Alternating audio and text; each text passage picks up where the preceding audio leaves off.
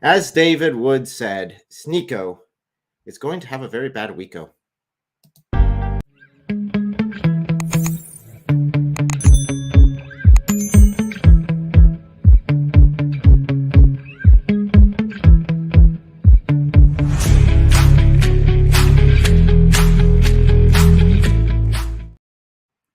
Hello, everyone, and I am joined by Thaddeus from Reasoned Answers. What we are going to do today is we're going to go through Sneako's comments. We'll do it the entire clip of where he's talking about it so we can examine everything he says, and he can't say that we took it out of context, which is something he's already claiming with John and David's videos. So we'll go ahead and take a look at that, and then we'll take a look at his refute to John's videos. So, Thaddeus, for those who have not seen you before, which I doubt there are many of them, but go ahead and introduce yourself. Yeah, absolutely. I think you didn't actually mention what the topic is. You said, well, you mentioned Sneako, but you didn't say what the video is. We're looking at a video of him giving his reasons why he's stating that he converted to Islam. I phrased it that way on purpose because in my mind, there's definitely a possibility that this is all an act. He seems to be a Andrew Tate wannabe in a sense. And in Andrew Tate's case, I'm 99% certain that he is faking it to get attention because he said before Andrew Tate I'm referring to here, said before he converted to Islam, he said that he had a plan to remain viral for the foreseeable future. And then a couple weeks later, he says he's converted to Islam. And guess what? He was correct. People started talking about him again. He was suddenly relevant again. So I'm not convinced that it's genuine. I haven't seen any of the videos, so you'll be getting my actual reactions. My channel is Reasoned Answers. My ministry is devoted to giving intellectual arguments for the truth of Christianity and for critiquing Islam. Feel a call to minister to Muslims specifically. I've been doing Christian apologetics on a personal scale for a couple decades. But a few years ago, I discovered Islam. I mean, I knew Islam existed, obviously, but I became very interested in Islam, and the Lord started to call me into this ministry. Not something I would have ever started on my own. I never imagined myself as a public speaker, but, you know, sometimes God calls those who are least equipped to do something so that he gets all the glory. And any success I've had on my channel is definitely due to God's glory or for God's glory. I don't want to claim like that could be taken two ways. I'm trying to say it in the humble way that I don't deserve any of the credit for it. You could also take that as, well, God is specially blessing my channel, which is not what I mean at all. I'm just saying I don't have any like great natural speaking ability. I'm very much the kind of person who rather read a book or write a book as opposed to public speaking. And of course, that's what God calls me into, is doing this public speaking. So on my channel, we have a couple live streams a week. We, look at various topics, but usually either defending the truth of Christianity or critiquing a particular Muslim argument or a particular event like a debate between Muslims and Christians. And I open almost every stream up into live callers. That's always good. Get some Muslims to come up and talk to us and have some good conversations, have some terrible conversations where a Muslim comes up and they start screaming profanities, or they spend forever waiting to get up there, and then they give their brilliant argument that Christianity must be false because we don't have the bones of Jesus. We don't have DNA evidence to prove that Jesus existed. After 30 plus years of study, I'm referencing a specific individual that came up to my last show, not my show earlier today, but my last one before that, where he'd been begging for months to debate me. And then he comes up and his argument is that Christianity is fake because we don't have DNA evidence of Jesus. Therefore, he's not a real person. Such a bizarre argument. And then once we started to question on it, he got really mad and ended up having to be kicked off the show. But other times have great conversations, talk to people for 30 minutes, an hour make some progress. And by God's glory, I have been seeing comments from people in the chat saying, I am now an ex-Muslim. I was a Muslim when I started watching your channel. I'm now an ex-Muslim. I'm not saying it's because of my channel, but I have definitely seen results in this area, that I've definitely seen people coming to Christ through the ministry of the collective YouTube ministry of many individuals talking about the truth of Christianity and the falsity of Islam. Islam is crumbling. Islam is going to fail. The question is whether the Muslims are going to become atheists, agnostics, or whether they're going to be Christians to show them that there is a better answer. Well said. As Thaddeus had said before, we will be going through Sneako's arguments. We're examining if Sneako is the new Andrew Tate, at least trying to be. So we'll look through his arguments, and maybe he has some really good arguments that will blow us away. Again, Thaddeus has not seen these before, so maybe these will be brand new that he's never seen before, and we'll see about possibility of Shahada. We'll find out. Who knows? So, well, I do. I've seen these videos. Yeah, that's a good point. I'm taking a risk here. You know, I've never seen any of these arguments before. This could be the end of my Christian ministry today when I hear the proof that Islam is the truth, because I am committed to go wherever the evidence leads. So, just full disclosure with you guys, I did tweet out to both Sneako and Andrew Tate, invited them on this stream. I tweeted at them twice today. We'll see if they step up or not. I know they did reply to John's video, and we'll be going over that reply as well. So we'll go over both of the videos, and then we'll open it up. We'll open this live stream up for anyone to come on up and talk. It'll be open to Christians, Muslims, whatever, atheists. Come up and talk about the topic. Give your opinions. If you had some insights into what they said or what they didn't say, I would be very interested in hearing from you. So let's go ahead and pull up the first video here. So this is a small clip here. So what we'll do is we'll go through the entire thing. This is his entire argument section that we'll be going through. So we'll take a look at that and then proceed from there.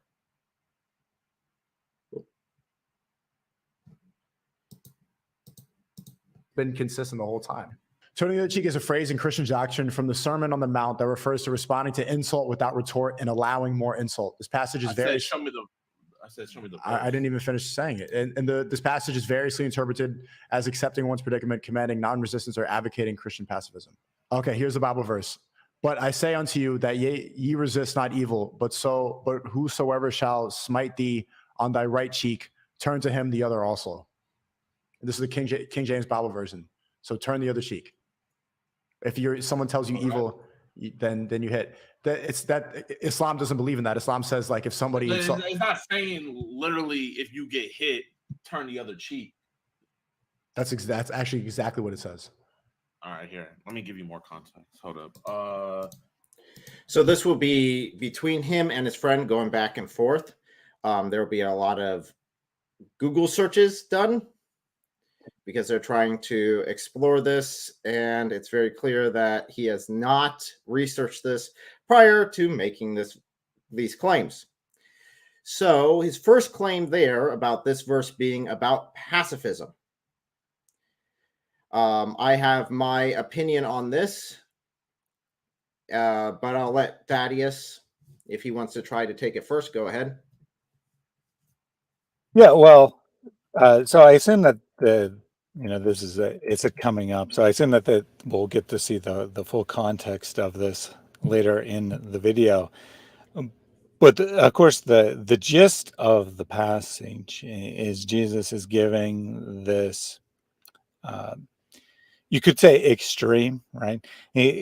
Jesus often speaks in hyperbole, and the point is that is to love your enemies, right? The point is to go that extra mile, go above and beyond the call. It would be perfectly reasonable if someone hit you to hit them back. And that's a perfectly reasonable thing to do. Now you might think, well, a really, really bold thing to do would be just to walk away. And Jesus says, no, go ahead and turn so that it can slap you again. Is he really telling Christians to stand there and be slapped twice? Of course, that's not what he's saying, but he's using this hyperbolic argument or hyperbolic speech to convey a true idea. Okay. Bit of other context around this. Slapping slapping of someone on the cheek was considered the worst insult culturally during this time period that you can give. So that would be, I mean, there's not really an equivalency to now other than basically saying, I'm going to go, rape your mother and yada, yada, yada, kill your family. And that would be the equivalent of this slap concept. Now, again, it's just a claim. It's a threat that's put out there. So this dire insult, he's saying, don't worry about the insults. Let them go ahead and insult you. It's fine. It's not saying, oh, let them go commit this violent act against your family. You guys know me. I'm very pro self-defense. I think that that's something that's very clear in the Bible. We could look back at King David being a man after God's own heart. He was also a military leader. He led conquests. He led attacks against people who committed human sacrifice. These were righteous acts. They were never condemned or said to be wrong, but yet he was considered a man after God's own heart. So, yeah, it's not preaching what he's claiming, which is absolute pacifism, no matter what. So we'll go ahead and continue with the video and keep it going there with that. Yeah, if I could just make one quick comment on the audience, and this will be the only time that I address this particular individual, unless by some miracle he is actually on topic at some point. Mullet says there is a hidden gospel where Jesus killed a kid called the Gospel of Thomas, which is amazing. Like he's trying to use this as some sort of argument against Christianity, while not realizing that his Quran borrows from the Gospel of Thomas, or really the Infancy Gospel of Thomas, to be clear. The work usually called Gospel of Thomas is totally unrelated, but this work is usually called the Infancy Gospel of Thomas. And this is where the Quran gets the story of Jesus making birds out of clay. So the Quran borrows from this work. He's trying to use this work against Christianity, has no clue about anything, obviously not on topic. I've dealt with this individual on my channel. He'll just spam the chat with unrelated crap, but I had to take that opportunity for him to try to use an argument against Christianity on a work that we don't believe in, which the Quran does believe in. It's funny because he's claiming that this is a hidden gospel, right? It's something that's been hidden. It's not been hidden very well if you can find it so easily. If you can do a Google search and find it, that's not hidden very well. Just to let you know. So we'll go ahead and leave him with that thought. See if he comes up with any good arguments, and we'll find out if there are better ones with our new friend over here. Let me find what verse is it? Dude, He that love. Okay, here. I'll give you the. This is basically the same context as that. So, for whosoever will save his life shall lose it, and whosoever will lose his life for my sake shall find it. So basically, what it's saying. You just read a different quote. I know. But what I'm saying is, so this verse right here, Matthew 16:25, is basically saying you have to lose your life. So you can't be of the world. You have to literally lose your life and just follow Christ, right? And then it says throughout the Bible, they hate me. Here, let me find it. And apparently, I'm seeing some that's saying Jesus instructed to turn the other cheek. Master. All right. Well, if that's the case. Yes. Just to let you know, yes, Jesus instructed to turn the other cheek, as we've already demonstrated. That doesn't mean you just let them go up and beat your face in. Just FYI. Just a real quick comment on that. He seems surprised that Jesus said this. They're like trying to discuss this passage, and they don't even know that it was Jesus that is speaking in the passage. Very, very interesting critique of Christianity. I don't know. I don't know if his friend is Christian. I don't think so. I'm not 100% sure. Of course, he is not. He's claiming to be Muslim. So I'm not sure. It seems like his friend at least plays a little bit of Christian advocate in this. He doesn't do bad for someone who's doesn't know the verses, but we'll continue on through. Then why is Jesus coming back and killing everybody?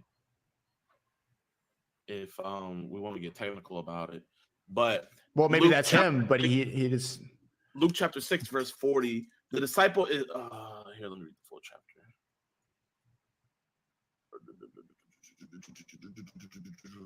I'll start at verse 38. 39. Judge not, and ye shall not be judged. Condemn not, and ye shall not be condemned. Forgive, and ye shall be forgiven. Give, and it shall be given unto you. Good measure, pressed down and shaken together and running over, shall men give unto you bosom. For you're just reading a different quote. For the same measure that ye make, withal it shall be measured unto you again. And he's okay. Just for my own sanity, as well as probably Thaddeus's.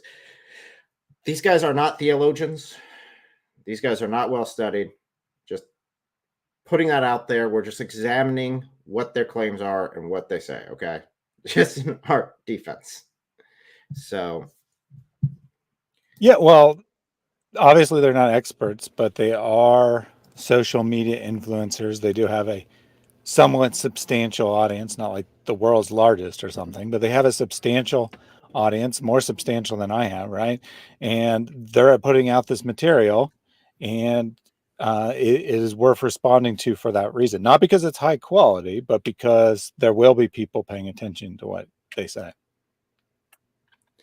that is true. So these people are out in front. They are putting these out as good arguments, refuting Christianity. Again, guys, in the comment section, I'll let you guys be the judge as we go through here, how well they refute Christianity or not. Spake a parable unto them. Can the blind lead the blind? Shall they not both fall into the ditch? The disciple is not above his master, but everyone that is perfect shall be as his. You're just reading something else. I look. This quote specifically says Yeah, that ye resist not evil, but whosoever shall smite thee on thy right cheek, turn to him the other also. What's the chapter and verse of that? Matt, verse 39. What's the chapter? I don't know. This is a common trait throughout this video. I'm not sure if and I am dyslexic, so I shouldn't throw too many stones at someone. But when you have the reference at the top of the page, Matthew 5, verse 38 through to 48, clear on the screen for everyone to see, you probably should be able to point that out. Just a bit of a pet peeve, I guess. Yeah, I mean, so he goes to the passage, right? He's reading the whole passage to show it in context, and then they're like arguing, is this, you're reading something different when he's reading the passage in context. He's like, well, what verse are you reading? So he went to it to read the whole passage in context, and then he's like, I don't know what I'm reading. Really? Come on. Yeah. These are the influencers out there who are influencing young minds. These are kids are watching these people, and they're taking their words as 100% proof.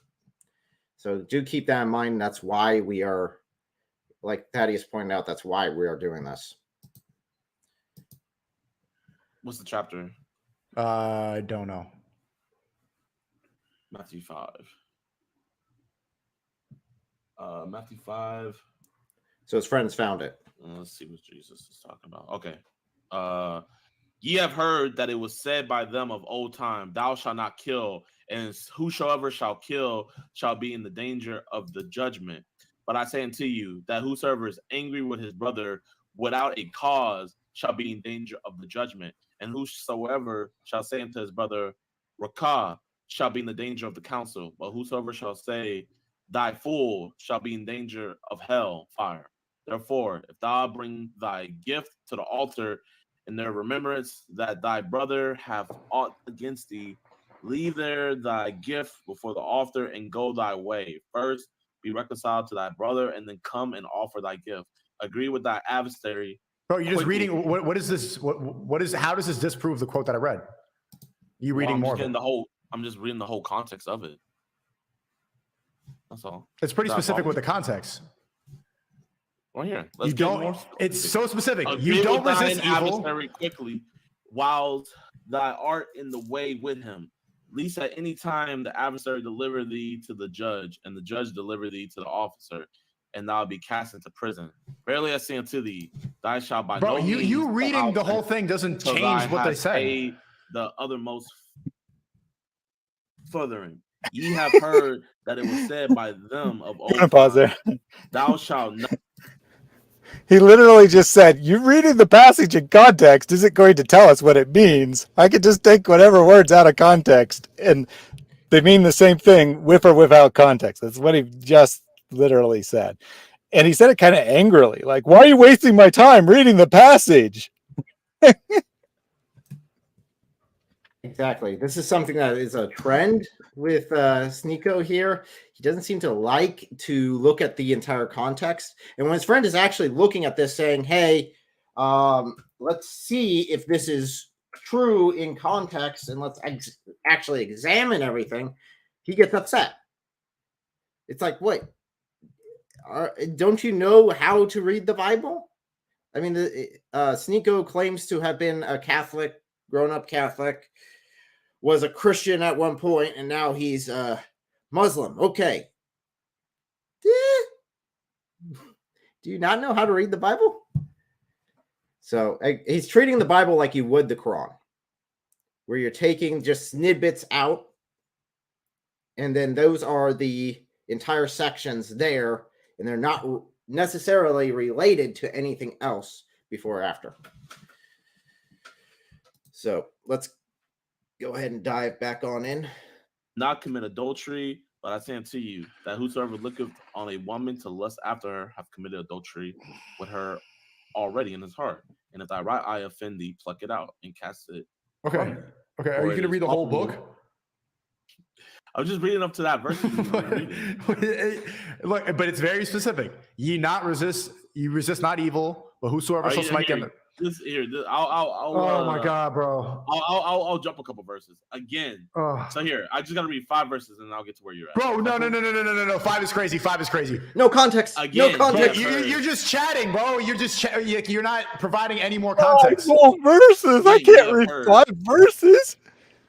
No, don't read the 5 verses. It might completely disprove what I did because my Google search didn't show 5 verses. It just showed the verses that I, looked at specifically. Yeah, my eternal soul's on the line. My eternal destiny. I don't have time for 5 verses. Let me see. Elle is telling me my video here is too quiet. Unfortunately, I do not see a way to alter that. So we'll just have to continue, unfortunately. Wait, nope.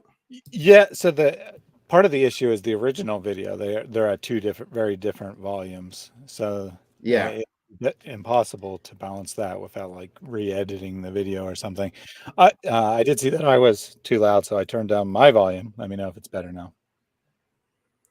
Sure, that's the issue. One of the hard parts is getting all the volumes to work. So let's go ahead and hit the next section. Again, we're only 6 minutes through this thing. Okay, this thing is 27 minutes long. Okay? That is have been said by bro. I'm not hearing the whole book right now.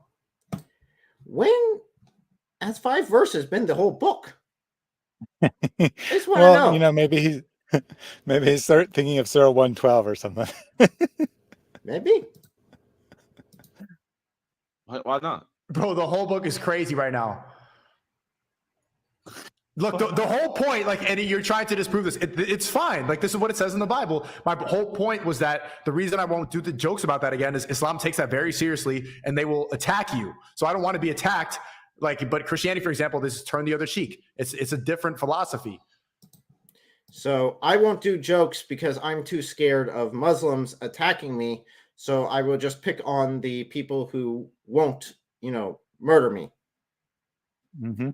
There's a word for that. Yes, cowardice. Yeah, well, I think, it's not a good reason to believe in Islam, but that's the first thing that he said that made sense the whole time, is that I won't make fun of Islam because they will retaliate. Christianity says not to retaliate. I mean, that is the context. The sayings. So if that's what he's saying, the passage says, then he's right. If he's saying that it teaches, passivity and non-violence in any possible circumstance, well, then he's wrong. But if he's just saying it says don't retaliate or just because someone insults you, then he's correct. And Islam actually does have a different perspective. They say anyone who insults Muhammad deserves to be killed. Now, to me, that's not a good reason to believe Islam is the truth. It might be a good reason if you have no religious beliefs to respect, do what the Muslims tell you to do, be their dhimmi, but it's not a reason to believe it's the truth. That's the main point there. Yeah, so if that was his whole argument that, this is just saying you can let people insult you, don't retaliate with violence to just verbal insults or even the worst insults that are out there, sure, he'd be right. But unfortunately, they don't stop when they're right. They keep digging. So let's continue.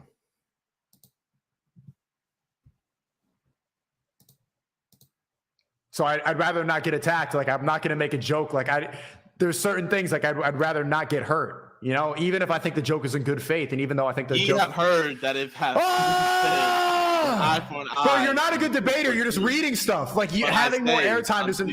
How dare you read stuff that I did not want you to read? How dare you look at the context? How dare you do what is actually good biblical studies by looking at the verses beforehand and saying, do these assumptions or this translation that I have, my understanding of this verse, does this line up with previous verses? Does this all go together? Yes or no? If the answer is no, they don't, then maybe my assumptions or the point I'm trying to make might be incorrect. Maybe my interpretation of this verse is wrong. So his friend is actually doing decent here as far as how you would approach this. Yeah, for someone who is not probably isn't even a Christian at all, definitely isn't someone who spends a lot of time in the Word. He's actually approaching this exactly right. Let's look at what the context says. Let's try to understand the text. I mean, that's what exegesis is fundamentally, is understanding what the author is intending to convey in the passage.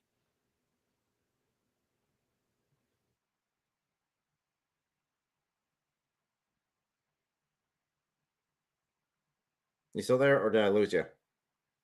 I'm still there. That was the end of my thought. Sorry, I thought you cut out for a second.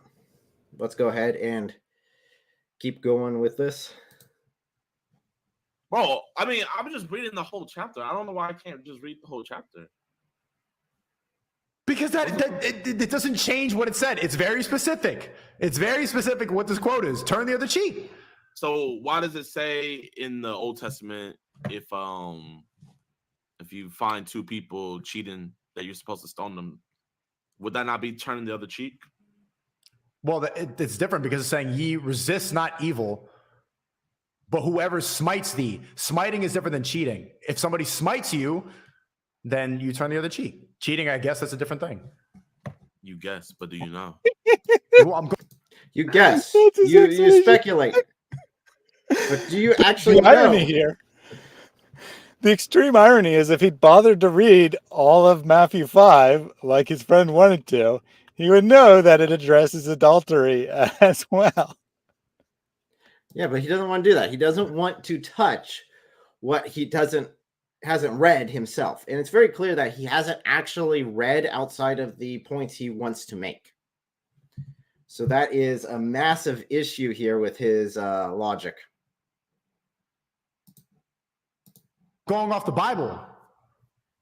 I'm reading the Bible right now. I was reading the Bible too, but and all you were doing that was to try to like disprove what the Bible says by taking up more airtime, but that didn't actually disprove what I'm reading. Yeah, because you kept on interrupting me. You're very bro. If you could find in your own time a Bible verse that disproves this Bible verse, then fine. But I don't just want to hear the whole Bible right now. Well, the point that I'm trying to make is that I'm not trying to disprove what that verse is saying. I'm just trying to disprove your interpretation of it. That's all I'm trying to disprove. Okay, what's wrong with my interpretation? Yeah, that's actually what he's trying to do. He's not trying to disprove the Bible verse. He's just saying, is this interpretation that you're presenting correct? And again, he's going about it the correct way, which is actually really refreshing to see. Because it makes no sense. You don't resist evil. You're making it look like, let's say someone came in here and tried to kill my family. I'm just supposed to let it happen. That's how you're making it sound. It's saying whoever smites you, if you consider that smiting, then that's not what the Bible says to do. Okay. Your personal You should have said what does smite mean? Because I bet he doesn't know. Your personal interpretations of what a word might mean do not matter. What did the original author actually intend to say? So if you feel that is smiting, then yeah, it's smiting. No, that's not how you do that. Oh, if it feels like smiting to you, then it's wrong. If it doesn't feel like smiting, then it is perfectly fine. No, that's not, bro. That's wrong. Because then the whole Bible will be contradictions. Because God tells people to kill people all the time. When can you find me a verse that says that? Yeah. Hold up. Just doing what you just did. Telling people. God telling people to kill, and it's Christian. What's the murder Bible verse? Yeah. Well, unlike Islam, there is not a kill everyone that's not a Christian commandment. That's not a thing.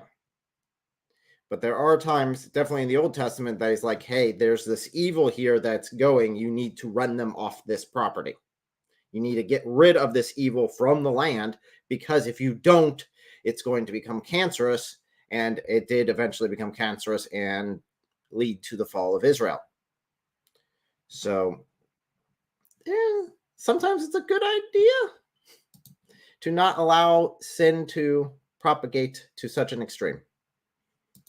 God tells people to go kill people all the time. Let's see. Go to Numbers 21. Just send the link on Discord. Oh, it's not really a link. Hold up. Will you let me just read it for you? Reading. More Bible verses. I have no clue what they are going to be said, and I've actually got to deal with them because I'm live and I invited this conversation in upon myself. I didn't prep for this. Yeah, that sigh really says it all. It's like, can I read the verse that we're trying to talk about? I don't want to actually hear what it says to talk about it. How many times in our live streams do we say, hey, if Muslim claims this verse says X, and we're like, okay, let's pull it up. Let's take a look at it. Let's examine it. Not because we want to, prove the Muslim wrong or think the Muslim a liar, but because we actually want to examine this evidence ourselves instead of just relying on hearsay. So, yes, reading is good. Just a shocker for some people, I'm sure, but reading is actually a good idea occasionally.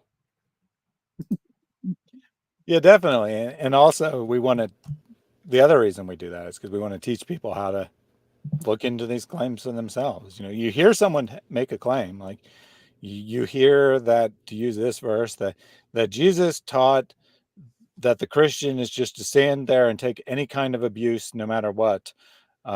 It says so right in Matthew 5:39. Well, you got to go look at it in context and understand both the immediate context, the broader context, the social context. If you really want to understand, you need all this, but at least, at minimum, the immediate literary context. I mean, you could literally, Muslims play this game all the time where they tell us the Bible says something and they're literally quoting half a verse that says the exact opposite of what they say, like, to use something right here, which isn't something a Muslim would have actually said, but Jesus starts with, "You have heard it said, an eye for an eye and a tooth for a tooth," the beginning of the retaliation passage. They'll go ahead and say, "Jesus said to take an eye for an eye," not noticing that he's about to, in the next sentence, say, "But I say to you," and say how he is, correcting people's understanding of the law, right? When he says "you've heard it said," he's actually quoting the Old Testament law there.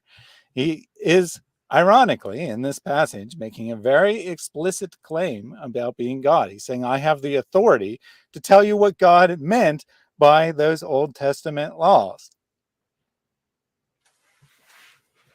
I think that's an excellent point. I mean, and the Muslims do that all the time. Definitely, if they don't like a word in a verse, they'll just take out that word and then take that verse and apply it to whatever they want to apply it to. And it's like, that gets you in trouble pretty quick. Wow, I must be a prophet. Oh, sorry. I must be a prophet here, because Matthew James, right about the time I was saying that, so before he heard it, said, "Can you show me one verse where Jesus said, I am God?" There are multiple. I have an entire video dedicated to it. That's not the topic for today. Thank you very much. We continue on. Bow to the Lord. If you will deliver these people into our hands, we will destroy their cities. The Lord listened to Israel's plea and gave them the Canaanites. The Lord listened to Israel's plea and gave the Canaanites over to them.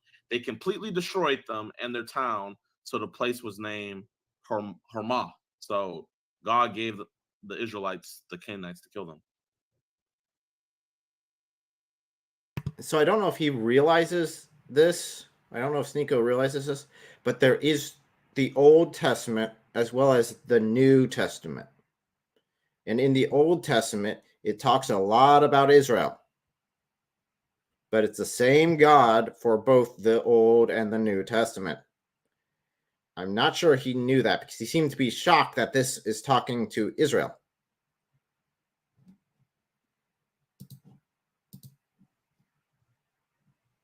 Okay.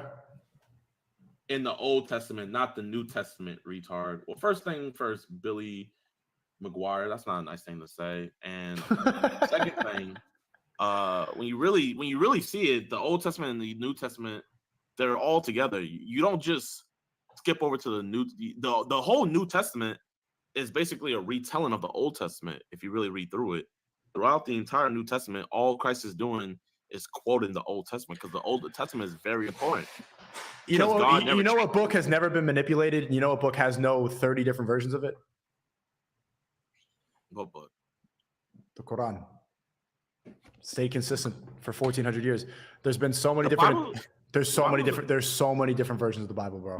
Yeah, because it's been Okay, it's very clear that he has never heard of the holes in narrative. It is very clear that he has done no research into the Qurans at all, or Quranic history, considering it doesn't even take 18 years before you can definitely point to a section saying, it seems that the best teacher, the best reciter, and one of the top 4 teachers of the Quran is saying that the Quran has been corrupted.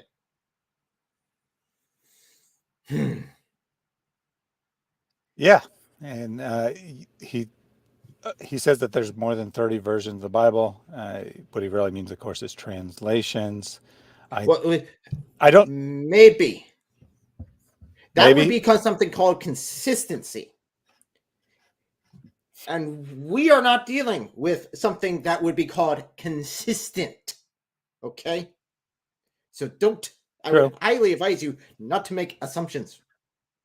Well, this I'm rabbit just hole guessing because you got like the New International Version, the King James Version. He's hearing the word version to refer to translations, and he's thinking that means that.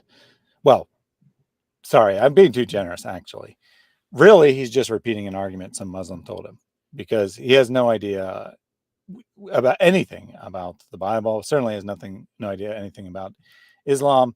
But there's way more than 30 English translations of the Bible, first of all. And second of all, that's totally irrelevant. There's 100 translations or so of the Quran into English. That doesn't mean that the Quran is corrupted. But there are more than 30 different Arabic versions that are actually versions of the Quran. Yes, and Hatun has done her whole research into that, and it's quite extensive. And Wyatt of House of Hikmah has a great video just comparing the two, and it's like, this guy claims this. Look at what they have. It is quite great. If you guys haven't seen it, I'd recommend you stop on over after the stream to the House of Hikmah and check out that video. So yeah, the guy's just reciting something that he's heard. This claim that there are multiple versions of the Bible and only one perfectly preserved version of the Quran. This is actually a full Arabic Quran. At least mostly, let me rephrase it. Mostly full Quran. Not that there's any English in it. It's just, it's not all there for some of you that might already know. Just being clear. Well, even if we didn't know that, it still wouldn't all be there because the hadith, the authentic hadith, the Sahih hadith, make it clear that large portions of the Quran have been lost. And there's even a narration that says, let no one say, I have the entirety of the Quran. Let them instead say, I have everything that has come down to us, or everything that has been made it to me. I've memorized everything that's made it to me, but we know that portions of the actual Quran are lost. The actual Quran being the tablet in heaven, portions of that were lost because Muslims were too lazy and they forgot to memorize those portions. And FYI, for those who are listening, that is references in Sahih al-Bukhari and Sahih Muslim primarily are the references for saying that there are sections. That's what Umbai, who again I referred to him earlier as being according to Muhammad himself, was the best reciter of the Quran and one of the top 4 teachers of the Quran, had an issue with Uthman's Quran that he produced and then burned all the others for obvious reasons. And he said that, hey, there's sections in here that, that are missing. I recited more than was here. In fact, don't even give your manuscripts to Uthman because he will just destroy them. So he encouraged people to hide the Quran from Uthman. Translated into a whole bunch of different languages. Have you ever heard of the Council of Technically, there's a bunch of, if you want to get technical about it, the English Quran is different than a Arabic That's true. Quran. That's true. But the original Quran has never been manipulated, has never been altered. It's the same.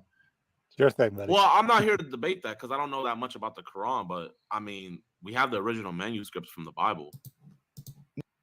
If you guys question that, myself and Dr. Eddie Dalcour reviewed that entire concept last week, which there are so many manuscripts from the 2nd century that have made it to today, and it's the same that we have in our Bibles currently.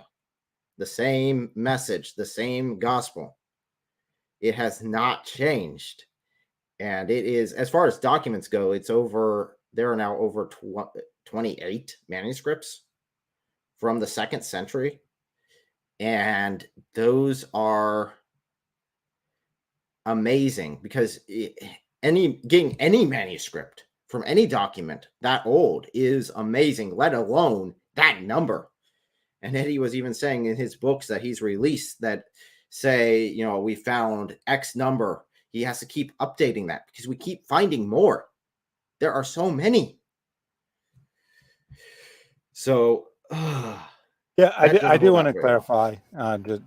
His friend is mistaken when he says we have the original manuscripts, because that would probably mean what would technically be called the autograph, the manuscript written by the original author with their own hand or by their scribe's hand. We don't have that, but we don't have that of the Quran or any other document from ancient history. That's not the standard. Furthermore, the actual gospel isn't the books, right? It is the message, it is the teaching, it is that Jesus died for your sins. And no one, from the most liberal Bible denying scholar up until obviously the most conservative scholar, would agree with the statement that we don't know what the Bible originally said or what the New Testament originally said. Everyone agree that we know what it said as far as message goes. There's some disagreement about, this word here or that word there, but none of those things change the actual fundamental message. Everyone agrees with that. Even lunatics who would say that Jesus is a myth, right? And lunatic is the correct word because it's not supported by scholarship. Even they would agree that the Bible we have today is the same message. They would just claim that it's a fraudulent story. So he technically said something wrong, but the idea behind it is correct, that we know what the Bible said. So yeah, it's just, again, he's referring to the Council of Nicaea. Just to let you guys know of when he's talking about, that is 325 AD. All the manuscripts I was talking about come from before that point. So those all come before that point, and we still have them today. And we're still finding many, many more. So let's go ahead and see what he has to say about this Council of Nicaea. Have you heard of the Council of Nicaea? Never heard of it. There's been a lot of chapters that have been removed, and the Bible's been tampered and manipulated with a lot over the years. And you could argue about specific people who might have tampered with it, but it's definitely been changed. I mean, you could say that, but still the original things are still there. Again, from the 2nd century on, it has not been, the main message has not been changed. It is still the same. John 1:1 is still the same. So when exactly was this? Because he's making this claim, and we did a whole live stream on it. I mean, it was a long live stream where it was like any Muslim could come on here and show us when and how it was changed. And there was none that could show us a reliable time period that it would have been changed.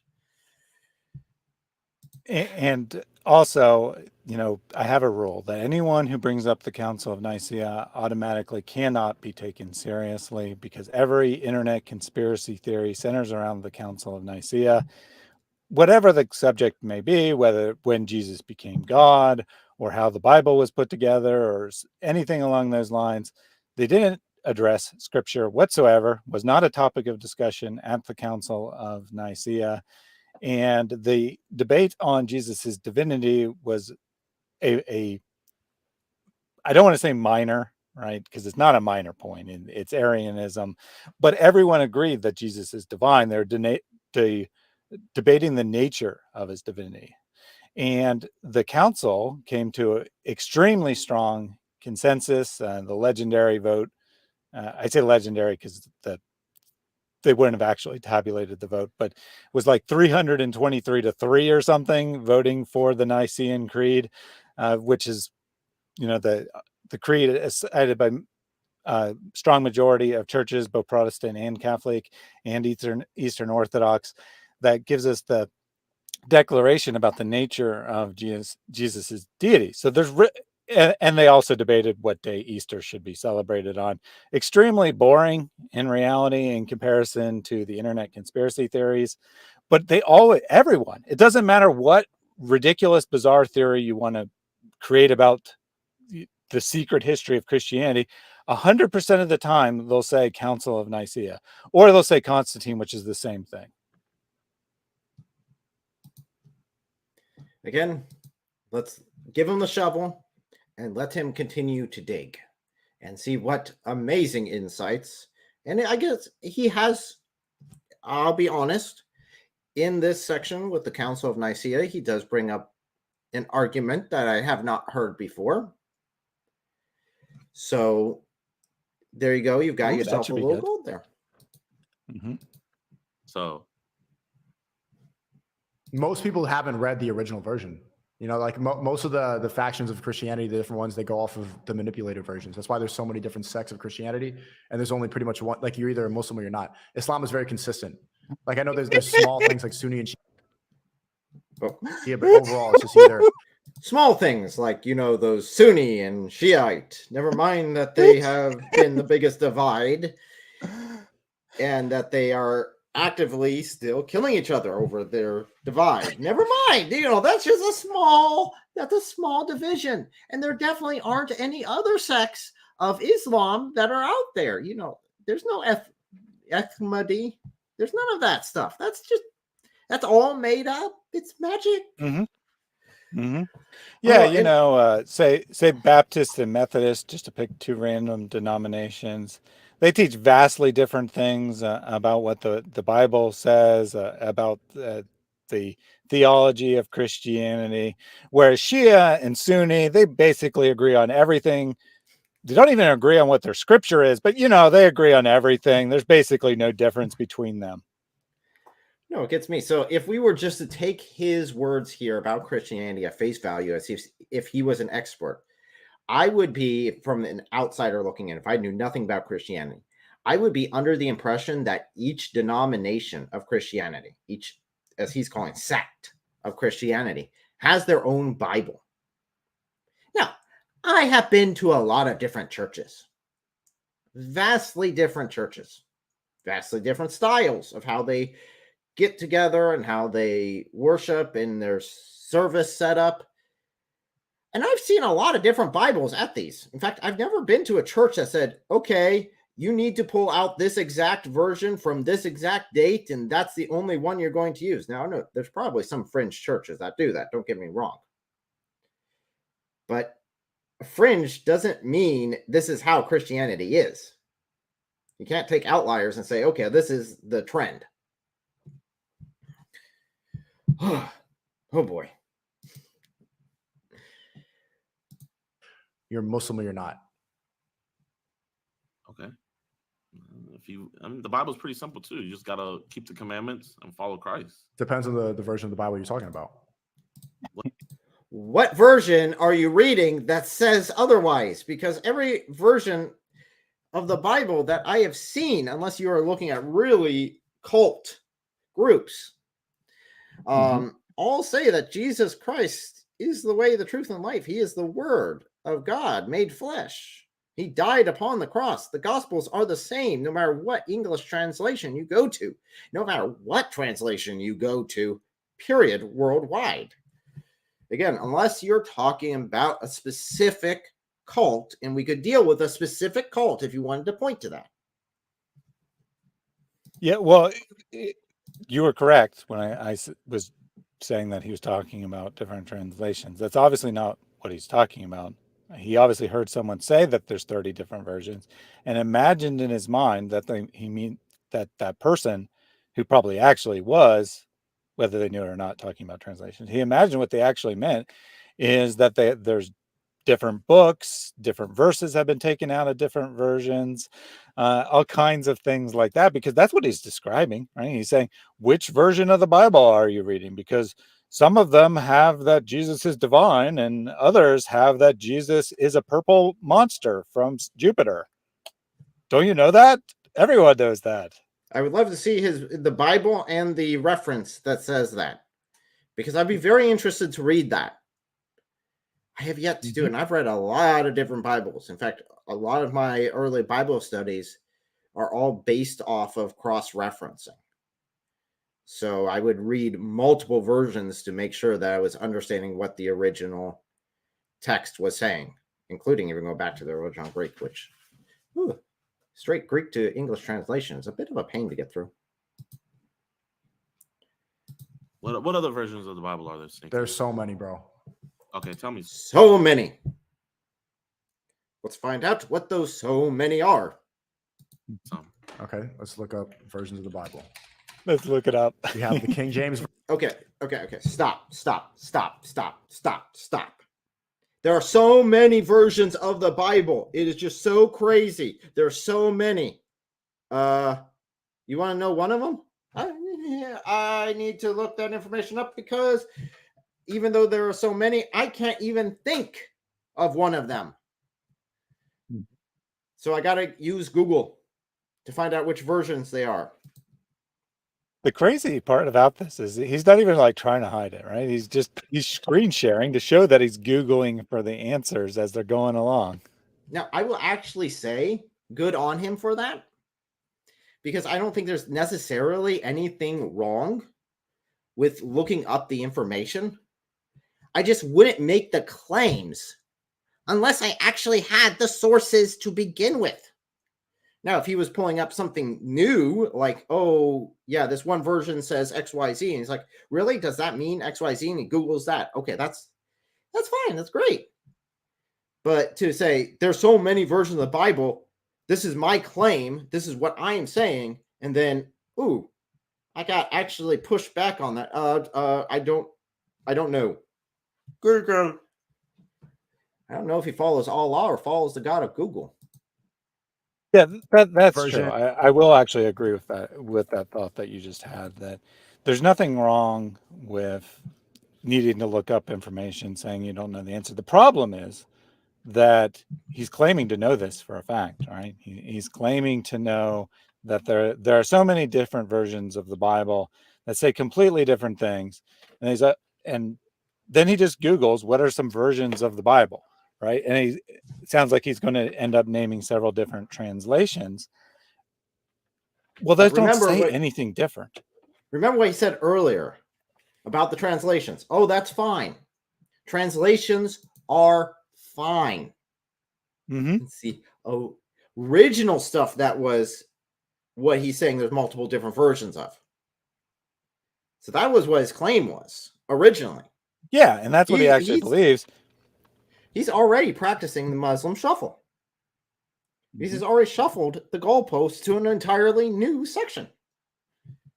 Yeah, and I can see on the screen that it says King James Version, but I also see New Living Translation there. I'm very curious to see if he cites that as a different version, or if he's only going to use the translations that use the word version in their name. Well, let's find out. And the English Standard Version, the New American Standard, the New English Bible. You know the funny thing about all those different versions, Sneako? What? They're all just different translations, buddy. That's all. So which one do you know is the one to go by? The Quran is just the Quran. You just go by the Arabic version. Me personally, Again, note here, he just said he made the claim that you have to go by the Arabic translation. That's the only way to go in Islam. It's by the Arabic translation. So, based upon that, I assume he can read the Arabic. I'm making an assumption that that's how he's getting this information, is he's going directly to Arabic. I think you're going to be disappointed. And again, we've already shown, and Atun has shown in great detail, how many different versions of the Arabic Quran there are. In fact, again, that caused a very big issue very early on for the rightly guided caliphs. So let's continue and see if this gets any better, because he's already contradicted himself by saying it's fine. Multiple translations are fine. And now he's saying multiple translations aren't. I'm not sure if he actually knows the differences between these versions. I'm sure he doesn't. But I do want to say that he had like this surprised look on his face when he said, dude, you realize those are just different translations, right? He's like, yeah, but which one do you go by? So like he actually thought they were different versions, like in the sense he means, where they say different things. They have different books or different chapters or different verses, and then he realizes, oh crap, I was misunderstanding what these are, and changes his argument on the fly. Yeah. Okay. So go pick up an Arabic Quran. And I have one. It's right behind me. In Arabic, full Arabic. You want to see? No English in there. Yeah, I have one. There's no English in it at all. All right. I want you to read one thing from it, buddy. I can't read Arabic. So what's the point of having it? Okay, the only way you can understand Islam is if you read the Arabic Quran itself. In fact, I even have one here. Okay, what is it? Can you read something from it? I can't read Arabic. Are you nuts? I'd have to be consistent to do that. There's only one Quran. It's just in Arabic. You don't go to the English. Okay, tell me what the Quran says. I don't know. I can't read Arabic. I mean, in fairness, I can't read Arabic, but that doesn't mean that. But I wouldn't make that argument, right? I wouldn't say that someone has to know Koine Greek in order to read the New Testament.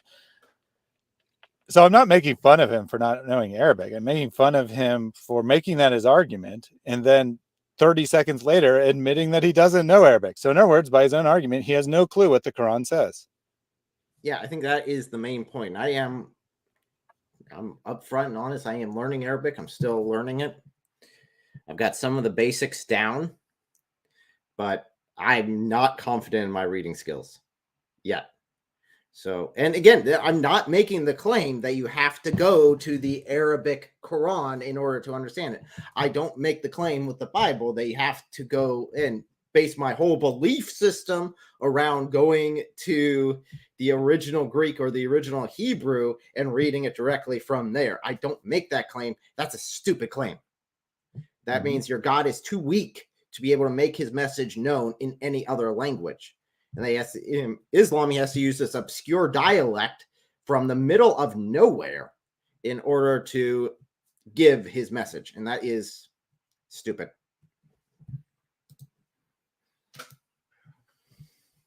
Makes me happy.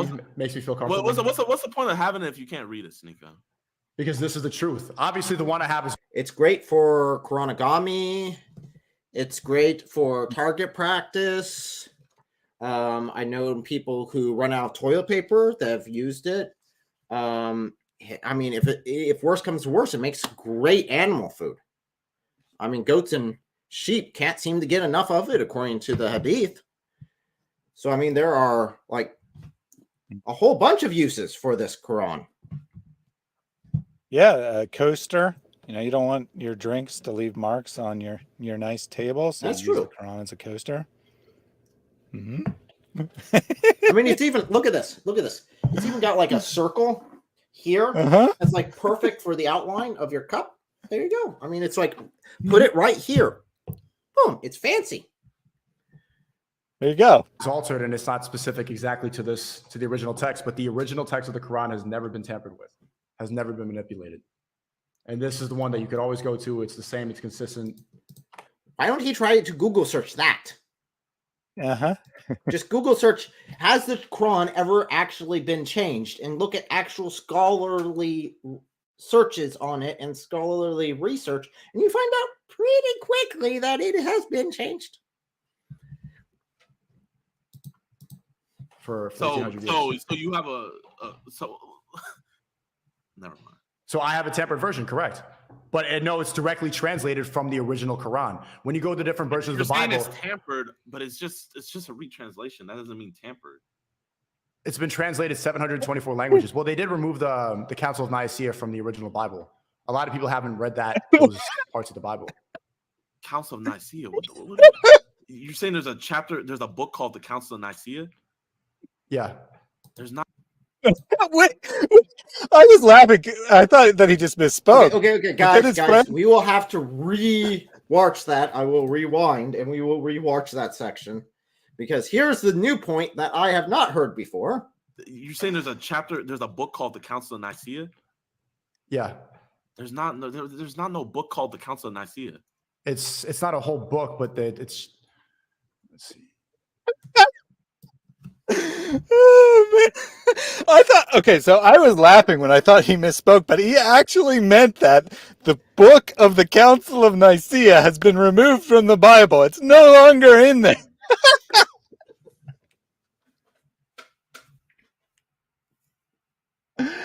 Oh, man.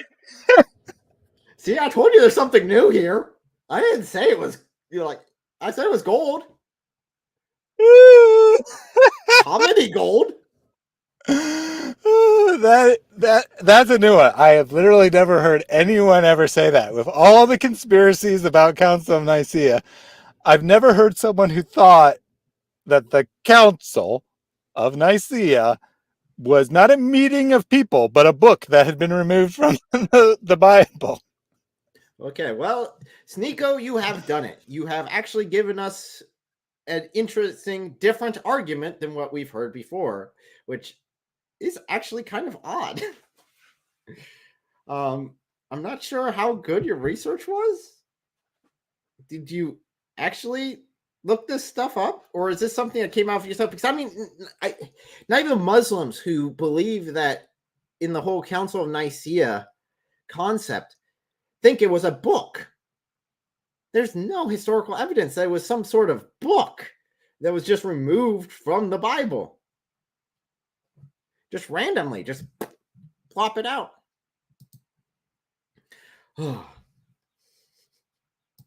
They have books like They had a council. They have the apocrypher. I have an apocrypher. You have the Book of Enoch. You have the Book of Jubilee. You have different books, yes, but there's no book of what? There was a council called the Council of Nicaea that manipulated the original Bible. The main three things. Right on the screen. Wait. I know. I told you earlier. It's like there are sections that it's literally highlighted. It's highlighted right there. Google has highlighted for you because you searched this. Yeah. And Well, the reason it's highlighted is because he clicked on a question. It was originally collapsed and clicked on a question that was like something like, was the Bible created at the Council of Nicaea or something? And then it highlights there's no historical basis for the idea that Nicaea established the canon and created the Bible. And then he on his own highlights what it actually did. Look, the observance of the days of Easter. Which I said was one of the two issues they debated at the Council of Nicaea. See, I told you earlier on when he's like, I don't know what verse this is when it's plainly there. I'm saying this is going to be a trend going through this.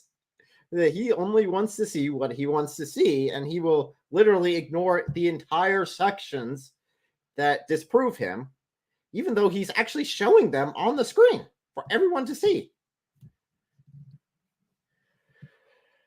And again, Yeah. he did change his goalposts again. He changed what he thought of the Council of Nicaea. Now it's no longer a book. It's now an actual council. And what books did they take out?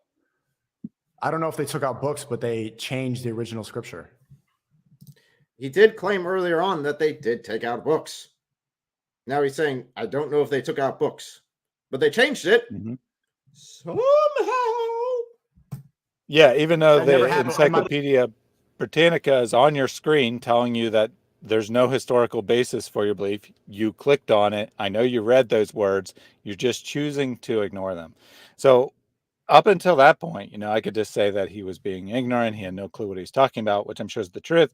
But then he clicks on it, sees that he's wrong, and just ignores that he's wrong because it would be embarrassing to admit that he said something stupid. Just pretends it doesn't exist, even though he's sharing the screen and people can see it for themselves. I think that's what the worst part is. So he's sharing the screen. He's doing this research. He's just throwing out anything that could say that he's wrong in any way, shape, or form. So he definitely doesn't want to see that. And he's being very dishonest about this. He's actively going out there and being dishonest and not just a little biased. And again, if you don't know something, there is nothing wrong with researching it. But don't just research it and take what you want, because you will find someone that says anything online. You will find someone that says there is a flying spaghetti monster in the sky. You will find someone. The internet can be a very weird and dark place, okay? And there are lots of people who aren't all there that are out there. So do real research, please. The point is, like, that didn't happen. There was no council for the Quran. The Quran was written. What did they change? I don't know. Because I haven't read the original Bible. I've read the manipulated versions. I've read. Okay. It's been changed. I haven't ever read the original. I don't know what exactly they changed, but it has been changed. Yep.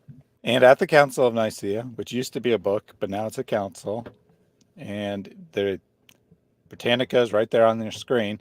Not exactly, a Christian church or something, right? Encyclopedia Britannica isn't exactly friendly to Christianity. And it's telling you right there on the screen that there's nothing in actual histories to suggest that the canon, I guess he probably doesn't know what canon means, but the text of the Bible, none of it comes from the Council of Nicaea. The council has absolutely nothing to do with it. It's right there on his screen. He's still insisting, I'm right, because someone told me this, and I believed them, and I can't be wrong. Yeah, it's very obvious that if he were, and I would give him credit for this, if he were to do this Google search and be like, I guess here it says that there was no evidence of it, according to this. Let me double check this source to make, okay. So it's not a Christian source. I might have to look into this more. That would be a legitimate response. That would be a great response. Great. Go do your research. Fantastic. Take a look at it. But don't try to sell all your subscribers, all your viewers, all your people on your channel a bunch of goods. Okay. The one that they were fed to me from different sections and factions. You're just giving us, but like, I'm not gonna sit up here and disagree with you, but it's just like you're trying to tell us about stuff that you haven't even looked into. So it's like, well, if you why are you talking about stuff that you haven't really looked into? I'm telling you about the Council of Nicaea. That's where they go. They change the Bible. You're telling me about it, and I'm asking you questions, and you're not answering my questions. I'm not an expert on it. I've never claimed to be, but I'm telling you that this is true. Okay. If you're going to talk online about a topic, if you're the one who's going to bring it up and say, this is how it is, you are by happenstance claiming to be an expert in this, at least knowledgeable in this. Yeah. So again, there's nothing wrong with saying, I don't know everything. Right. I mean, if like you said, if he had done that Google search, read those words and say, I see that a source is contradicting what I believe, I need to look into it more, that would have been fine. I wouldn't be making fun of him for that. I mean, he should have done it before he decided to talk publicly about it. But at least if he had the integrity to admit live that he might be wrong, I would respect that. But instead, what he does is he just ignores the words on his screen and insists that he knows this. How does he know it? I don't know, because he says he kind of admits that he hasn't looked into it. He says he's not an expert. He's Googling it. We can see that he actually doesn't know anything about it other than the name. And that's literally the only thing he knows about the Council of Nicaea. He read or heard from someone that the Bible was corrupted at the Council of Nicaea, believed it, didn't check into it, and now he's being challenged on it live on the air, and his own search disproves him, or at least gives him reason to believe that that's not true. Like, at least someone's saying it's not true, and he can't find anyone that's saying it's true. And what does he do? Does he say, I need more time to look into this? No, he insists I'm right and say, well, I can't give you any of the evidence because I'm not an expert, but I know I'm right. And it would be different if, for example, he was just starting off. Maybe as a small channel. Maybe he's just starting to do this research. He's not used to streaming. I could cut someone a bunch of slack. And I'm willing to give him the benefit of the doubt in multiple different ways. But, I mean, here on Rumble, he's got like 237K followers. That's a lot of people to be reaching. And you've been doing this for a while. So you know exactly what happens when you start bringing up topics that you should at least know a basis on. Not be doing Google searches on the basic concepts and then just throwing out anything that says otherwise. Now, we were joined by a gentleman here by David, the name of David S. If you guys are how y'all doing? on my channel before. So welcome. Nice to be back. It's good to see So, you Dave, again. have you seen this clip where he says that the Council of Nicaea is a book that was removed from the Bible? I have We not gotta seen play that that. again. Oh yeah, he's not kidding. It's just out there. He says it is a book, and then he changes it later after doing a Google search. He then changes his opinion. But yeah, he plainly goes out there and says, yeah, it's a book. The Council of Nicaea was a book. And it's like, are you familiar at all with history? So he said this and then went on stream and then did a Google search to prove it. No, yes, he claimed it on stream live and then did a Google search to claim it. And the first thing he clicks on one of the questions asking if there's evidence that the Council of Nicaea has changed the Bible, clicks on that, and the first answer that pops up is there's no historical evidence that there has been a change. And it's like he ignores that. He just continues on. What I'm really amazed by, I think, in this instance specifically, is that he heard this claim, obviously from someone somewhere, and yet didn't care to actually Google search it beforehand when he heard it, but then took it at face value, wherever he heard this from, took it with so much blind faith, which, you know, I don't really know what that's like. So I guess it's hard to, you know, relate there, but he took it on so much totally and completely blind faith that when he went on stream, he thought, I know for a fact when I go on to Shake Google will be able to explain to me exactly what I need, you know, exactly what I heard from this one person one time. That's wild. That is that's a wild type of blind faith. I mean, that's something. And it's like, it's very clear that he has not, before bringing this up, before starting to throw out these comments, he hasn't done any research. I mean, in prep for any one of my live streams, I do hours of research to make sure that, okay, I am actually right about what I'm going to say. In fact, I don't pick topics that I haven't, I don't even create the live stream before I know for a fact I'm actually right about these sources. And then I have sources. That's not what he does. I mean, I guess what's also pretty amazing is that, you know, Sneako's new to this in that he doesn't really know much. I'm surprised that he, despite being so new, has attained to the same knowledge of the Bible that many lifelong Muslims have, which is pretty impressive. So you got to give him that. He is a quick learner in that sense. Otherwise, we just have to say that everyone else is slower to the uptake. Who knows? But poor guy, you know, praying for him. Clearly, he I don't know why he would take something at so much blind faith. But that's quite a claim to say that it's just a book in the Bible. To claim that that's like a We've already shown on here that's very clear that he's acting in bad faith. Yeah. By his own Google searches. And it's like you bearing witness upon yourself that you're acting in blind faith. You're acting in bad intentions with the act of deception on your mind and only wanting to look at your own biased sources. That's not how you do research at all. Okay, let's go ahead and continue. True, there was a council that manipulated the original Bible. That's a fact. Okay, and then I ask you more questions, and then you I'm saying I don't know, but that's getting past like my point. There wasn't. My point is that the Quran hasn't been manipulated by a council. It was recited by Muhammad. Yes, he knows nothing of the rightly guided caliphs. He knows nothing of Uthman. He knows nothing of Mumbai. He knows nothing of any of the sources at all. Just Looks like it's time to get some Shabir Ali on here. You know, when Shabir Ali talks with his daughter. Actually, it's funny.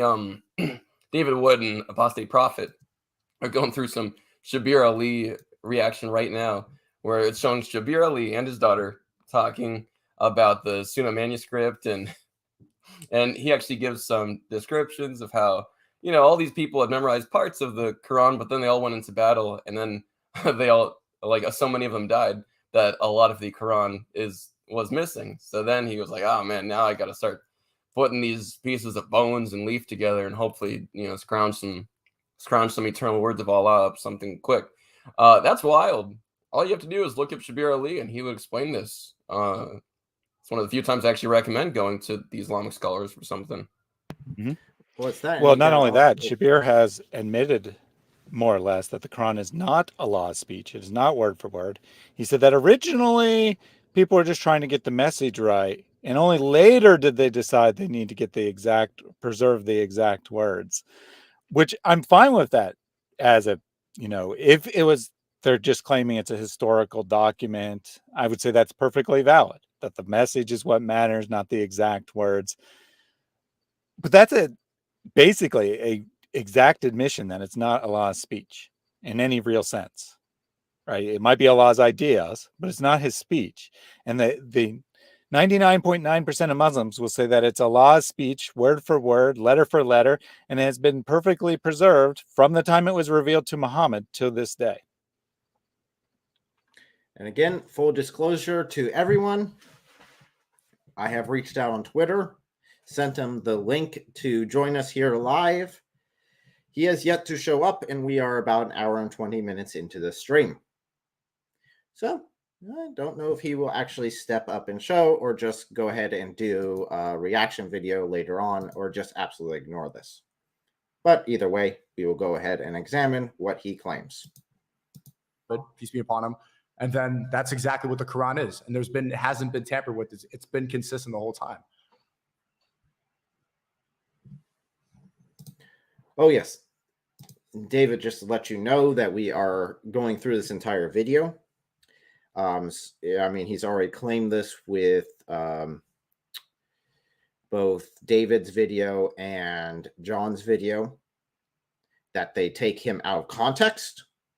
So we are doing our due diligence and letting him dig himself into this hole around the Council of Nicaea. Good call. Good call. So if you hear anything that you want to mention something on, just speak up. I'll pause and we'll go ahead and examine it. That's the point. I will look into the Council of Nicaea more. I would like to read the original Bible. I think it's worthwhile studying. I think it's extremely important. But I'm just giving you a reason why I believe. Again, the original Bible that he's referring to would be the over 28 manuscripts that we have from the 2nd century. Again, the Council of Nicaea happened in the 4th century. So, yeah. And those still have the same message we have today. Even in the Quran more, because I can be certain that this hasn't been tampered with the way the Bible has. That's perfectly fine. You feel me? But I just feel like it's weird that you have to base your faith on a faith that you think is false. Like, I mean that by, like, well, that's every faith. Every faith thinks other faiths are false. Okay. Every time I do think this is actually pretty helpful to talk on a bit, because there is this sense in which Islam is somewhat a purely negative faith, in that it's like it's a faith by negation, right, of other faiths before it, which is really interesting. It speaks about Christianity and Judaism in ways that are incorrect and incoherent, but still it does, like, speak to it and then says, we're not that, we're this, right? And I think that's a fair point that whoever he's talking with, I think that's a fair point for them to have brought up, that it does seem like Islam is so dependent on those prior sources, which of course the Quran affirms and confirms, but Muslims do not. And so it is interesting to notice that it is a very strangely dependent faith system, which is probably why so much of the apologetics and polemic talking points of Islam end up being, explain to me why you're a Muslim. Oh, well, because the Bible's corrupted. I'm like, well, that's not really that's not really an explanation of why you believe. That's just an explanation of why you don't believe in Christ and Christianity. So there's some validity to that, whoever he's talking with bringing that up. Talk about Islam, Christianity has to come up out of your mouth. Like, I've never just heard you just talk about Islam. No, I have. I've done whole podcasts. That's not true. That's not true. I just did the debate. The debate I just did today. That's not true. The debate I did today. Well, no, actually, you got to go. So he's doing debates. Debates, amazing debates without prepping whatsoever. He probably is referring to a conversation. Before we move on, since it looks like they're going to move on to another topic, I did want to bring up this hadith. I shared my screen if you want. From Sahih Bukhari 4986. So I'll read the first couple sentences to give the context, and then I'll jump down to the relevant bit. And Abu Bakr sent me when the people of Yama had been killed.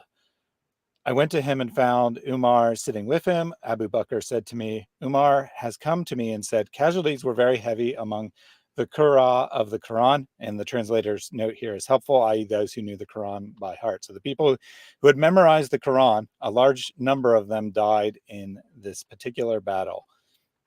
And I'm afraid that more heavy casualties may take place among the Qur'an and on other battlefields whereby a large part of the Quran may be lost.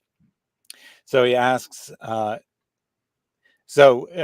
says to Abu Bakr that the Quran should be collected. And then Umar says, how could I do this? This is not something that Allah's apostle did. So he says, okay, this is innovation. This is bid'ah. This is forbidden. We can't do anything that Muhammad didn't do.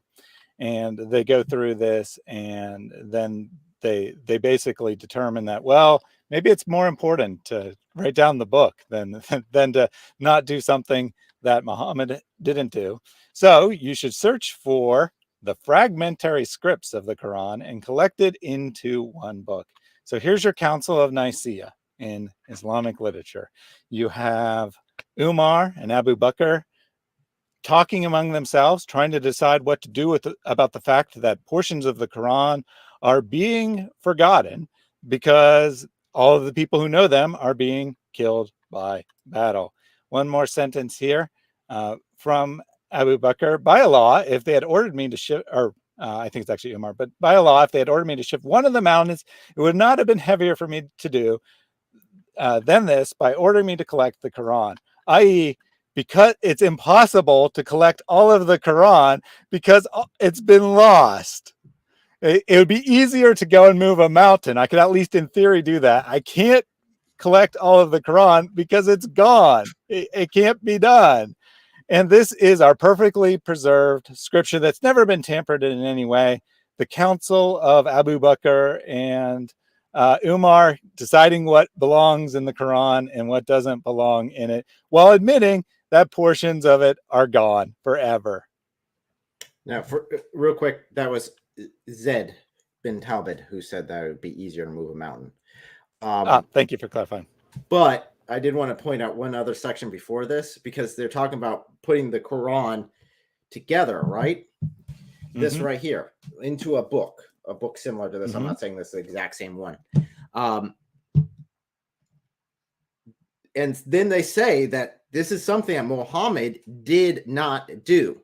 There are so many Muslims out there that will claim that they have the Quran written during the lifespan of Muhammad. And here in their own sources, right here, they're saying, hey, this is something Muhammad did not do. We shouldn't even do it. It might be evil to put it down, to write it down into a book and put it together. The other point is this is just the first time that the Quran was compiled. This is not the burning of the Quran. This is just when they put it together the first time, and then they transmitted it, and it got corrupted. Well, people kept adding to it what they thought Muhammad said, and then Uthman came by later and said, people are going to start killing themselves over this. So let's go ahead and gather up, burn them, and produce the official Quran. So that's the background of this. Now, Sahih Muslim 1050, if memory serves, also has another critical point on this same sort of topic. And this is actually, this entire thing is the background for, see if I did I get that wrong? I might have gotten that wrong. Maybe it's, no. These were the backgrounds for saying the chain of narration was unreliable, because here it's showing the reason why they said that a book was more reliable than their chain of narration was because too many people were dying. And so Muslim says that they were just forgetting it.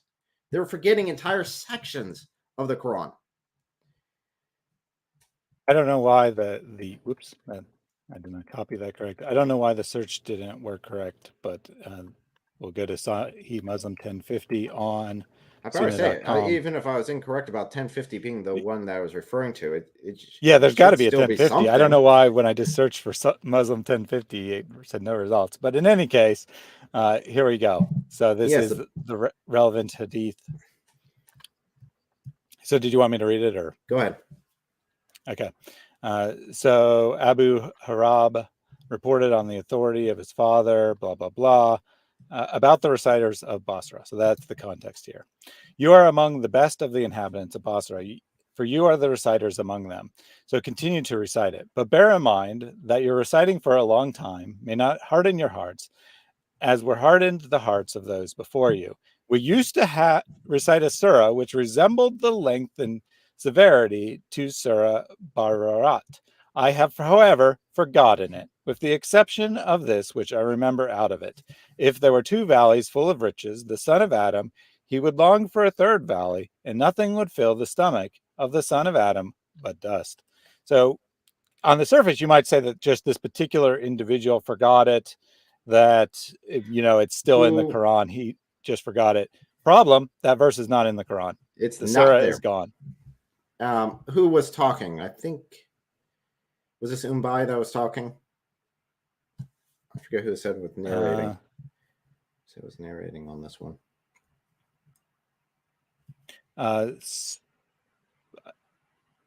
It doesn't say. It probably says in the Arabic, but it doesn't say in the English translation who is speaking. So again, remember that according to this book, which was given down by, again, oral translation, over 215 years plus after the events occurred, we are supposed to rely on this book being reliable, even though it's saying that we just forgot entire sections of our most holy book that we were told was from God Almighty, let alone what they said around it. Bit of an issue. So no, the Quran has not been perfectly preserved according to the Muslims' own sources. For the sake of someone, like Sneako, maybe he doesn't know about Sahih grading and a hadith grading and the significance of a hadith. What's the value of something like this? This random Sahih Muslim. Who knows how important that is? It could just be it could be a low quality hadith. What does that mean? Sahih Muslim. Is that a good hadith? Is that a low quality one for someone like Sneako who might be so new to it? Correct. There's 6 Sahih books. Those are considered the most reliable collections of hadith. This would be number 2 in that list. And the one that we read before that, Sahih al-Bukhari, is number 1. It is the best one, and actually the earliest one in that series of 6. Oddly, all of them within 50 years of each other, if memory serves. which seems a little weird because they waited 215 years and then all of them all at once. Boom, boom, boom, boom, boom, boom, boom. So interesting. I don't think there was a triggering event. At least there were none that I could find when I did my research, but there might have been triggering events, so that could be explained that way. So just being honest with that research. So for Sneako, if he were to see something like this, it wouldn't be wise to just say, well, it's not the Quran, so we throw it out. It wouldn't be very wise to just see this and say, oh, it's not the Quran, it's fine, it's whatever. Some Muslims would consider this equal with the Quran. And for sure, if it's yeah, Bukhari, Orthodox Muslims, to be clear. Orthodox Muslims. When you say some, Orthodox Muslims would remember, consider he only believes that there are there's only two divisions in Islam, and it's just a small thing. So if some of these guys say that this is absolutely reliable, equivalent to the Quran, then that must be all of that group, right? According to his own logic. Mm-hmm. Mm-hmm. So let's go ahead and imagine that. Yeah, someone might actually make that argument. I'm Sneako one because he has no clue. He probably doesn't even know what hadith is, but a Muslim might actually say that it has to be in the Quran. But imagine the irony of expecting the Quran to tell you that portions of the Quran are lost. It wouldn't do that by logic. It wouldn't have known. Good point. I have been, because I come from a Christian background, so that's my reference point. That's my reference point. But I understand what you're saying. Like, maybe I don't need to disrespect. He comes from a Christian background. How poor was his Christian upbringing? Because, I mean, he hasn't been able to even establish the basics of Christianity. Oh, you're right. Yeah. Fact. Yeah. Sounds like it was purely cultural. I mean, it sounds like the main issue was just he didn't like pictures. And he didn't like the idea of submitting to a man. So, not really good. He decided to submit to a man who Exactly. can't have pictures drawn of him. Yeah, exactly. Literally, a section of the Quran literally says you have to submit to all of Muhammad's decisions. Not all of Allah's decision, all of Muhammad's decisions. And again, in Christianity, we're not submitting to a man, we're submitting to God Almighty. So at no point do Christians believe. The issue is that Christians believe that Jesus is God, and we submit to him. So we're not submitting to a man in Christianity. In Islam and Christianity, both agree on this. Muhammad was a man. And when you're commanded in the Sahih Hadith to pray to Muhammad, specifically saying, "Oh Muhammad, I seek intercession through you to my Lord." That is praying to a man. That is submitting to a man. And again, when the Quran says that you must make Muhammad judge in all things and finding yourself no disobedience to Muhammad's will, that again is submitting to what both Christianity and Islam would agree is a man.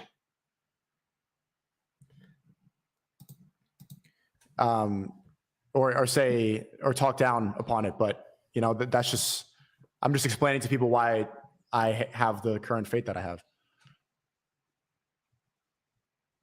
No, that's perfectly fine, but it's like you're not really talking about the current faith that you have. You're talking more about why one thing is better than the other.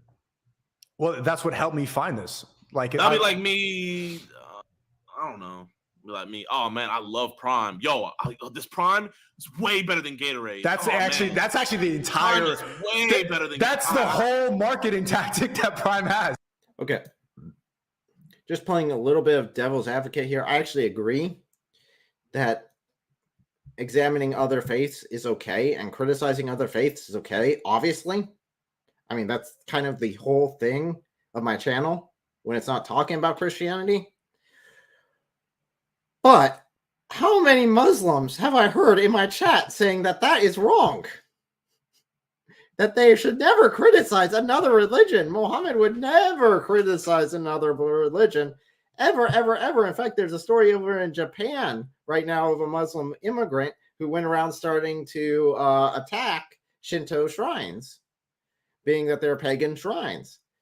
And the Muslim group in that nation, their official Muslim group, condemned it. So, yeah, it's a legitimate criticism, according to some Muslims. Yeah, Shitting and on Gatorade. I will also agree that if he actually had reasons to believe Islam was superior to Christianity, that would be a valid argument. It wouldn't be a perfect argument, but it would be valid, right? If you have, let's say, 5 religions and you actually research them all and you actually compare them and you're like, well, this one's probably like 90% probability of being the correct religion, and this other one, I could see some reasons, maybe it's 60%. So well, that one's way out. It's like 10% or something. It would be logical to go with the 90%. So there is a valid logic in saying that I compared them and I found Islam to be more credible, except he didn't actually compare them. Let's be honest here. He just was told a couple of things, and he found Islam's teaching on women to be more acceptable. That's probably the end of it all, based on what else he advocates for. He probably likes the way Islam treats women, and that's probably all that it really mattered to him.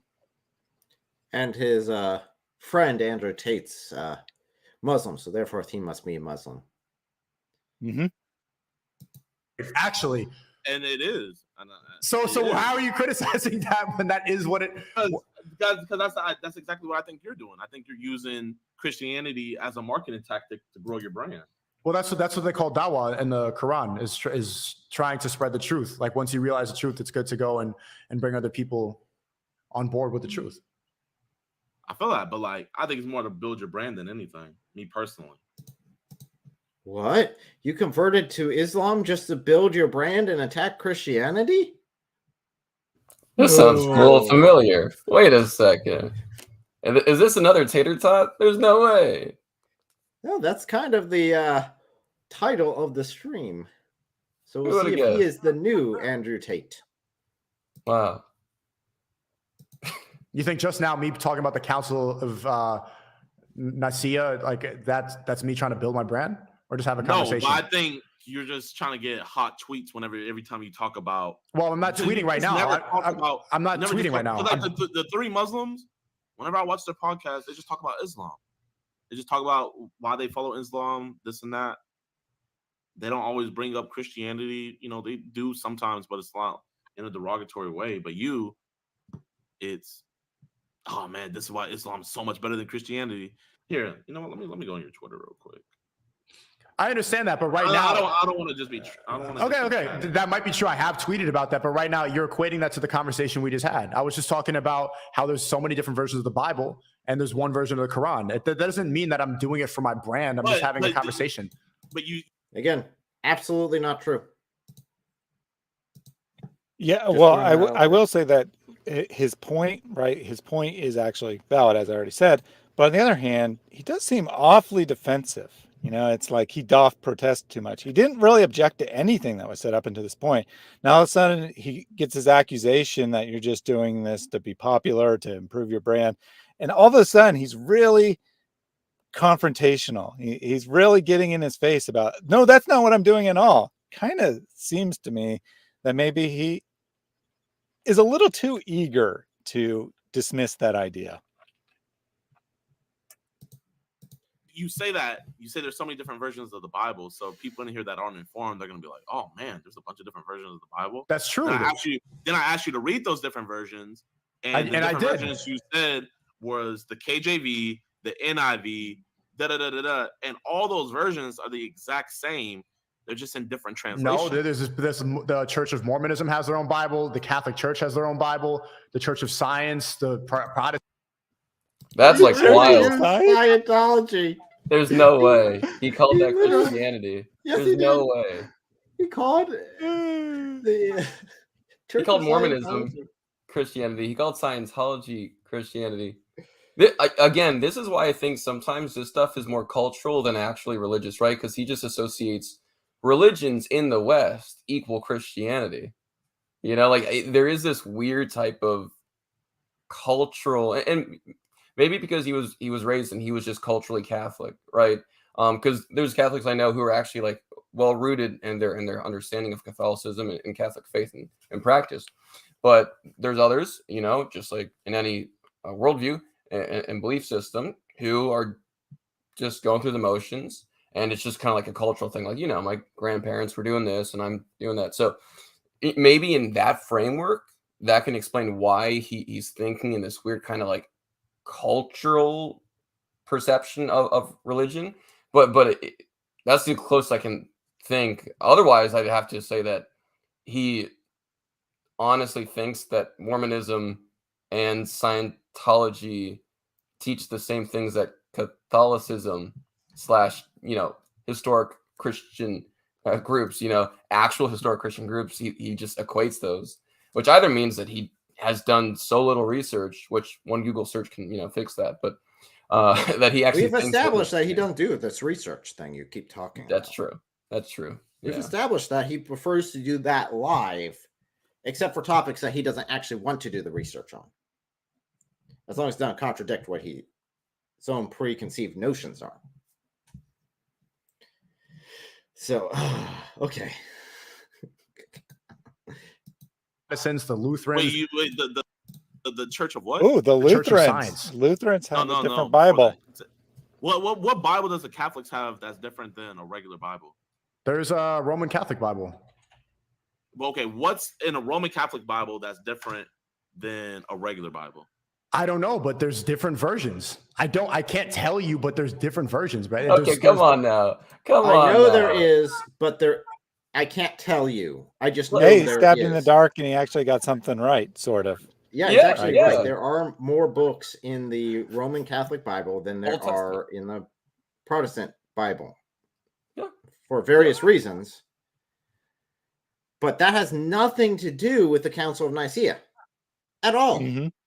That is Nor does it- completely removed. Right. Nor It does it also really actually have has- anything to do with doctrine. I mean, I don't want to Yes. go into great detail. At Trent, they of course are going to try to use the Apocrypha to justify some of the doctrines in dispute, but really it doesn't have any real theological difference. A Protestant, if the 7 apocryphal books that the Catholic Church accepts were part of the Protestant Bible, it wouldn't change our theology in any way, and they're not really any different. And then, now we believe they weren't inspired, therefore they're not in the Bible, but they're not teaching something vastly different. They're teaching the same thing. We just don't believe that they are inspired by God. Exactly. As a matter of fact, good book on this. I know Sneako won't care for it, but N.T. writes The Resurrection of the Son of God. Let's see if I have it right here. Oh, They're yeah. all fancy with the books and everything. Crazy reference. So, yeah. Resurrection of the Son of God by N.T. Wright. Really good for it. It actually talks about the Apocrypha and how the apocryphal, deuterocanonical books don't really have much of a distinction or difference in teaching. And if you actually understand them in their historical context, you can just kind of understand from a Jewish perspective what's actually being talked about. If you're talking about like Maccabees or Wisdom of Solomon. And so, not really that much of a difference. And from a theological point of view, literally no difference. It's just giving you a bit more historical context in the intertestamental period. So, good book. I don't know why I'm recommending it as if he's going to care to read it, but someone can hope, you can always hope. So N.T. writes The Resurrection of the Son of God is pretty good for it. There's Bibles that the Catholics recognize that other Christians don't recognize. There's a Catholic Bible. It's not, I mean, you're saying Bible, it may be doctrines, or beliefs, but is it the Bible that's different? Bibles used by Catholics differ in the number of order of books from those typically found in Bibles used by Protestants. Wait Yeah. a second. You don't think in like Muslim history there's ever a point where there was a different total number of surahs, do you? That Oh, wouldn't be a no. No thing, way. right? Never Impossible. have that. Not No. a chance. There wouldn't be like a different, like 112, 114, 100, like, you don't think there'd be a different number of total surah differences in Muslim history, right? And you definitely wouldn't find that in their own sources. That would take you just a little bit of research to find. But there I go off with that R word again. Reese. as we established That's- early on, is a bad word according to Sneako here. Nice. I'm gonna find it and then I'll put it in chat so that people can see the exact total number of different lists throughout history. Put it in chat. Fantastic. They retain in their canon 7 books that are regarded as non-canonical in Protestantism. Yeah, Protestants and Catholics disagree on a lot of things. According to Wikipedia, I'm doing research about this right now. After all, Well, at least Wikipedia is the best source of information ever. You can't just edit Well, I mean, Wikipedia. right. Well, Wikipedia is generally reliable, and of course, it's right on this point. And Sure. he did admit that he was doing it. He got lucky. If he had searched for any of the other things on his list, he wouldn't have been able to justify that answer. But he got lucky. He took a stab in the dark, and the one thing he searched for, there is a difference in the canon. Ironically, even Mormons now, not under the time of Joseph Smith, but now they accept the same Bible that Protestants do. Joseph Smith tried to rewrite it. He tried to adapt, make a new translation. He claimed it was a new translation, but it's so bad that Mormons have dropped that. And now they accept the Protestant Bible as secondary authority to the Book of Mormon and the Book of Doctrine and Covenants, but they actually have the same Bible. So if he'd searched for what is the difference between the Mormon Bible and the Catholic or in the Protestant Bible or the Christian Bible, he wouldn't have found this answer. And of course, if he searched for Scientology or something, it would have been like, they don't have a Bible. So he got lucky. Or if he searched for Lutheran, right? That was one of his other examples, that Lutherans have a different Bible. If he searched for that, he would have said, no, Lutherans use the same Bible as other Protestants do. But he got lucky. The one thing on his list that actually there's some difference is the one thing that he searched for. I've been to Lutheran churches. Yeah, it's the same. And they don't say they have to have just one Bible to rule them all. One translation that conquers them all. But yep, he got lucky. He got lucky. You throw enough darts out, eventually you're going to hit something.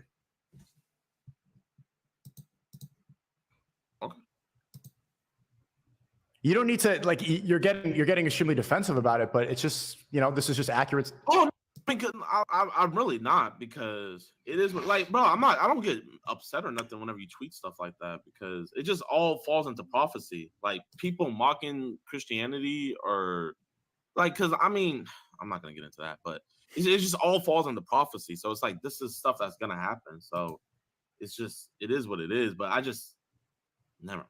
So if it is what it is, then let me have my faith, and then it shouldn't bother you. Except your whole reasons for believing in your faith is because of the criticisms of Christianity. I've yet to hear one point of, this is why Islam is the truth, or this is why Muhammad was correct. I have yet to hear that from this guy, and this is his 5 reasons for converting to Islam. It's like, not so much. But you have to bring up a whole other faith. Like that's the thing. It's just well, no, that's not even true. I was just talking to Aiden about how what they say in the Torah, that Jews think it's not a sin to go and lie to people who aren't Jews. If you lie to a goy, it's not a sin. Like they can only commit sin to each other. There's a lot of verses in the Torah that specify that say it depends on how you interpret it, but like some people will say that it's negative. It depends on how you interpret it.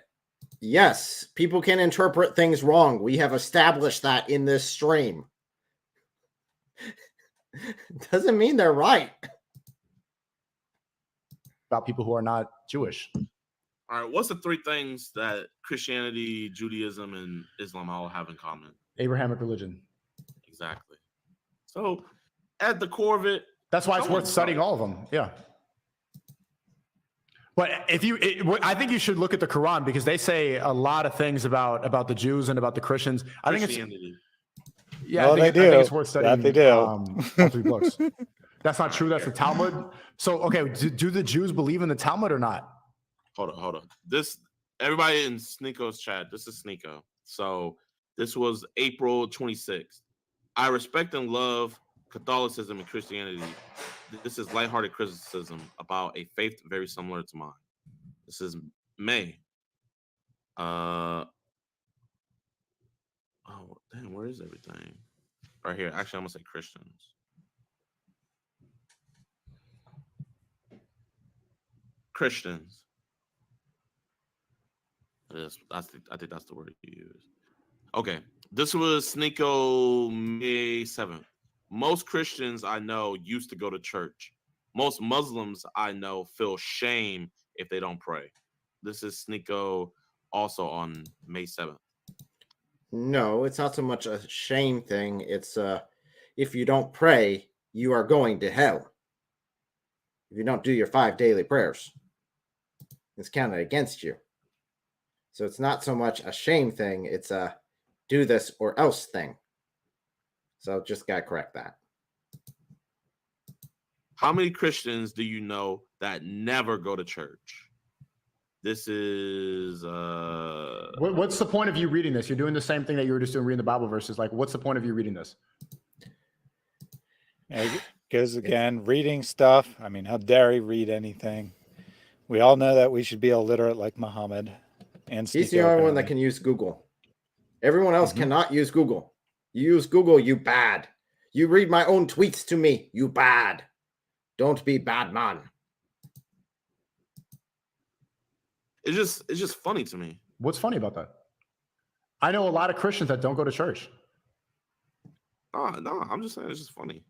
But there's got to be a point of you reading that. You can't just read it and then expect for me to figure out like what you're trying to say. Like, what's the reason of you reading that? I'm just reading your tweets. Why? Because that's all you ever talk about.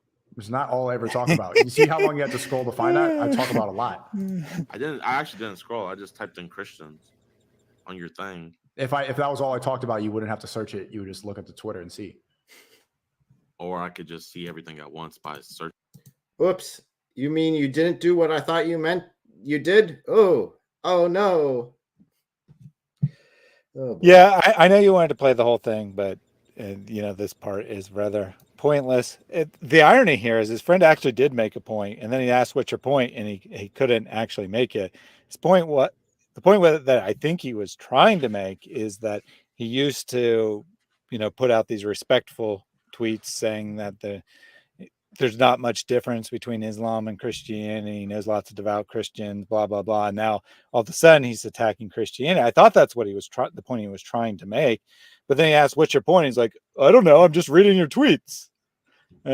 So even his friend can't come up with a cohesive argument when it's right in front of him, right? There's a contrast between those tweets not long ago and what he's saying today, which was I thought was the point he was trying to make, is all of a sudden you're attacking Christianity. You're trying to get popular by attacking Christianity. You're trying to get Muslims to follow you by attacking Christianity.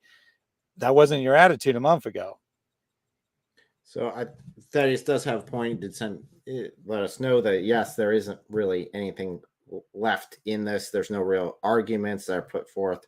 They just go back and forth a little bit with banter. So I'm going to cut it off here. I'm probably going to be told that I'm taking everything out of context because how dare I not play the last couple of minutes. But I do want to talk about the irony of that, right? Because we may have another opportunity when we look at John's video, but his response was that John took him out of context, right? But remember how this video started. He read a single verse out of the Bible, and his friend wants to read him the context. He wants to read him the whole passage. He's like, 5 verses? I don't have time for you to read me 5 verses. What is wrong with you? The words are clear, i.e., you can just take anything out of its context and it should be crystal clear. So if John used a 30-second clip of him, and to be clear, I don't know the precise amount of time, but whatever amount of time he used, that's sufficient. You don't have to look at the context to understand what an author is saying, what a person is saying. That's what he said about the book of Matthew when his friend tried to go to the context to explain the verse.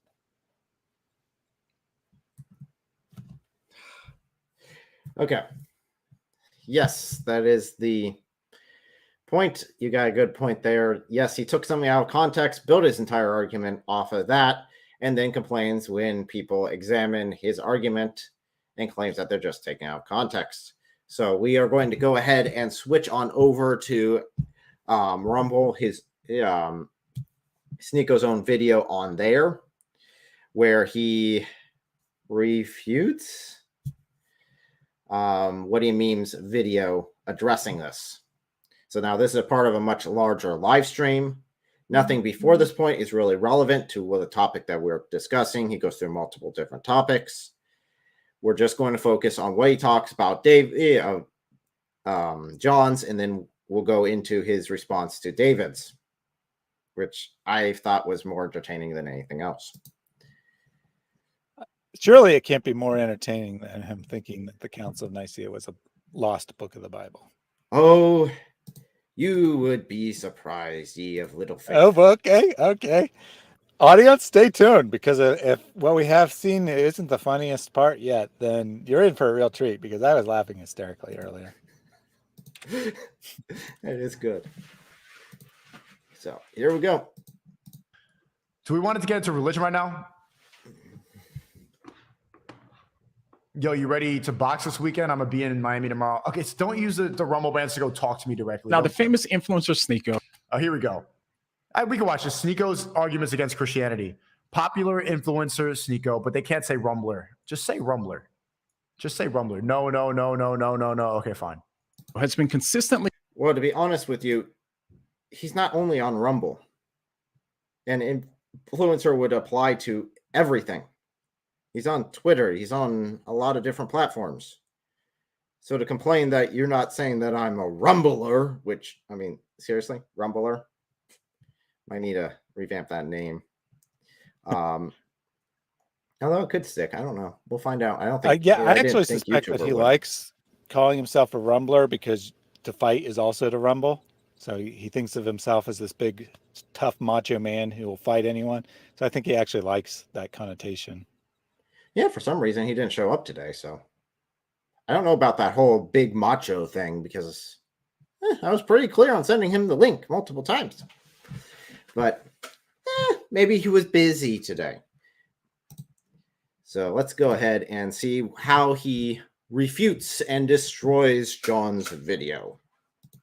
Given everyone 5 reasons for why he recently embraced Islam and why he rejects Christianity. Now, there's a lot of people who say that he only converted to Islam because Andrew Tate did, but I personally don't know the man's motives and won't jump to any conclusions. However, if he is being sincere in the reasons that he gives, then we should expect for Sneako to leave Islam and embrace Christianity by the time that he's done watching this video. The reason why is because the 5 reasons that he gives, if he wants to be consistent, are the very things that should actually cause.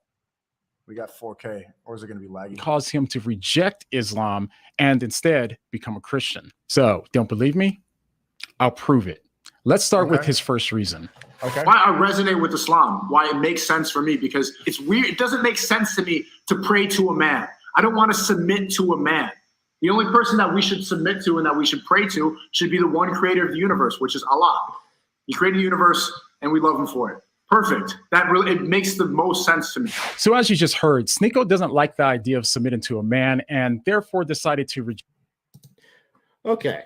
So just a quick comment on the whole submitting to a man thing, which we did cover what the Quran said earlier. If you want to read more in depth, I'll give you the reference. Elohim covered this quite extensively earlier on in one of her live streams, so I won't completely cover it. I know she's planning on doing a Sneako video as well, covering this topic more in depth, so I don't want to steal her thunder too much. But if you are ever in question about it, just go and read Sharia law, which I'm pretty confident he probably has never actually read. More specifically, what you would want is to look up Reliance of the Traveler, which is Sharia law in English. Go to the Hadith of the Man in Need. Reference for that, if you look up the free PDF online, is 953. And then you would go to, this references the Hadith of the blind man, which is the page before, so 952. In both of these cases, it is very clear that you are to pray to Muhammad for intercession, even after Muhammad's death. On top of that, the Quran is very clear. You cannot be a believer unless you submit to the will of who? Not Allah, but Muhammad himself. And it does not clarify in saying, well, it's only the words that Allah gives Muhammad that you need to submit to. No, it's absolute. You must submit to him as a judge in all things. Sorry, a bit of a point there. Reject Christianity and to embrace Islam. But unfortunately, There are a lot of reasons. That wasn't the reason that I reverted to Islam, but that's the reason why Christianity never resonated. He has adopted the revert title. It is very clear that he's been talking to Dalawis. Boys. Oh, and just to let everybody know, in chat, I've been putting the links for where you can go to find the different changes that have happened historically in Quranic history. So please do feel free to check that out. I'm putting some links that are also helpful from Jay Smith's own historical research into the Quran, the developments of it, the different surah lists, be it Ubay ibn Ka'b with 116, Ibn Masud with 110 surahs, and then Ibn Musa and Zayd ibn Thabit 114.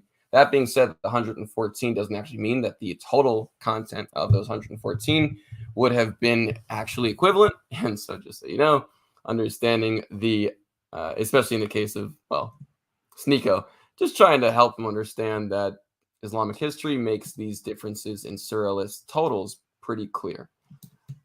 You've been putting So just it so in you the know, you private can't chat. post links into a live chat on YouTube unless you're a moderator. Oh, okay. I just put those in the private chat. Okay. Yeah, if you make a post. Oh I'll yeah, make if you you put them in the moderator. private chat, either your brother in Christ or I can post them. That's fine. Okay, nice. And I can always make you a moderator too, so that would resolve the issue as well. I think you're a pretty upstanding gentleman. Resonated with me really. if Sneako really does have a problem with submitting to a man, then he should reject Islam. The reason why is because, according to the Quran, Sneako is actually commanded to submit to Muhammad, who's a man. So if this is a real reason for why Sneako But you don't pray to Muhammad, peace be upon him. rejects Christianity, then he should also reject Islam. Yes, you do. Notice You how do it it changed every his standard. time.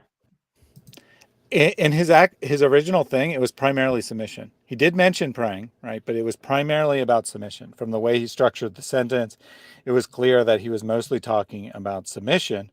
Then all of a sudden, it's no problem that you got to submit to Muhammad as long as you don't pray to him. And then, of course, you do pray to Muhammad as well. Yes, and specifically in the middle of your prayer, addressing Muhammad by name and then referring to him as you.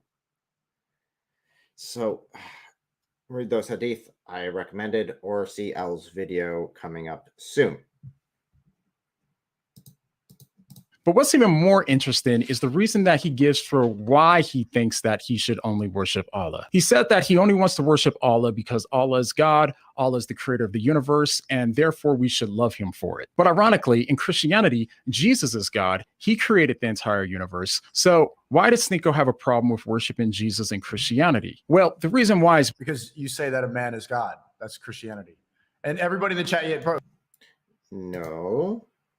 Again, you're missing, Sneako is missing this main point of Christianity. Dude, did you even look into basic Christian doctrine? We don't say that a man became God, but that God took on the shape and form of man. Again, that precedence is set in Genesis. So it's very clear that he could have done that in Genesis. And if he's saying that from, his current beliefs that Jesus is just a man, well, that's still not valid because it supposedly is a reason for rejecting Christianity. That's supposedly something Christianity teaches, that you should worship a man or submit to a man or pray to a man, which is something that no Christian of any denomination, any sect, even highly heretical sects would say, right? That Orthodox Christians wouldn't consider Christians at all. No one would say Jesus is a man and you should pray to him. No one would say that. Like, you don't pray to Muhammad. That's the whole point. That's the whole, peace be upon him. Like, you don't, of course we love him, but it's just that simple. Because Sneako seems to have a problem with Jesus being both God and man. Yes. Fair enough. So for argument's sake, let's go ahead and say that Jesus isn't God and that he's only a man. So what? Yo, Christians, you jacking that? That made no sense. Oh, no. That's the whole. Making an Does argument. he not know what the phrase "for argument's sake" means? No, I don't think he does. Is he literally that stupid that he doesn't know what that phrase means? Nope. This is wild.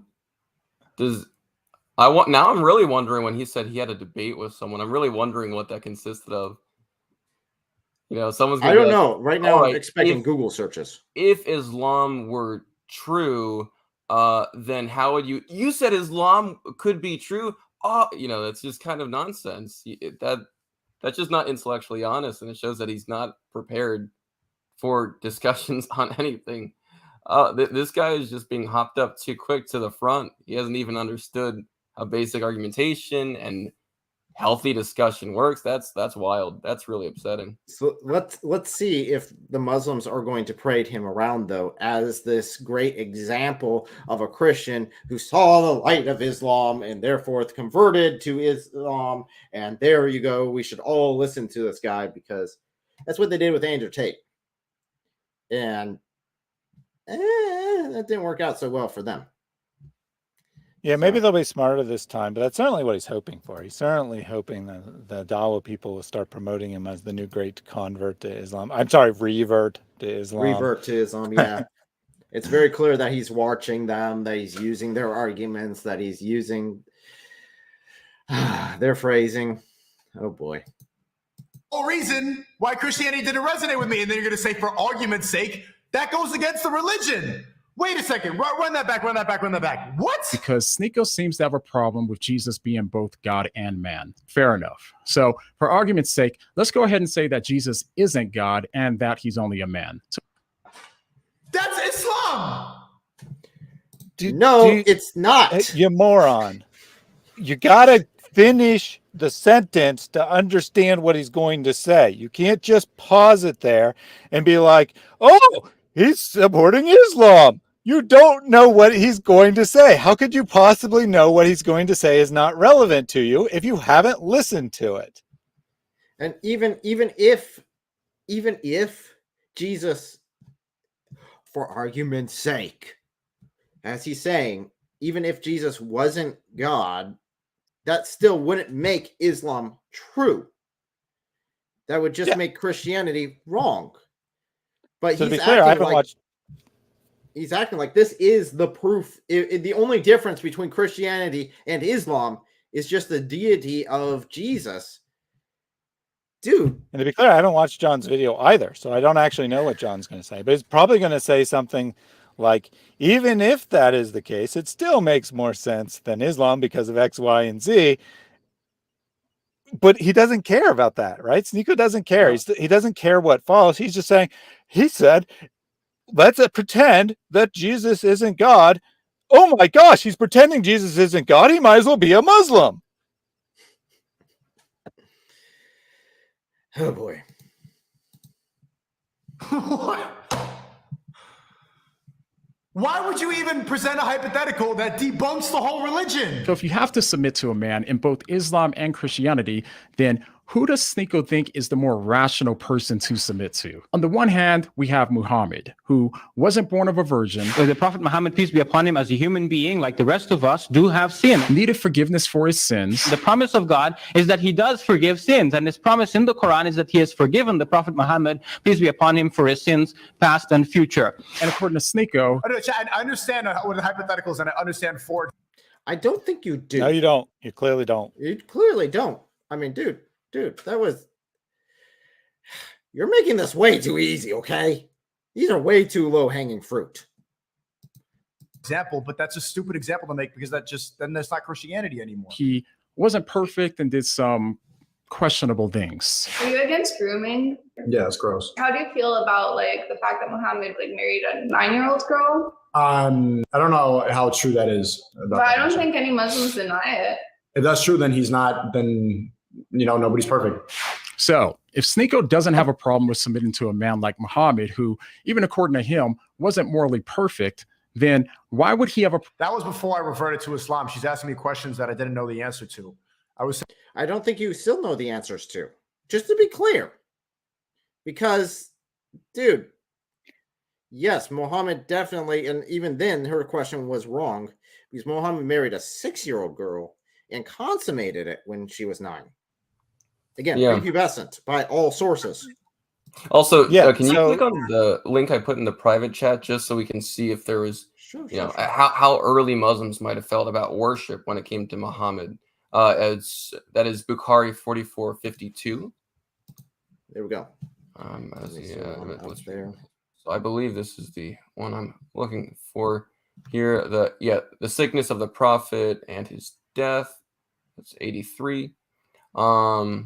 So I believe that's the right place, or at least it looks like the thing I'm showing on my screen.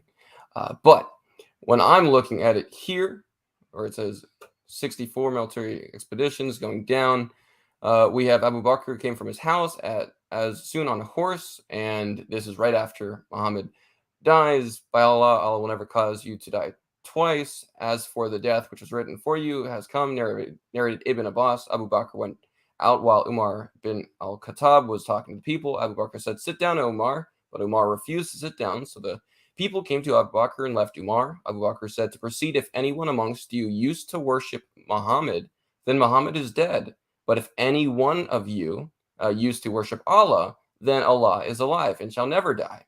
Now, just to be clear about this, it says to proceed, if anyone amongst you used to worship Muhammad, which is really interesting that it is speaking of worship of Muhammad.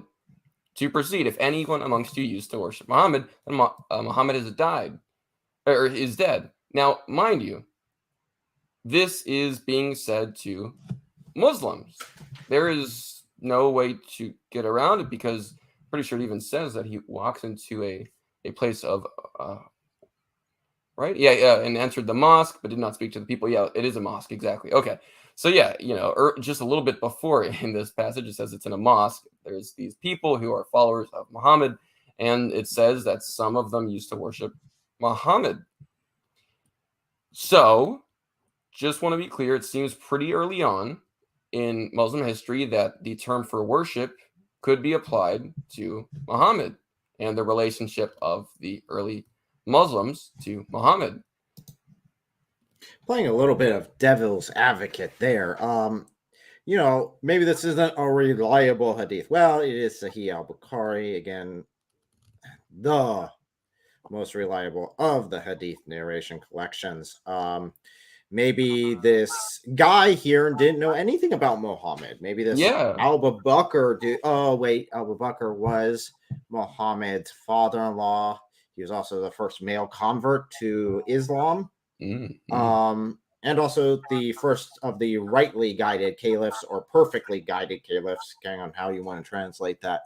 So this is a reliable source, according to Islam, quoting a very righteous and reliable man, according to Islam, saying, hey, you guys used to worship Muhammad himself, not Allah. Strange. And that's first of all, guided caliphs. This is right after the death of Muhammad, so that's the first generation. I do have an actual response to you. This is just a hypothetical. If anyone amongst you used I figured they would say that. Well, but here's the thing, right? Because it's directly relevant. It's just a hypothetical, right? Even if you used to worship Muhammad, then stop, right? Is basically the gist of it, right? If you used to worship Muhammad, don't worry about it. Just start worshiping Allah now. Doesn't seem to be a big deal.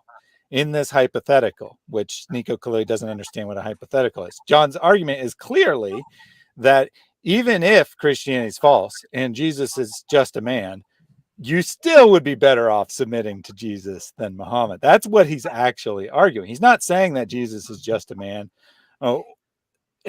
which, then makes Christianity false, but he's saying that makes no sense to embrace Islam. If you're going to submit to a man who you believe, or someone who you believe is just a man, Jesus is a better person to submit to as a man than Muhammad is as a man. Yeah. Well, That's on true. top of this, you're right about the chronological position of this hadith. So this hadith is right after the death of Muhammad. Well, again, I go back to Sharia law, specifically the hadith of the man in need. That hadith is dated to about 24-ish years, give or take, after Muhammad's death. So this here is, this hadith specifically says to pray to Muhammad, addressing him in your prayers. So even the concept of some form of worship of Muhammad, that deification, as I would definitely point to, is saying, hey, this is deifying Muhammad. That happened years after this hadith. So again, this is not looking good. Yeah. Also, just because, again, I think it's quite clear that Abu Bakr has a historical contextual reason for why he's saying what he's saying. You wouldn't go to a group of people of whom there are no such large enough party of individuals worship, who none of these people are worshiping Muhammad. None of them used to worship Muhammad. And so I'm just going to say, for no reason whatsoever, completely out of context, hey, if you used to worship Muhammad, well, he's dead. So, stop that. No, there's a historical contextual reason, because there were people who were worshiping Muhammad, right? This isn't just a random thing that he threw out of nowhere and said, I know none of you are, but if you were, he's dead. He's saying, no, because I know, that some of you were, Muhammad's dead. But if anyone used to worship Allah, then Allah is alive and shall never die, right? So it seems quite clear that this is for a understood historical context in which there were people somehow within that first generation who were worshiping Muhammad. And you're absolutely correct. Like it is phrased as a hypothetical, but Abu Bakr's not just bringing this up at random, right? He's saying that he's not necessarily saying it was right, but he's saying even if you went to that extreme and worship Muhammad, which I know some of you did, right? I know some of you did that. Well, it's time to move on. It's time to stop your worship of Muhammad because he's gone. So it's time to worship Allah. In context, it's time to stop being sad or thinking that this is the end of Islam. We'll continue on without Muhammad. We didn't need him. We only need Allah. That's kind of what he's saying. But he wouldn't be just randomly saying this, right? It's not like John's hypothetical. John's hypothetical has a purpose. He's making an argument based on it. It makes no sense for Abu Bakr to say, even if some of you worshipped Muhammad, stop doing that. What? Why are you telling people to stop doing something that none of them did? It doesn't make any sense. On top of that, we know that this was something that was deemed so important to Islam, according to the Islamic sources and according to Islamic belief, that they kept this story going, telling their generations after generation after generation for 214 years after this event, because this is specifically right after the death of Muhammad. So we have a time date stamp for this. And then we have a time date stamp for when this was written down. And that time gap is 214 years. And during that entire time, they deemed this section here where he's telling people to stop worshiping Muhammad. If you worship Muhammad, then don't worry about it, he's dead. That was deemed to be so important, according to the Islamic sources. I don't think this is actually true, but according to Islamic sources, that they kept this story going. So obviously, if that's true, then this is extremely important and needed to be said over and over and over again for all future generations, according to Islam. And incidentally, it's so important that apparently a new verse of the Quran was revealed. I know the text says it was as if people had never heard this verse, but it seems pretty, that's the excuse, but it seems pretty clear that actually this verse recited by Abu Bakr, no one had heard before. And then it's not like, oh yeah, that makes sense. Then the Quran does say that all of the prophets have died. Yeah. We've never heard that before, but it makes sense. I think it is part of the Quran. Now, just to let everyone in the live chat know, we are going to open this up once we're done with the reviewing this video here. We will open it up to the live chat to come up and join us and give your insights on this, or any of your thoughts, or if you've got something to say on this topic, to come on up and say. So let's go ahead and continue. Saying that I was thinking about Islam. This is before. And I understand now that a lot of the time the parents have better decision-making abilities than the woman, and it was a different time. And Muhammad, peace be upon him, was definitely Culturally, at that time, puberty was still a requirement before consummation. It was not a thing to have sex with prepubescent girls. That was not a common thing. Correct. It was never common in any society. But even if it was common, that doesn't matter. But actually, so his second one is what he's supposed to say. But his first one's probably his real opinion that, well, the parents of the girl know better, right? The parents of i.e. her existing owner, her father, has the right to sell her. Who was quoted earlier talking about no one worshiping Muhammad. That's the same guy we're still talking about. He's saying has better knowledge.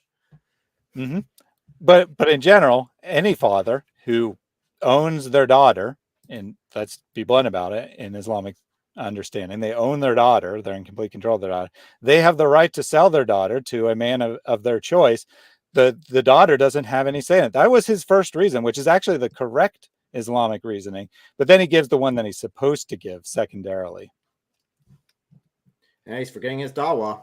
He's forgetting his dawah points. definitely not a pedophile. He had many wives. A lot of them were older than him. I'm sorry. I'm pointing out another point here. If you have sex with a prepubescent girl, which would qualify you as a pedophile, being sexually attracted to prepubescent girls. There you go, right there. Mm-hmm. How many times do you have to commit it in order for it to be what you are? I mean, let's take us to another one. If someone kills someone in cold blood and then never, ever, ever kills anyone ever again, does that mean they're not a murderer? No. Mm-hmm. That's utter foolishness. Oh, man, I got it wrong. Darn it. Good try. No, not yet. One other thing I want to point out is that John didn't actually call him a pedophile. One. Two, the definition, as you said, is being sexually attracted to minors. And not just minors, prepubescent minors specifically is pedophilia. So if you're attracted to a 16-year-old who has reached puberty, that is not considered pedophilia. It's illegal, right, in the United States to have sex with a 16-year-old girl if you're over the age of 18, but it's not pedophilia. But John didn't use that term. Sneako volunteers that, right, because he knows the accusation against Muhammad. But it's actually the normal for people who are sexual predators who target children. So, going beyond pedophilia, which is technically an attraction. You don't actually have to technically act it out to be a pedophile. But people who are child predators who target children, have targeted multiple children, have had sex with multiple children, usually also have sex with adults. It's extremely rare for someone to only have sex with children. So his argument is total nonsense. Like 90% of sexual predators primarily have sex with adults.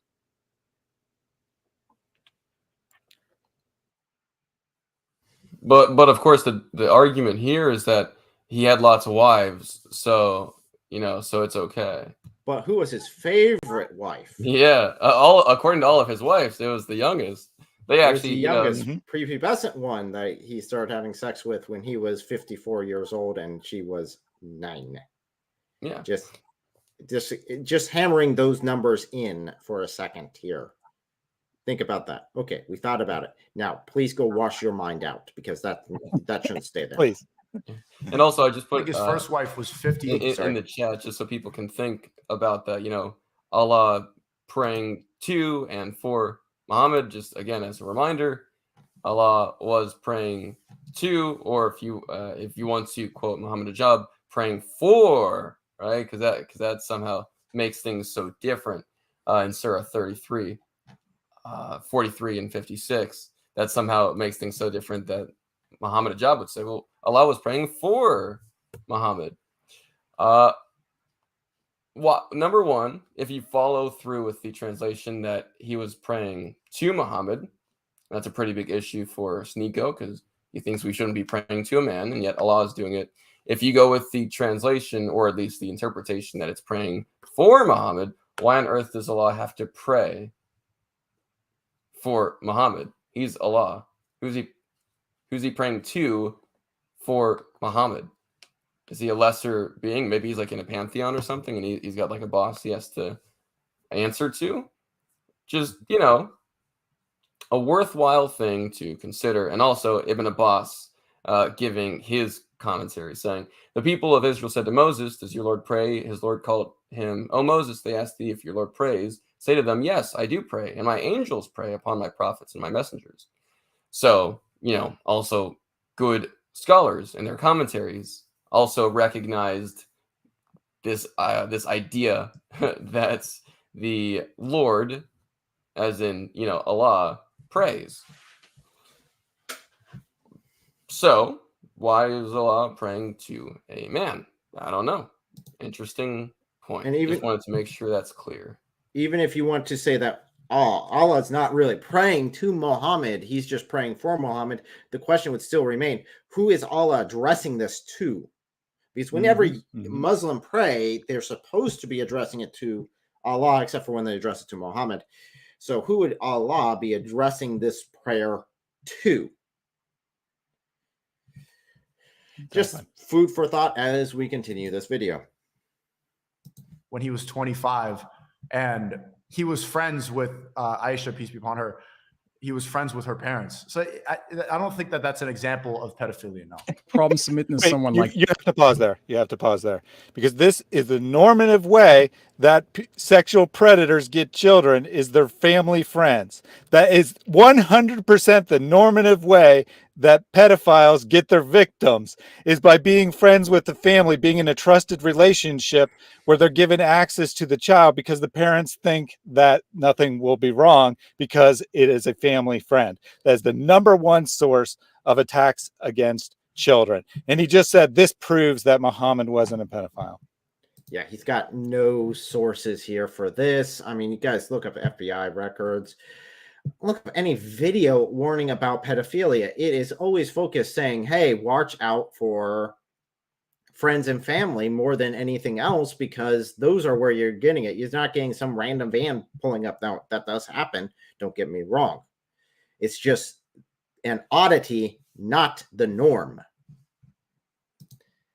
Jesus, who, even according to Islam, was born of a virgin, performed miracles, and wasn't a sinner. If submitting to a man really is a problem for Sneako, then he should reject Islam, since it requires Muslims to submit to Muhammad. And if he decides to have a change of mind and conclude that... Yes, it does, bud. Sneako just said, you know, he says it under his breath. No, it doesn't. Yes, it does. Read that Quran in English for once. Well, in fairness, he could say, no, that doesn't mean I have to reject Islam. Like, he could be dropping his own reason, which is what he did originally, right? He dropped it and said that it's only about praying. And he probably doesn't actually know, because he's just blindly reciting Arabic prayers. They have no clue what he means. He doesn't actually know that he's praying to Muhammad every time he does a daily prayer, assuming he does any, which is probably being generous. True. I'll give him that.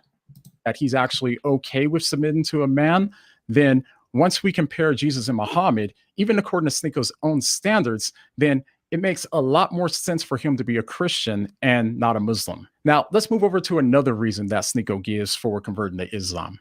I like the fact that you pray 5 times a day, Islam. You're going to be more grounded they take prayer more seriously than any other religion. All right. Now, this is actually a really strange one because not too long after he recorded this video, he asked for guidance in this area. And he said this. I don't have the time to pray 5 times a day. Are you? Be glad it's not 50 times a day, because that's what originally it was. So, boy, you got it easy. Now, granted, that is again stolen directly from Christianity. The praying 5 times a day thing. That's not a tenet of Christianity or a requirement, but that's something the monks did.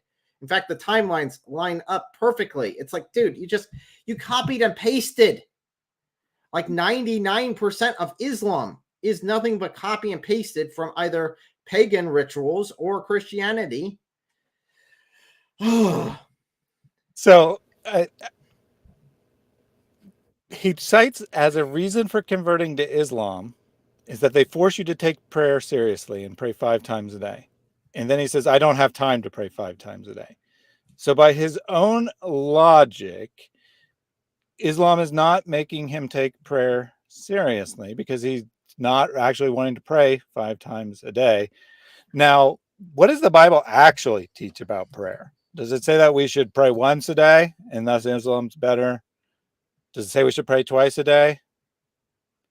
Does it perhaps say we should pray without ceasing? Who would have guessed? Continuously in prayer, continuously in that communication with God, that relationship, which again is the entire point of the Bible, is the relationship between God and his creation, between God and man.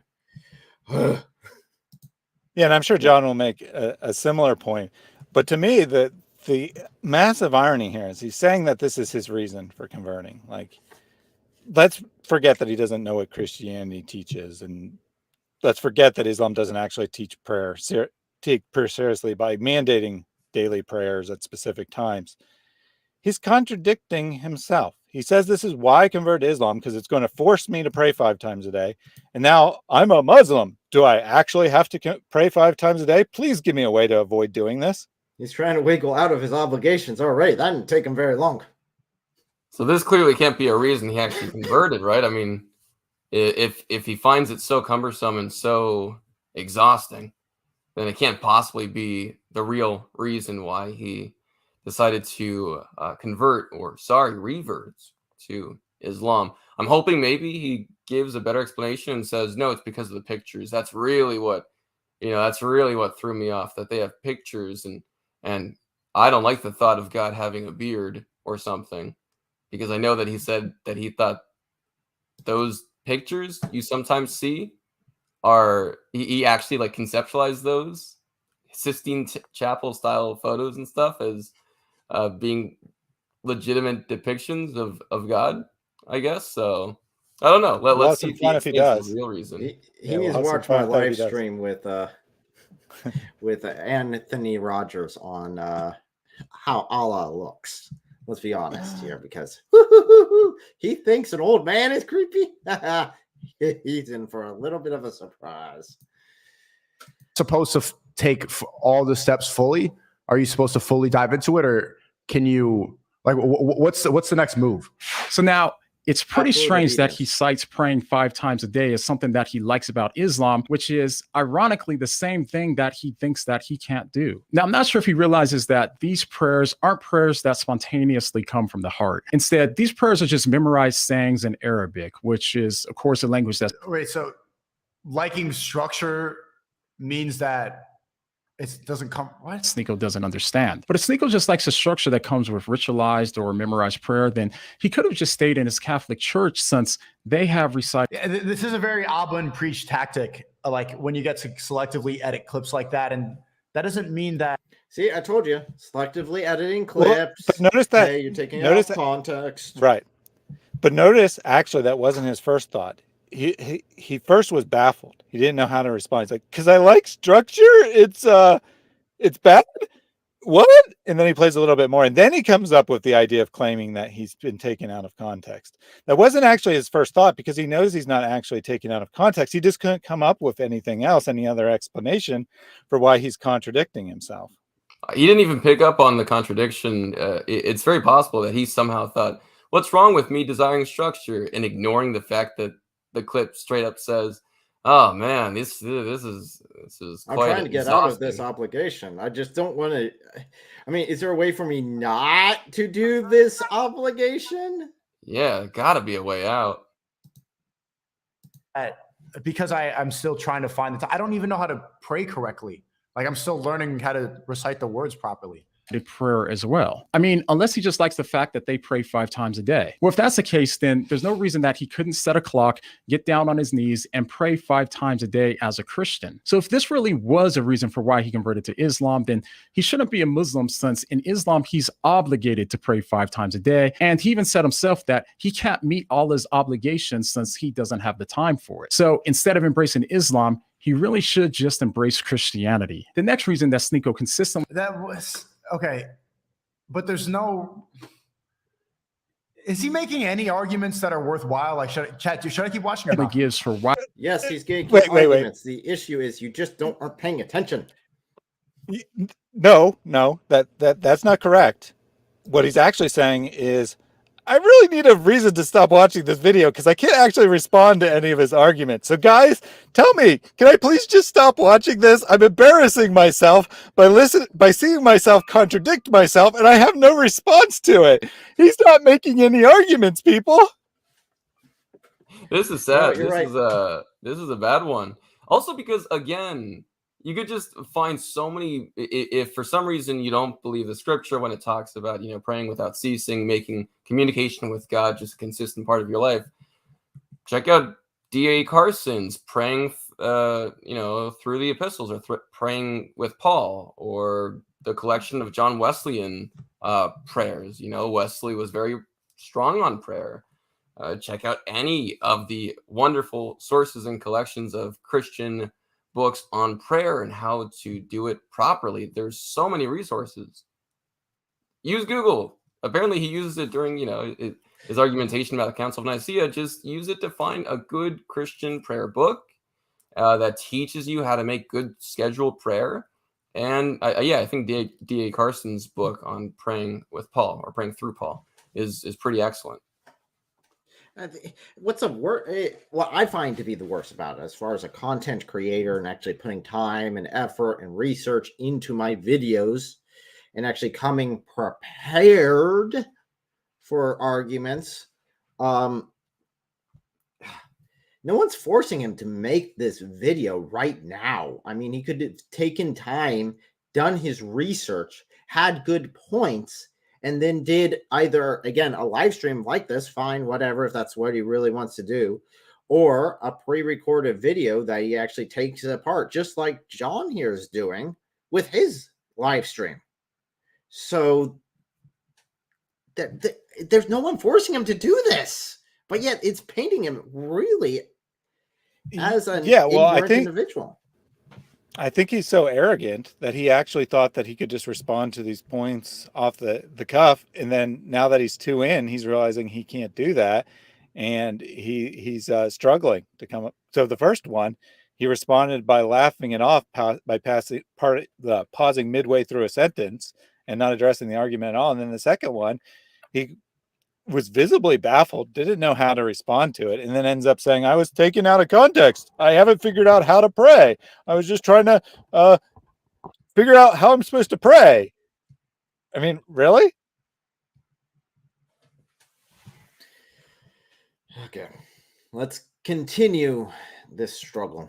Why he rejects Christianity in favor of Islam is his problem with hierarchies. Like why I never felt like Christianity spoke to me. For example, like there's a hierarchy in Christianity. They have, well, in Catholicism, they have bishops, they have priests, they have the Pope. There's like a power structure, like politics in the religion, which makes no sense. Correct me if I'm wrong, but in Islam, there is none. It's just we're all equal. We're all God's children. I would like to correct you. Islam is literally an authoritative based religion where you do not question the scholars, where you do not question the imams, where you do not question the people who are above you, who are giving you these really bad points. Mm-hmm. Dude, Did they just also? I really hope I'm guessing those other two people are Muslims. I really hope they correct him because he just said we're all children, right? But isn't that like Allah's a pretty father, no one. fundamental to Islam to not call Allah a father in any sense? Yep, no, figuratively, not any way, shape, or form. The Quran is very clear. Allah is a father to no one. Wow, I really I hope they actually would be correct more him. interested, along the line David said, I'd be more interested in seeing how the Muslims respond to this, because he's saying things that are clearly wrong about it. Like he's saying things that are clearly incorrect about his understanding of Islam, but he's giving them as his reasons why he believes in Islam. So they're in a really tricky position. They could say you're mistaken. There is a hierarchy in Islam, right? But then they've said that you don't have a valid reason for being a Muslim. So I suspect they probably just kind of ignored what he said and just moved on to the next thing without saying anything. But that would actually be far more interesting to me, how they react to his clearly wrong statements about Islam. Well, let's find out. So here Sneako says that he has a Or not. problem with hierarchies in Catholicism and therefore converted to Islam, since there are no hierarchies in Islam and we're all children of God. All right, lots of issues with this one. First off, to say that he likes the idea that we're all God's children in Islam rather than Christianity is exactly backwards. The idea that God is our father and we're his children comes straight from Christianity. In fact, it's actually offensive to say such a thing. Maybe not the word children, but the word creation. Islam, since the best relationship that we can have with Allah is a slave-master relationship. Let's just go ahead and change my original statement completely and ignore what I originally said and just replace it with words I wish I said now. Well, in fairness, he could have misspoke, but he doesn't have an argument, right? So he wants to now say we're all the creation of Allah, as if Christianity doesn't teach that we're the creation of God, right? A hierarchy has nothing to do with whether or not you're God's creation. Whether you're God's children or not kind of does, right? You have a direct relationship with God by buying his children. That makes sense in context. Let's pretend that he misspoke. Well, now his argument just became, you can't be God's creation if there's a hierarchy in your religious organization, which makes absolutely no sense. Obviously, God could create a hierarchy. And on top of that, even if the whole thing is, well, we're all God's creation, yeah, so are the birds and the bees and the dirt. And if you're saying you're equal to nothing but the stones underneath your feet in Islam, I would kind of agree with you on that concept, but that doesn't mean you have an honored position. The reality in Islam, you don't have an honored position. You are nothing but Allah's play toy that he may or may not decide he likes you that day, so you get to go into heaven. Mm-hmm. In Christianity, we have a relationship with Jesus Christ, with God Almighty. We are in that relationship and we get an assurance that we have salvation, that we are going to enter into the kingdom of heaven, not because of our works, but because of the works of the cross, the works of God himself, because he is the only one that could pay for the penalty of everyone's sin. Okay. Secondly, when it comes to talking about hierarchies, it really depends on what he means when he says that. Now, I'm not a Catholic, so I won't speak to that, but the answer... But there you go. You should speak to that because there are direct hierarchies in Catholicism. The Pope is like the political leader of a religion. What about the bishops? What about the priests? See, this is another problem with Christianity is they can never decide what the fuck is Christianity. Who? Okay, let's actually pause right on this point. So saying that someone who's not a Catholic would have to answer for Catholic structure is like saying that someone who's Sunni has to answer for Shia beliefs. Like I'm a bit confused as to why someone who's not a Catholic would have to answer for Catholic structure of ecclesiology. That's very strange why he finds that to be so necessary and fundamental. Along with the fact that he doesn't understand Islam enough and its like structure to make that claim. Mm-hmm. Well, do remember that he thinks that Shiite and Sunni are no big deal, right? There's no actual real division. It's just a small little thing. I mean, they just happen to like one guy more than the other, right? That's the whole thing. That's interesting. Again, his concept established earlier on in the video that we just watched was that Mormons are also Christians. So, yeah, I'm not going to answer for Mormon doctrine when I am very much opposed to Mormon doctrine, and I definitely have my opinion on some of the doctrines taught in Catholicism as not being entirely accurate, as being maybe slightly influenced by Roman paganism a little bit, but that's not even the points he's talking about.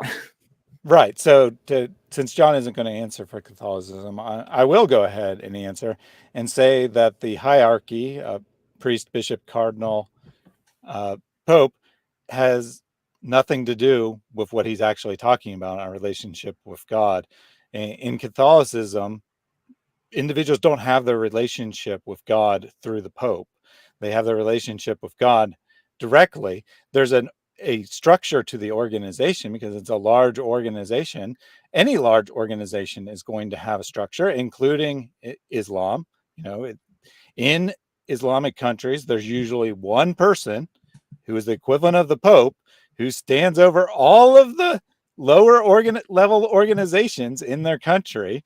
And then there's several people at the level below that. And then there's individual imams who stand over an individual mosque and are the leader of that mosque and have staff and people under them. So it's not any different. It's just the kind of organization that you would find in any large organization. Now, as your brother in Christ said, might have other objections to Catholicism, but the hierarchy shouldn't be one of them, because it's no different than a Protestant denomination of sufficient size having a hierarchy. A hierarchy is necessary when you have an organization that's above a certain size. If you have a church of 10 people, you don't need any hierarchy.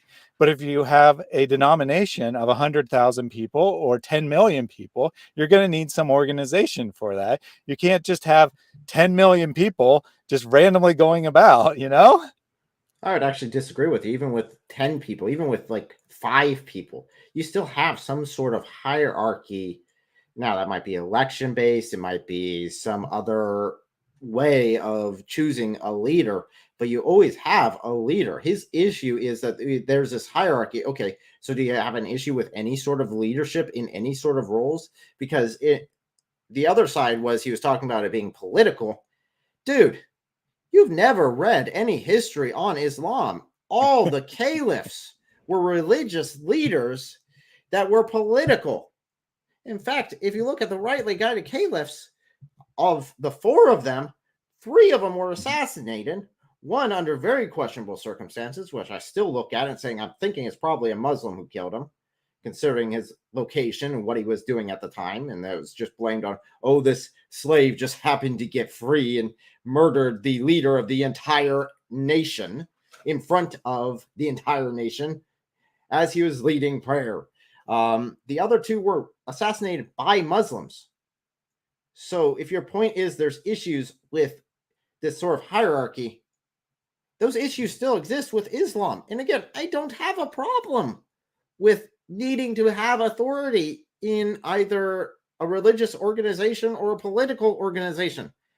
I don't have an issue with that. But for some reason, he does. And he goes to the most rigid religion out there as far as the authoritative nature of it. Yes, let's go to the most extreme. Not only the most authoritative, but also the most political. Muslims will often brag about this, that Islam is a complete system of life, that it controls every aspect of your life. Islam is explicitly political. And he's saying my objection against Christianity is that there's too much politics in the church. Amazing. I agree with you. There, even in the highlight, the most powerful that the Catholic Church was, and they did do some political maneuvering. I'm not saying they didn't. They weren't like the caliphs were, which were specifically a political system built off of Sharia law, which we did quote earlier, which is completely built off of the teachings of Muhammad and the Hadith. Mm-hmm. You have an issue, boy. Let him even agree. That his Muslim friends gave him in response is virtually identical to the Christian position. Yeah, although there will be levels, like for example, the imam or the sheikh will have a certain level, not over people in sight of God, but we listen to them because they have knowledge. People like the leader of the Islamic community, we listen to them because they're the leader. They were kind of put in place by God to make sure the community is safe, and they have a responsibility. Just like a husband has responsibility for his wife and kids, there's a level of authority there. A husband, according to Islam, owns his wife and kids. Just if you want to make that parallel, that's not a good parallel. Yeah, because that's right. They say that she is your field, and plow the field as you wish. But also, just to be clear here, I actually do respect these guys that he's talking with, in that they do correct him in saying, there is clearly a positional hierarchy, right? I think for some reason Sneako thought there was some sort of like ontological hierarchy, as in literally your very nature and the very value of you in the eyes of God changes based on your position in that hierarchical, like just role-based structure. But that's not a Christian belief. That's just not a Christian belief. We have functional distinction, right? In the same way that we can say that there's a distinction in roles for the man and the wife, the husband and the wife in a marriage relationship. We would never actually assert that there's an ontological difference, like a difference in the nature and thus the value in the eyes of God. So I'm not really sure where he got the idea that there was like a difference in value, even though there's a difference in functional role.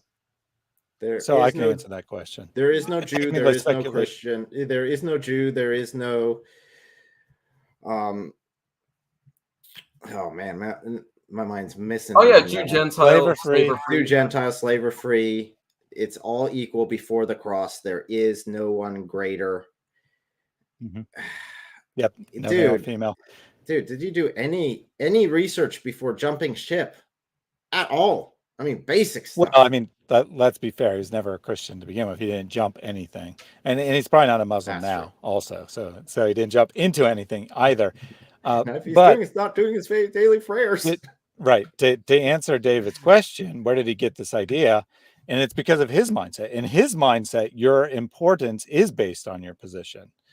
So because of I'm technically speculating, but I think this is really solid, that because of the way he views the world, someone who has a lot of power, someone who has a high authoritative position is more important. Not just like in structure, but in reality, the most important person is the person with the most influence, the most control over others. And that's where he gets the idea that this is part of the religion of Christianity. Now, a priest does not have any control over his congregation in the Catholic Church.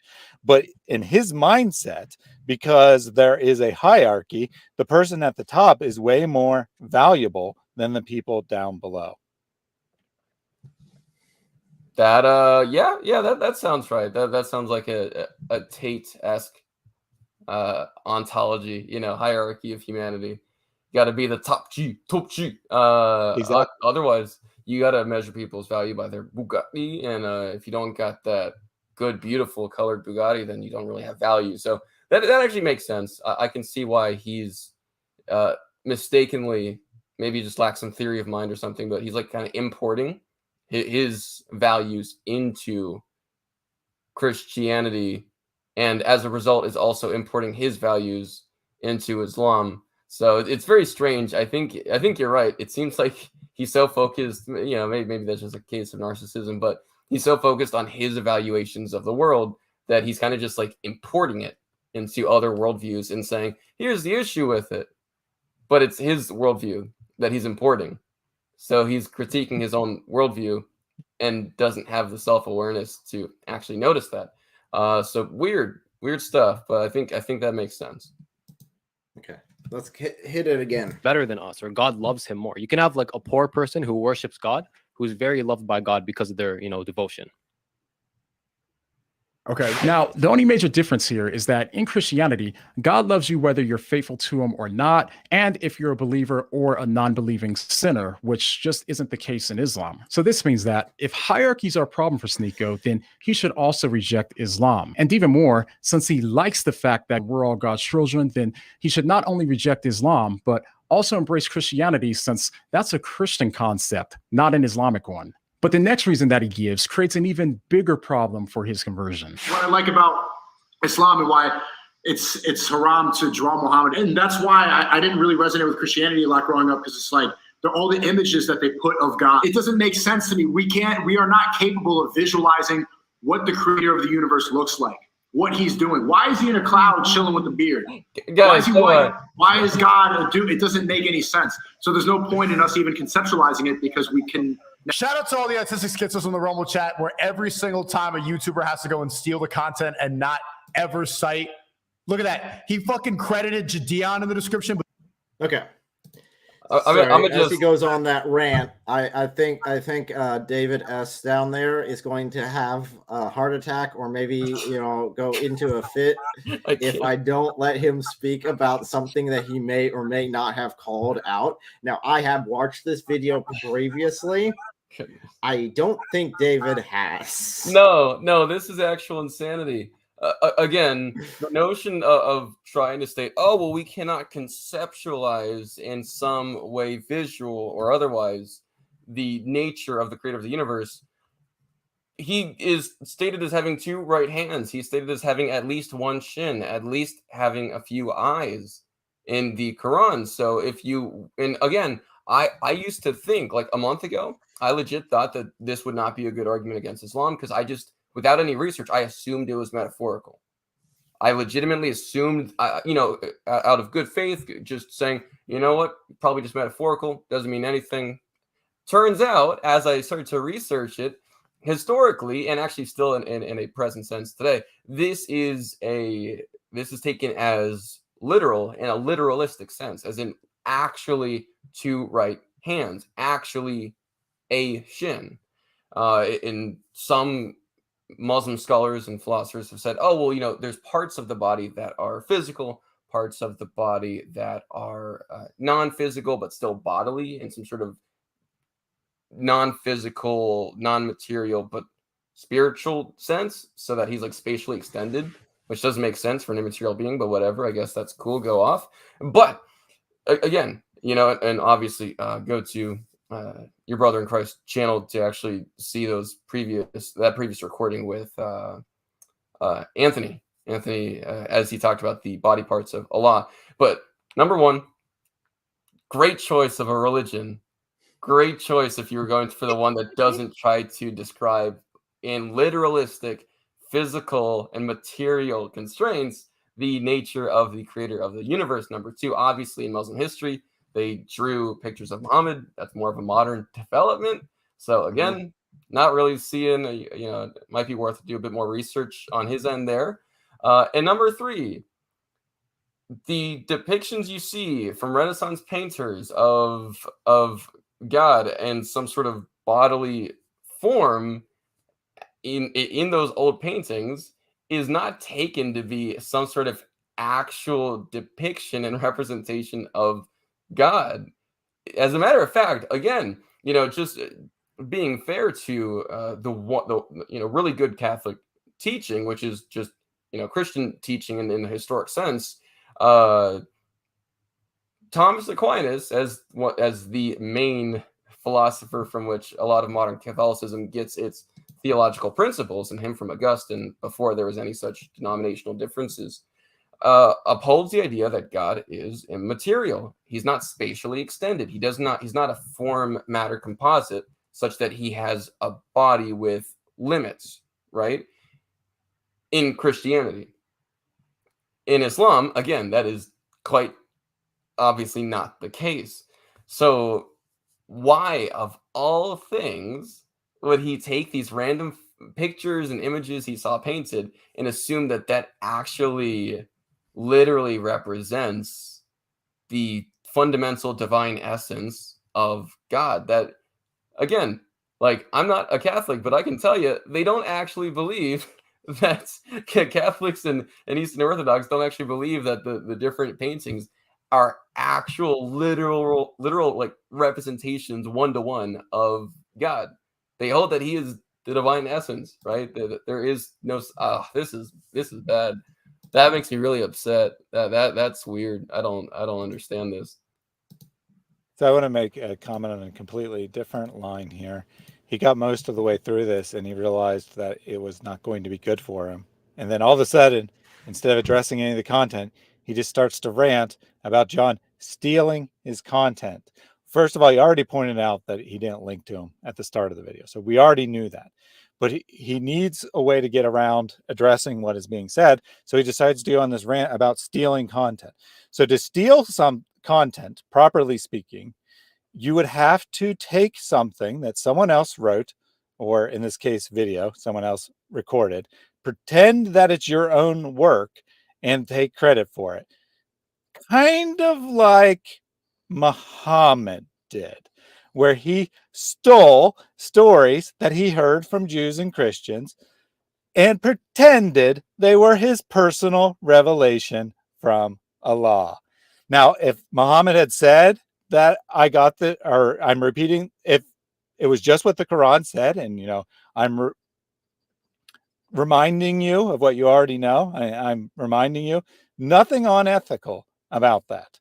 And nothing unethical about taking someone else's material and responding to it. The most clear of all the fair use cases is for commentary. He takes a small portion of Sneako's video and uses it to respond to its points. That is the most obvious case of fair use imaginable, but he doesn't want to address the content. So what does he do? He says he's stealing my stuff. He's trying to get famous off me. I don't actually know for a fact, but I actually believe that What Do You Mean has more followers than Sneako does. They're at least in the same general ballpark. He's not trying to get famous at Sneako's expense.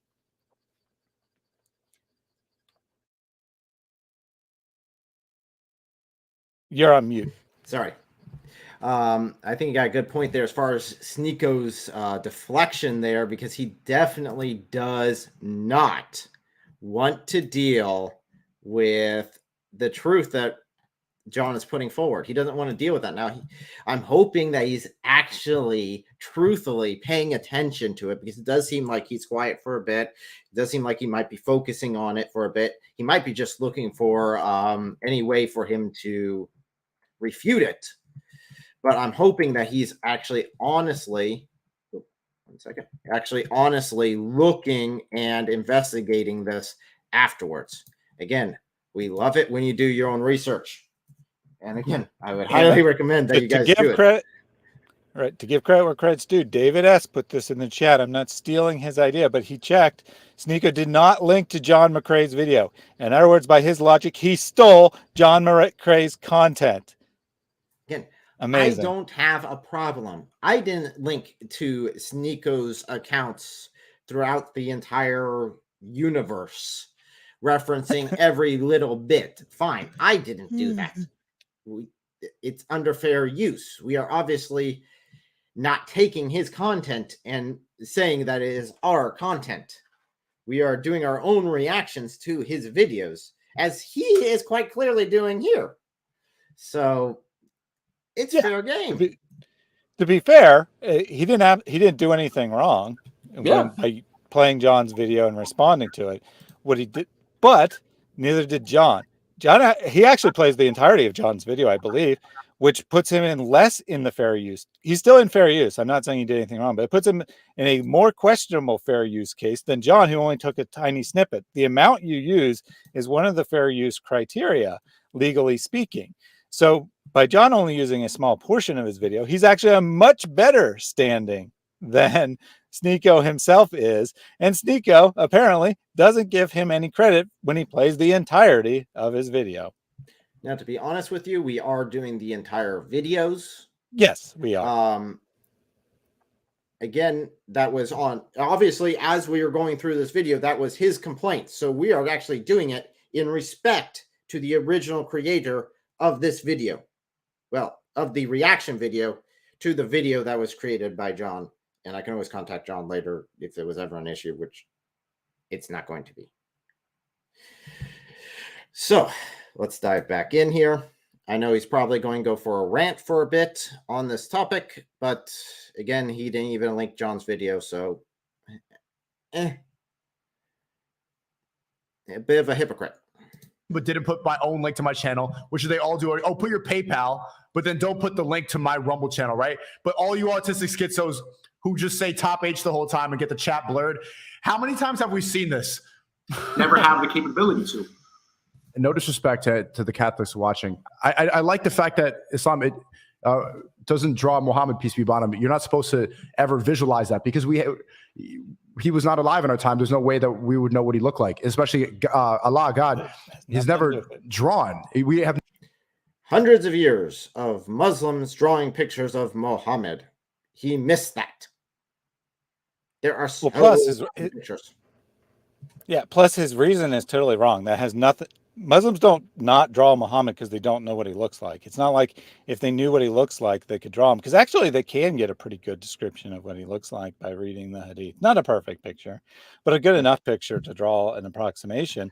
The reason they don't draw Muhammad is the same reason that the Eastern, that there was the debate in Christianity about icons, about depictions of God. Because some people felt that it was idolatry to create an image of God because you might accidentally end up worshiping that image. That is exactly why they do not draw pictures of Muhammad, because they're afraid they might accidentally end up worshiping Muhammad by drawing pictures of him. Gee, I wonder why a Muslim might accidentally end up worshiping Muhammad. Maybe because you practically do. And again, this came 214 years. I know I keep harping on that number, but that's the number. And we find the actual ban. It's nowhere in the Quran. It's nowhere within any documentation from Islam for, again, 214 years until Sahih al-Bukhari. And then he's the one that said, hey, all images are banned. He didn't even point out, oh, Muhammad shouldn't be drawn. And again, for hundreds and hundreds and hundreds of years, it was open season on Muhammad being drawn. And not only that, you know, the Shia and Sunni who agree on everything disagree on this issue to this day. Shia do not actually have a problem with depicting Muhammad. Now, obviously, they would have a problem with people making mocking pictures of Muhammad or disrespectful pictures, but they don't have a blanket restriction against drawing pictures of Muhammad the way that Sunni Islam does. Of course, there's no difference between them whatsoever, and Islam, his reason for converting to the one and only branch of Islam is because they don't draw pictures of Muhammad. So they won't have a problem. So some Muslims of some sort of not branch or division of Islam would not have a problem with my drawings of Muhammad that are quite horrific upon my YouTube channel. Oh, the other group would try to, kill me over it. One group wouldn't. I mean, that's just a small thing, right? That's just a small thing. Someone's life is just a small thing, according to our new friend here. Just a small thing. That's one of his primary reasons for converting to Islam, supposedly. No idea what he looks like, or because there's no way, humans are too stupid. We're not mentally capable of understanding what God would look like. We can't conceptualize. We can't conceptualize. So it's not supposed to. In Christianity, I'll grow up and you have like God on a cloud, and it's like this guy with a white dude on a beard. And he's like laying in a cloud, and he's like putting his hand down. Like, why? So as you just heard, he thinks that it's wrong. Ready for his argument? He's going to say that Catholics are different from whatever branch of Christianity he's a part of. To draw God or Jesus or Muhammad, since we don't know what they actually look like. But if conceptualizing or visualizing God is a problem for Sneako, and not just backwards reasoning to come up with justification for why he's accepting Islam, then once again, Sneako has some serious problems. The first reason why is because, according to some Islamic teachers, Allah described in the Quran that he has a face. Okay, pausing for a second before he goes into this. Was that what Sneako just said he was going to do? Because Sneako was absolutely sure that this was what he was going to do, was a deflection. And John doesn't do a deflection. In fact, what John does is go to the Islamic sources and the Islamic teachers that Sneako is supposed to respect.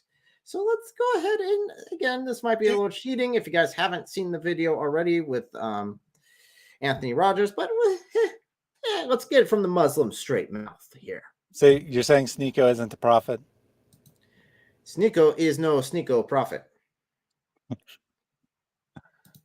Allah described in the Quran that he has two hands. And both of Allah's hands are right hands. We believe that both of the hands of Allah are what? Huh? The hadith says very clearly that both his hands are right. Okay. So before we continue, and we'll keep going with John's references, how many of you, since you two have not seen it, and I'm not going to spoil anything, let me ask you if you're going to assume that Sneako is going to do this. Is he going to try to claim that it is all metaphorical? Or is he going to accept that it is literal, or try to make some other excuses by claiming that he obviously didn't have rights to do this video because he didn't reference him in the comment section or the description? Yeah, that's a tough one, actually. Yeah, I know he's not going to admit that it's literal. My first thought would be that he tried to distract. I know that random pauses of a video can be deceptive, but the way you pause it, he sure looks really concerned. He's really like, oh crap, what is going on here? So again, he hasn't read these sources. It's very clear that he does not know what these sources are, and he's making claims that are immediately disproven by his own sources. So yeah, so the honest thing to do would be to say, I have to do research on this or something. Mm-hmm. That's not a possibility. He's definitely not going to do that. I think he's going to play enough of it to where he gets to some random thing that he can respond to and ignore everything else. That's what I think he's going to do. You know, I was stuck between. So I think I'm stuck between. He's going to wait until there's some random thing that he's going to respond to that's unrelated to this part. You know, so just completely ignore it. But I think that he's going to go for the metaphorical belief first and be like, oh, well, you know, these are just like metaphors to help us understand him. But it's not literally, you know, like he might go for that. I don't know. You mean it's a tie, but I'll go with the metaphorical just for the heck of it. You might claim that these are metaphorical because where he isn't saying that for the pictures in Christianity. Exactly. You mean Exactly. like what's called a double standard? Yeah, yeah. I'm guessing, but I don't know. Thaddeus brought up the thing that I was tied for second place on that. Well, let's find out. The saq here refers to Allah's shin. So he has a leg. The Quran says that Allah has one eye. Read Surah Qalam, Surah number 68, ayat number 42. The shin of Allah is mentioned. In fact, Sheikh Uthman, the one who brought Sneako to his first mosque, he believes that Allah has That's not true. Sartoro Shooter did. parts as well, although Shooter gets pretty fuzzy when he's pressed on exactly what those body parts look like. But here's the thing, even as I played those clips, if Sneako were listening to those Muslim leaders describing Allah, then it would actually be impossible for Sneako not to conceptualize Allah. So in other words, he would be doing the very thing that he gave as a reason for why he rejects Christianity. So now, unfortunately, he took those clips out of context. Yeah, I mean, it's Abba and Preach editing, so his argument makes sense. But also, that doesn't refute the fact that I said that there's no depictions. Description is different than depiction. Sneako's in. So description is I think I won that. than depiction. Oh, you did. You definitely did. And actually, I think he's not actually controlling the video. I think that he has an assistant that is, and they tried to pause it. He's like, no, keep it playing, because he didn't know what to say. So he let it play long enough to where he thought of something, and then he's like, those Muslim preachers aren't actually saying that Allah has a shin. He just edited it to make it look like they're saying he has a shin. So I think I was more accurate there. Which is so, you're right. Saying the body parts. It's so funny because it even shows, like passages of Hadith and Quran to explain.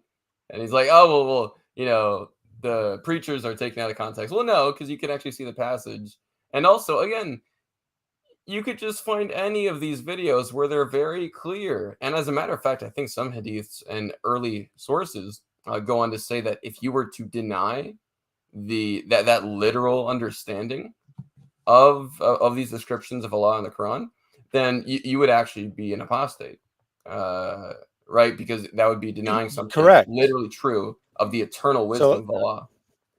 Let me fill you in on a little bit of the historical context. In this religion that has no divisions whatsoever, this was one of the major points of debate in early Islam, such that they were trying to kill one another, because some people were saying that Allah is a physical being with physical body parts, and other Muslims were saying, no, you can't depict Allah. You can't think of him in those terms.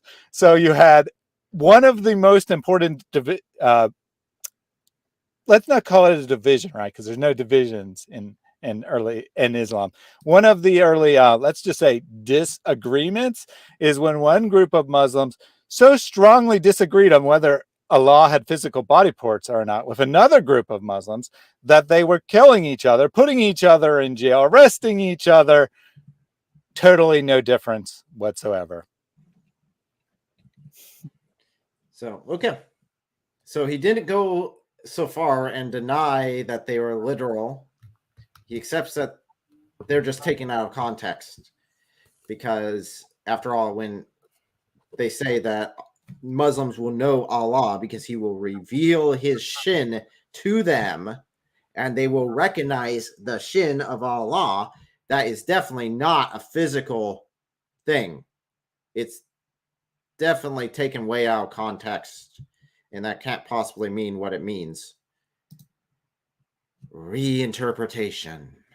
In a bit of a dilemma. He can either accept or reject these teachers' interpretation of those passages in the Quran and the Hadiths. If he rejects their interpretation, then he would have to interpret those passages as non-literal representations of God, which is the very thing that everyone knows is true about the paintings that he's referencing. No one thinks that those are actually real depictions of what God is supposed to look like. But regardless, if Sneako doesn't like pictures of God, then he can still reject those, since those aren't a feature of Christianity. It's not as if these pictures are found in the Bible or they're part of any Christian teaching. But they put it in churches. You see depictions of God, like on the giant glass ceilings and everything. You see depictions. Obviously, the Bible doesn't say that God is an old white man. But on the other hand, if he does accept those, and even culturally, it's forbidden to draw Muhammad, peace be upon him, or even it's completely against even drawing Jesus. Well, counting on who you Can I- are. No. Because it's not forbidden to draw Jesus. There's Yeah, nothing actually, wrong with drawing Jesus. I It's literally just put that in the Muhammad. chat. Who would have guessed? Maybe I'm more of a prophet than Muhammad, but You seem to yeah. be getting quite a bit of credentials today, because it seems like you're predicting multiple things. It's almost like these arguments aren't the first time you've heard them. Yeah. Who would have Although guessed? the whole book of the of Nicaea there was very interesting. Yeah, that one caught me off guard. But just to be clear, in Islamic history, it's known that and I have it right here in the chat, right?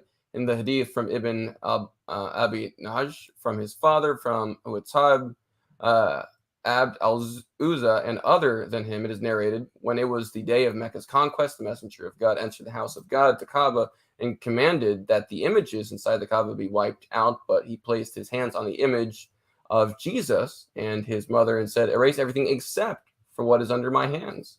Al-Azraqi narrated it. So just to be clear, Muhammad actually seemed to be okay with depictions of Jesus and Mary. Every other image, dude couldn't stand the concept of it. And I know that he said, it's not even culturally right to depict even Jesus. That's cool, except that it seemed to be culturally okay for Muhammad to allow depictions of Jesus and Mary. So, you know, it seems like he's kind of going against what his prophet was totally okay with. But, you know, who says you have to submit to a man, right? Who says? Right. I mean, yeah, I guess you don't have to submit to Muhammad. You can come up with your own interpretation. But notice what this story actually says. Why is Muhammad protecting the pictures of Jesus and Mary and telling his followers to destroy all the other images in there? Because all those other images are images of false gods. According to this story, if we follow the logic, the reason that Jesus is allowed is because he is the true God. Now, I'm not saying that this story is historically accurate. It's always tough to tell, but I definitely know that the original Islam definitely had an elevated position of Jesus. It was only much later on when they came up with this idea that he's just a prophet, no different than Muhammad. Well, and actually, by the way, Muhammad's actually better because we can't come up with any reason, but we know he must be because he came chronologically later, I guess. That's about all we can come up with. And all those miracles that we used to believe that Jesus did, we're going to attribute those to Muhammad. Problem is, in Christianity, Jesus is God. So then when you take all the attributes that Christians ascribe to Jesus and give them to Muhammad, well, hold on a second, you seem to be making Muhammad God. Now, these aren't necessarily Sahih sources. They're not necessarily canonical by Muslims, but they're Muslim sources.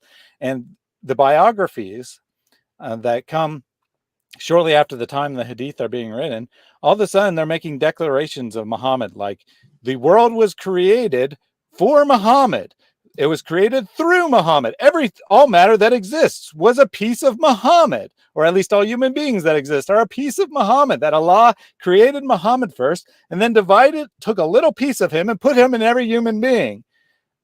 They make him explicitly like Jesus, like God, in their later sources. And so I'm saying that it's at least historically plausible that this story could be a remnant of this earlier period when Jesus is seen as God, or at least semi-divine. And because it was vague enough, it made it through the calling process where they got rid of most of the declarations of Jesus's divinity.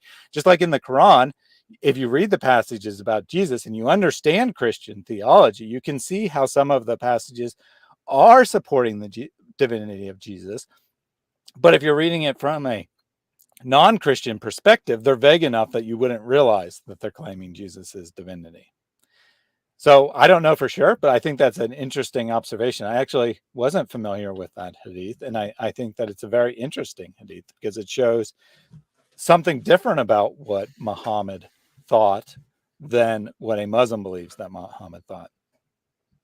Yeah, that is narrated in Al-Sunnah 1-261. That whole part where it says, let's see, Muhammad ibn Isma narrated to us, Jandul narrated to us, blah, blah, and it kept on saying the narrated to us. O Isa, believe in Muhammad and command whosoever reaches his time among your community that they believe in him. Were it not for Muhammad, I would not have created Adam, and were it not for Muhammad, I would not have created paradise or hellfire. Indeed, I created the throne on top of the water, and it shook, so I inscribed upon it that whole Muhammadan Rasulullah, where it upon stood still. Al-Kalal said, I read it to Abu Abd Allah Muhammad ibn Bashir ibn Sharik, and he concurred with it being authentic. So just to be clear, it actually is understood that Allah is speaking to Jesus, well, their version of Jesus, Isa, saying, if it weren't for Muhammad, I wouldn't have created Adam. If it weren't for Muhammad, I wouldn't have created paradise or hellfire. Allah had to make sure he mentioned that part too. Kind of interesting, but yeah, very interesting. That's something to look into. So let's go ahead and turn it back over to Sheikh Sneako over here, and we'll go ahead and continue. Muslims' interpretations of Allah, then he should reject Islam since he's against conceptualizing or visualizing God. And not only that, but he should also accept Christianity because even as Mufti Abdullah says, the Quranic depiction of Allah is far worse than God being pictured as a white man. Yeah, honestly, that is not that. They've got some picture of some kind of a gremlin.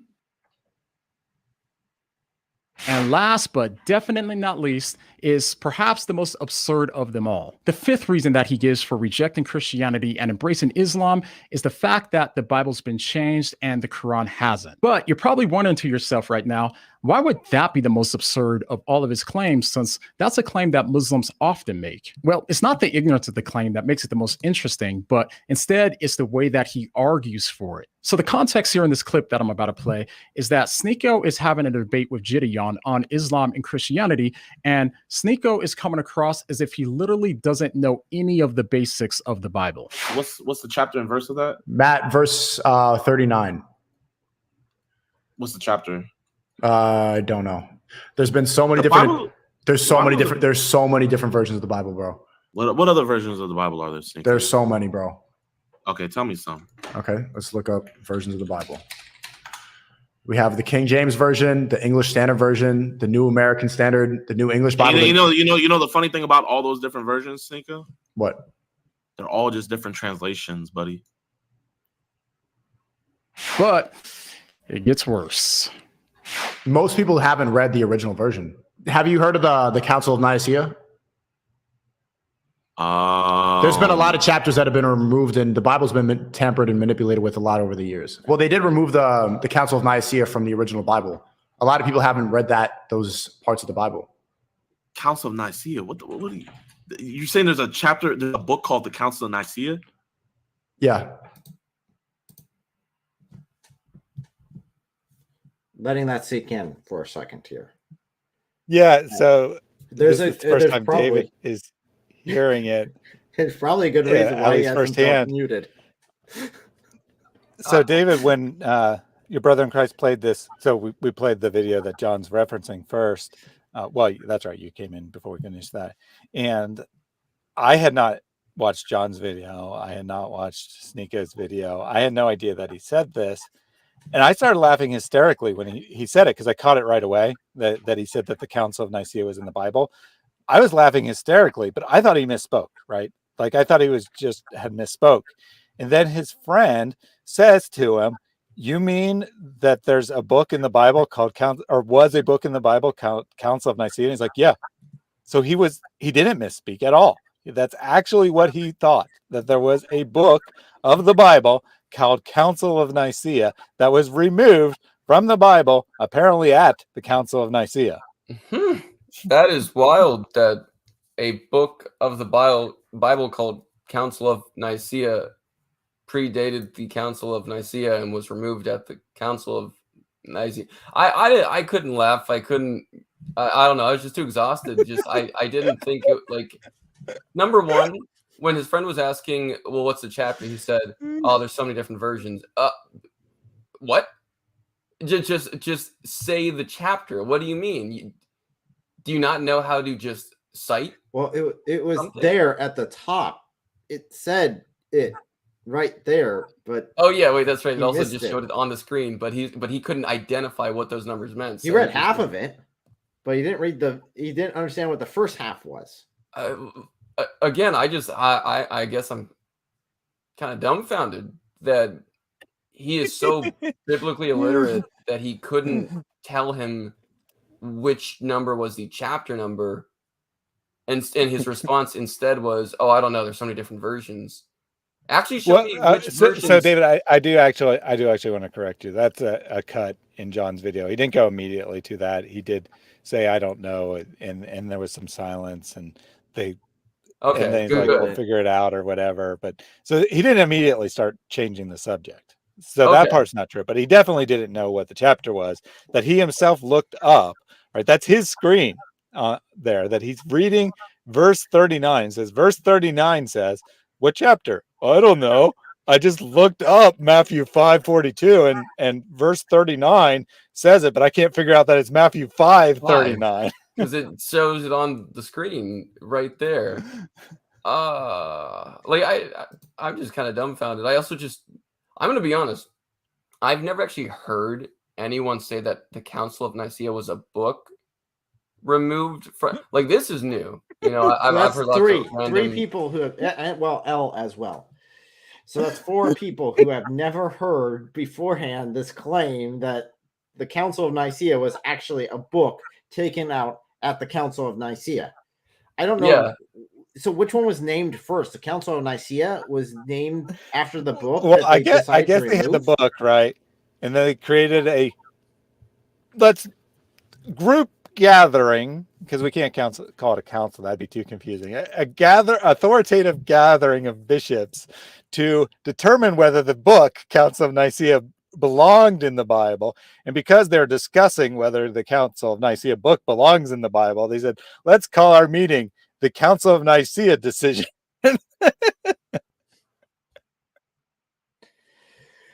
Oh boy. Okay. I just don't get it. I'm just lost. I don't even know. I'll leave in like 5 or 10 minutes. I think this kind of just hurt my brain enough that it's time to sleep. So I'll leave in like 5 or 10. Okay, let's go ahead and hit a little bit more then while you're still with us. There's not no book called the Council of Nicaea. No, it's not a book, but it was a council that removed parts of the Bible. Not a whole book, but it's there you go. So, as you just heard, Sneako rejects the credibility. Bro, what type of Abba and Preach Christian channel is this, man? Do you see the selective editing here? I went and explained exactly what the Council of Nicaea was in that debate, and he completely clips it out because there's silence. And then to his viewers, he's like, whoa, he was quiet. No, you made an incredibly stupid claim and then proceeded to ignore an obvious refutal of your claim in order to justify your claim after that. So you changed your claim. Yes, you changed it halfway, but then you ignored the highlighted section that answered your question perfectly and proceeded to just find someone who would agree with you online, which you will always find someone. Well, he couldn't find someone live. Like, there was evidence of him searching around trying to find something to support himself. So he eventually said, I don't know. I have to do more research on what exactly happened at Nicaea or something along those lines. We played through the entire video. John's clip was completely fair. Yeah. He was clear on it. He didn't take anything out of context. He lined it up the same way it is in there. Yes, he clipped sections of you Googling because you don't do research before deciding to jump on and video yourself live, which leads you to very embarrassing situations. Quiet for 3 seconds. Debunked? Silence doesn't mean debunked. That means that we're figuring things out and having a combo. What the fuck? Ability of the Bible in favor of Islam. What the fuck is this editing? Because they removed the book of the Council of Nicaea from the Bible. Now, for anyone who knows literally anything about church history, they know that the Council of Nicaea is not a book, but instead it's a council. Now, ordinarily, it wouldn't be a big deal that he's ignorant on Christianity and Islam since he's a new convert, but that's not the point. The point is, this is a problem since the reasons that he converted are based on the ignorance of Islam and Christianity. So after taking a second to Google the Council of Nicaea, Sneako says this. There's no book of what? There was a council called the Council of Nicaea that manipulated the original Bible. All right, pause right there for a second, because what's so insane about this? Oh no, John can read. He can read. Is that even on his screen, on the front page of his Google search, it says there is no historical basis for the idea that Nicaea established the canon and created the Bible. Created. It's literally right there. I didn't say that the Council of Nicaea created. I never said that. I said they changed it. That's true, right? He didn't. So he doesn't know what the word canon means, and he's being truthful. He never claimed that the Council of Nicaea created the Bible. Problem is, he did claim that they changed the Bible. If he knew what the word canon meant, he would know that that first part of that is how the Bible would be changed by changing the canon. The canon is the authoritative list of what is in the Bible. So to change the Bible, they would have to change the canon of the Bible. Yeah, and also, again, he's getting angry. I think he's getting angry because he's embarrassed because his claim just 10 seconds prior was, well, this was a book in the Bible. And then he goes on Google and says, oh, well, actually, it's a council. But it's a council that, like changed the Bible, right? And he's not really finding anything to make that clear. But again, why is he getting angry at John when he's the one who claimed that it was a book in the scripture? And then 10 seconds later says, oh, well, actually, it was a council. Like, just admit, oh, I don't know that much at all about Christian history, and I need to do some research. It would be way more respectable. It'd be way more honorable. People would say, you know what, this person is definitely approaching this from a more healthy, intellectually honest, open-minded perspective. But instead, you get angry at him for pointing out that you changed your mind and your fundamental claims in 10 seconds. So just have a bit more intellectual honesty, that's all. Wyatt's got a good point. You know what? Never mind. That actually is a good point. You got to respect him for that. I think Wyatt, you won. Yeah, you won on this one. You got that one. Look at that. The perfect moral example. He's following right after his footsteps. So yeah, I mean, it's the same thing that happened in the previous video. As it got further and further, and as it's more and more apparent to everyone who's watching this that Sneako here has no clue about what is going on at all, that he does not understand what he's talking about. And again, it would be all he would have to do is say, hey guys, I was wrong. I didn't know what I was talking about on this, or I was mistaken, or I was misinformed. Even to save him a little bit of embarrassment, say, hey, you know what? I was misinformed. I was told it was this, it was on a book, and it seems to be wrong now that I'm looking at this, and I'm willing to change my perspective on this based upon it. That would be completely respectable. That would be great. That'd be fantastic. But no, he just does the Muslim shuffle, changes the goalposts, and decides, oh no, I didn't actually mean a book, even though I said it was a book.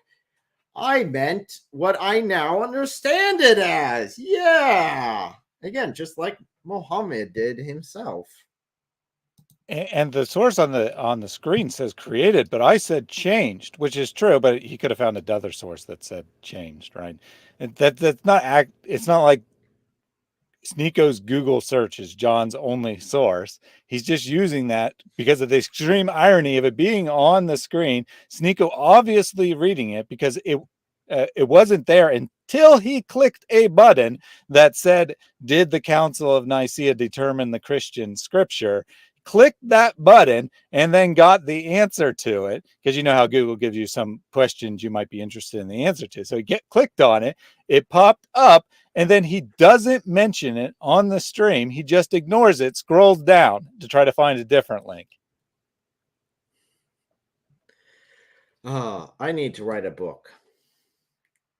The Book of the Council of Nicaea. That sounds like a great book right now. Oh my gosh. Okay. Let's continue. Maybe he'll pull it back and be able to give us some good arguments. Maybe he'll refute. Now, do remember that he does talk a bit about David's video, as I mentioned before. That's on polemics. So that's Act 17 polemics. For anyone that is curious, go check it out on that channel there.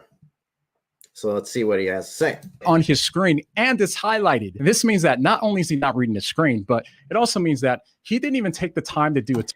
Sorry, John, I do need to correct you. He definitely did read it. He just chose to ignore it. 2-second Google search on the Council of Nicaea before deciding that this was his reason for rejecting Christianity and embracing Islam. So now when it comes to his... Bro, this dude is fucking disingenuous as fuck. When did I ever say that the Council of Nicaea created the Bible? Point about the Bible being changed at the Council of Nicaea, honestly, I feel bad for him. He's like... Yeah, he's just going to focus on this word created, and he's going to do it in a very dramatic, angry way, and hope that no one notices that that John's argument has nothing to do with the word created. Absolutely nothing to do with the word created. You mean like... Yeah. Also, John Luke just said change. He's going Muhammad hijab style. Well, yeah, you gotta be loud and distract. That's the way to make sure people know, that the argument doesn't matter because I'm angry and I'm loud. You see, so that's the method you got to do. Because when you run out of logical argumentation, well, maybe I shouldn't run out, but don't start with it. When you don't pursue things with like a logical, reasonable, healthy, intelligent approach, and instead find that the best thing to do is to swear and curse and demean and diminish and scream and shout with ad hominem attacks and illogical hyper focuses on specific words. When you do that, then Muslims will be really impressed with your argumentation, because then you'll know, wow, I really I impressed them with how much I swore. Good job, good representation of Islam. He must have the he must have the truth because he's very confident. He's very loud and bold about it. Thing is, he actually is really angry. Like, often this is an actor or, just done for dramatic effect. He is actually really angry about this because he's being utterly embarrassed and he realizes it. And the reason I say he's definitely really angry is because we saw the same pattern in the first video when his friend called him out on trying to use his conversion to Islam to increase his own fame. He suddenly got really angry and really defensive about it. So I know that's what's happening here, that he's seeing how embarrassing that stream was, and he wants to get rid of it. So he's very angry about it. This is not what it is. Damn it.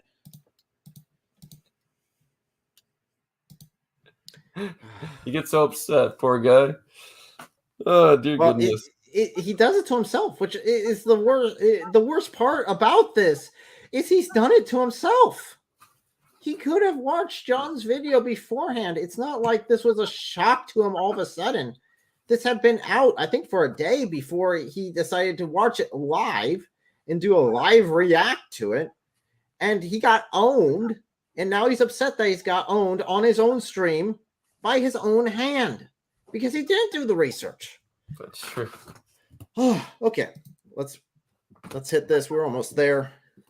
Just repeating Muslim slogans about this, not realizing that this actually comes from a Dan Brown novel and not actual history. If anyone decides to go look up the actual history, then like Sneako, it would only take you really 2 seconds to learn that the Council of Nicaea literally had nothing to do with determining what books went into the Bible and what books didn't. In fact, the council wasn't even...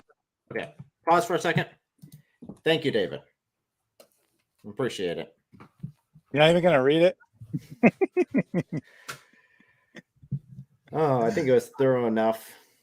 That's perfect. Look at these nerds complaining about Sneako because they're jealous of his powerful. I mean, let's be honest here. This Sneako guy is sneaking up on us with incredible ability and strength, confidence. I think David's actually right here because it's Tate-like knowledge of religion. That part there is like that's very accurate. Pristine. That's absolutely accurate. Pristine. Hey, and then to any Sneako fan watching who wants to do some of that deceptive editing that he complains about, get ready. This is where you need to clip it. Sneako advanced an argument that none of the three of us, who are all very well versed on biblical knowledge, have ever heard anyone advance before. Absolutely. It led to a lot of entertainment value, I must admit. About the books of the Bible. Instead, it was about the Arian heresy. So honestly, I think that Sneako was misled here by some Muslim apologists who either knew or should have known better. But again, let's be charitable because I'm a charitable guy and I'm feeling really charitable today. So let's say that Sneako is right that they actually did remove books from the Bible at the Council of Nicaea. Well, the problem with that claim is that we literally have tens of thousands of quotes from church fathers citing the scriptures long before, and we have dozens of manuscripts from before the Council of Nicaea. So which version of the Bible is he talking about? I can't. The origin. Come on. Dude, like, you know what? Get Forensic Faith by Cold Case Christianity by J. Warner Wallace. Look at all the collections of the people who were against Christianity, who wrote about it in the 1st and 2nd century, who spoke about Christian beliefs while they, made fun of Christians. Look at the early writers towards the end of the 1st century and throughout the 2nd century, who were outside of the Christian like canonical writers, all those other church fathers, end of the 1st century, beginning of the 2nd century, who were writing about the teachings passed down to them from Peter, because Peter actually has a link of students of his own who wrote about his own work from Peter, and separately from Peter, we also have John and all of John's students, and we have a link historically of all of his students. And then from Paul, we actually have a link of all of his students throughout the years. Again, I recommend all the work from J. Warner Wallace because it's a good compilation of Forensic Faith and Cold Case Christianity, because it shows that link, that historical link, and even shows if you did not have, if let's just say you didn't have access to any of the biblical writings of the New Testament, and you only had access to the writings of the students of Peter and John and Paul, then you would get all of the exact same theological teaching that would be found and present in the New Testament writings without even using the New Testament documents. Just do some basic research. That's all. Look into the writings of Eusebius, Polycarp, Ignatius, Irenaeus, anyone. Just something that's a bit more historically relevant, substantive, factual, and intellectually honest. Now I'm going to have to head out for the night. Love y'all. Thank you God for bless joining you. us. And I'm praying for you, Sneako. Because goodness, that's bad. That's bad. I'm praying for you. Have a good night. Good night. God bless. I think David So has I a do want to great- answer that question. You know, which version? Well, obviously he believes in the New Revised Standard Version, which I believe was one of the ones that Sneako read, and then his friend corrected him to say they were just translations. So John is talking about the New Revised Standard Version, obviously, or maybe he's talking about the King James Version. I don't know. Maybe he's a King James onlyist, but he's not in reality, just to be clear. But this is how I know he's disingenuous for real. You know, he complained about how John was supposedly disingenuous, but this is how I know he's disingenuous for real, because in that video, which was only, I think, a few days prior, right? It wasn't like months It ago. wasn't a long time ago. He didn't forget about it. His reaction when his friend tells him that those are just different translations is kind of like stunned silence, and then he moves on. Like he actually didn't realize that those versions weren't different. And now he's advancing the same nonsense argument a few days later, knowing that it doesn't work, and he's doing it anyway to get around what John is saying because it's the only thing he can come up with. Okay, let's wrap this up, and then we'll open it up to anyone who wants to join us to give their opinions about this great recitation by this new upcoming sheikh. There's one Quran. It's lasted 1,400 years. He said that he doesn't even agree with Catholics. They haven't, bro. All Christians have their own version of the Bible. No, they don't. We already talked about this. They're all Hey, different. your brother in Christ. Can I look at your version? He said every Christian has their own version. Can I look at your version of the Bible sometime and compare it? I want to see how you've changed your personal Bible. See if it's the same way I've changed my personal Bible. Yeah, we got to make sure. I mean, I've got my personal King James version. I got my personal NIV version. I've got probably about 6 or 7 different ones. So we would definitely need to sit down and, confirm that I've made my alterations to mine to match yours so that we have the same. Absolutely. Not one consistent Bible. Sorry, I was just going to make an interject. I have my ESV-T. The T stands for Thaddeus. It's the ESV version, but I've made my own adjustments to it. So I added a T on the end of it. I'll need to make sure I buy a copy of that whenever it hits the shelves. Of course, there's English translations of the Quran, but even then, people who read the English version or read translations know that it's not as accurate as the Arabic Quran is, the original one. There's one, and everything in Islam is cited exactly to that. I don't even, Chet, for the Christians who are saying that he's cooking, do you even know which version of the Bible he's talking about? Because all of them are different. The Christians cannot decide. He's referring to in this video, he is referring to according to him, the version of the Bible that existed before he alleged this thing has been altered, and we see it as the same as we currently have today. So, oops. Small issue there, but he won't focus on that, I bet you. Which one is actual Christian canon?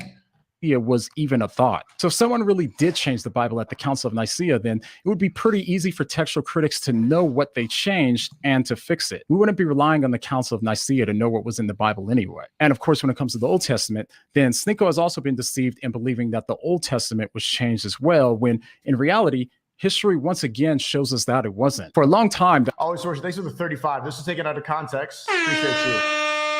She was saying why she left her ex and why a man like Sneako drive you crazy because they don't simp and check her. She never talked. Okay, I don't know what the fuck you guys are talking about. the earliest manuscripts of the Old Testament that we had were from the 10th century AD. But once we found the Dead Sea Scrolls in 1947, we found Old Testament manuscripts that were more than 1,000 years older than the ones that we previously had. So of course, this gave us the opportunity to see if the Old Testament manuscripts that we had been changed or not. But once we compared them with one another, they proved to be virtually exact. So not only do we know that the New Testament wasn't changed, but we also know that the Old Testament wasn't changed either. And by the way, Sneako, if you're watching this, I'd love to have a conversation with you in private or in public about this. So reach out to me if you're interested. Yeah, bro, but look at the fucking snake.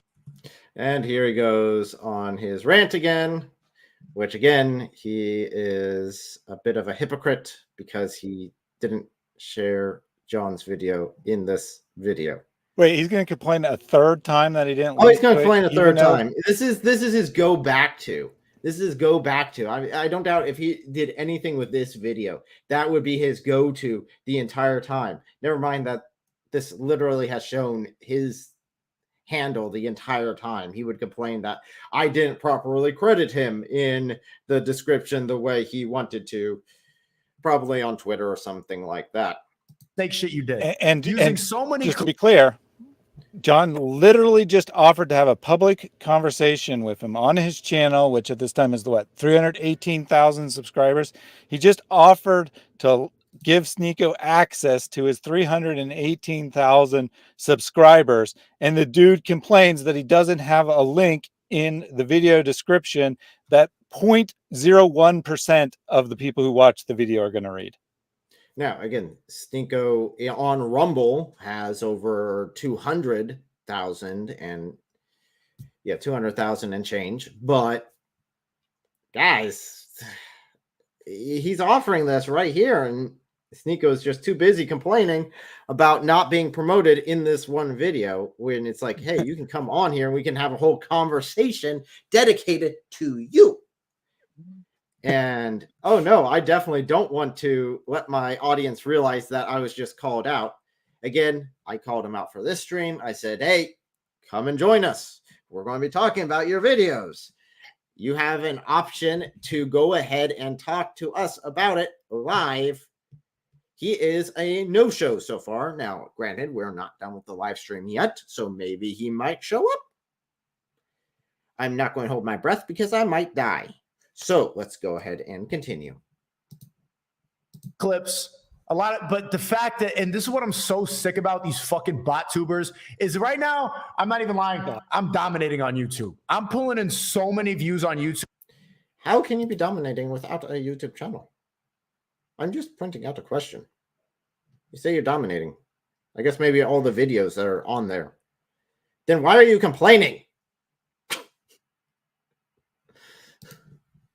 Yeah, so his accusation, right? His accusation is that John is trying to get famous by putting him on his channel, getting, disproportionate views by going after him. I just pulled up John's channel. His last, let's just say, 8 videos, 291,000, 145,000, 238,000, 82,000, 115,000, 148,000, 132,000, and then the Sneako view with 80,000. Now, granted, it's not as old as those other videos. It'll probably eventually get to the same general level of a little bit over 100,000, but it's not doing any better than any of his other content. John is the one bringing the audience in. Sneako is not bringing the audience in at all on this video. Yeah, Tate 2.0. Okay. YouTube, and if I was still on there, the amount of money that I'm missing out of because I was banned 7 months ago is insane. And all these people that make videos about me do not credit my channel. But the fact that he went out there to credit Jadeon because he's on his side of the argument, and he didn't even use a clip from his stream. He just cited him because he agrees with him. That's some bro. That shit is so disingenuous. And you really had the you're going to put your PayPal and your Patreon. Where's my Rumble link? Did you even crop out my watermark from the stream? That shit is so I'm not even going to copyright claim it, but Yeah, do that, buddy. Good. Do a That's copyright called claim. illegal. That is a false copyright claim, which is illegal. Just You could be banned from YouTube for filing a false copyright claim. Of course, he already was banned from YouTube for his unauthorized, inappropriate content. I don't know the gist of it, right? But YouTube didn't ban him for no reason. They didn't say, "Oh, we want to kick this guy off who is supposedly making us tons of money because we don't want the money coming from the ads on his video anymore." They kicked him off for a reason. He's been banned. The reason he's on Rumble is because he's banned by virtually every social media platform for the same type of reason that Andrew Tate is banned by virtually every social media platform. And that's because they get famous by making these incredibly toxic, disgusting videos that are highly disrespectful, that demean women, treat women like garbage. And then they have the nerve to complain that someone reacted to their video. Well, again, look at what he's doing. He's distracting.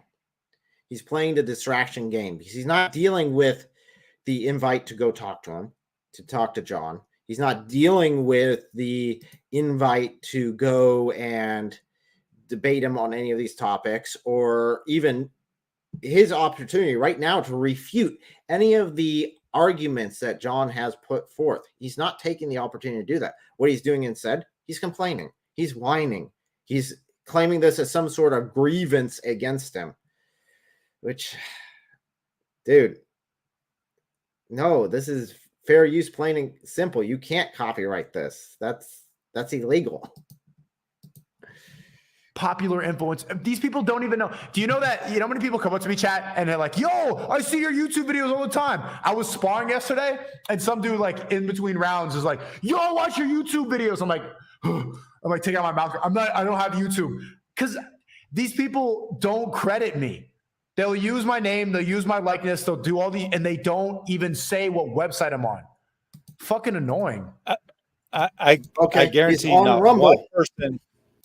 Right. I guarantee not one person who watched John's video was confused and thought this was Sneako's video, which is what he's saying. Yeah. Right? Well, he's claiming. Now, there probably are people. There probably are people who are literally just taking clips from his Rumble content and posting them on YouTube.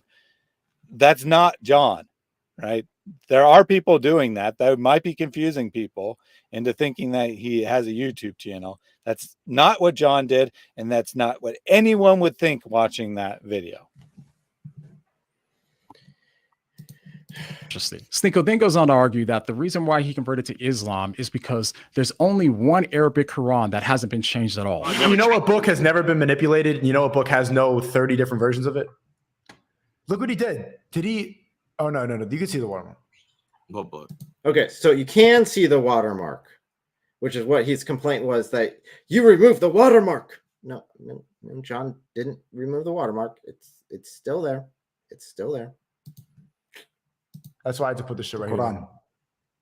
Stay consistent for 1,400 years. I'm just giving you a reason why I believe in the Quran more, because I can be certain that this hasn't been tampered with the way the Bible has. But the original text of the Quran has never been tampered with, has never been manipulated.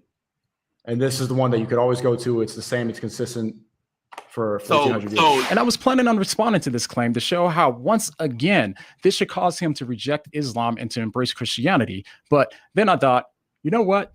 I know someone who could answer this claim far better than I could. You're not even going to answer. That's the biggest reason. That's my biggest reason. Then he definitely should react to David's video. Definitely. You're not even going to. Good. And so I called my friend David Wood and I asked him if he would cover this point. And let me tell you, just when you thought it couldn't get any worse for Sneako, then comes David's video. Go ahead and click here to see what I mean. And the next time that you give reasons for you're going to put a cliffhanger on the big point? For converting. It's yeah, he's doing YouTube, buddy. This is pretty basic streaming and YouTube stuff. I understand that you, for some reason, didn't get this concept, but it's pretty plain.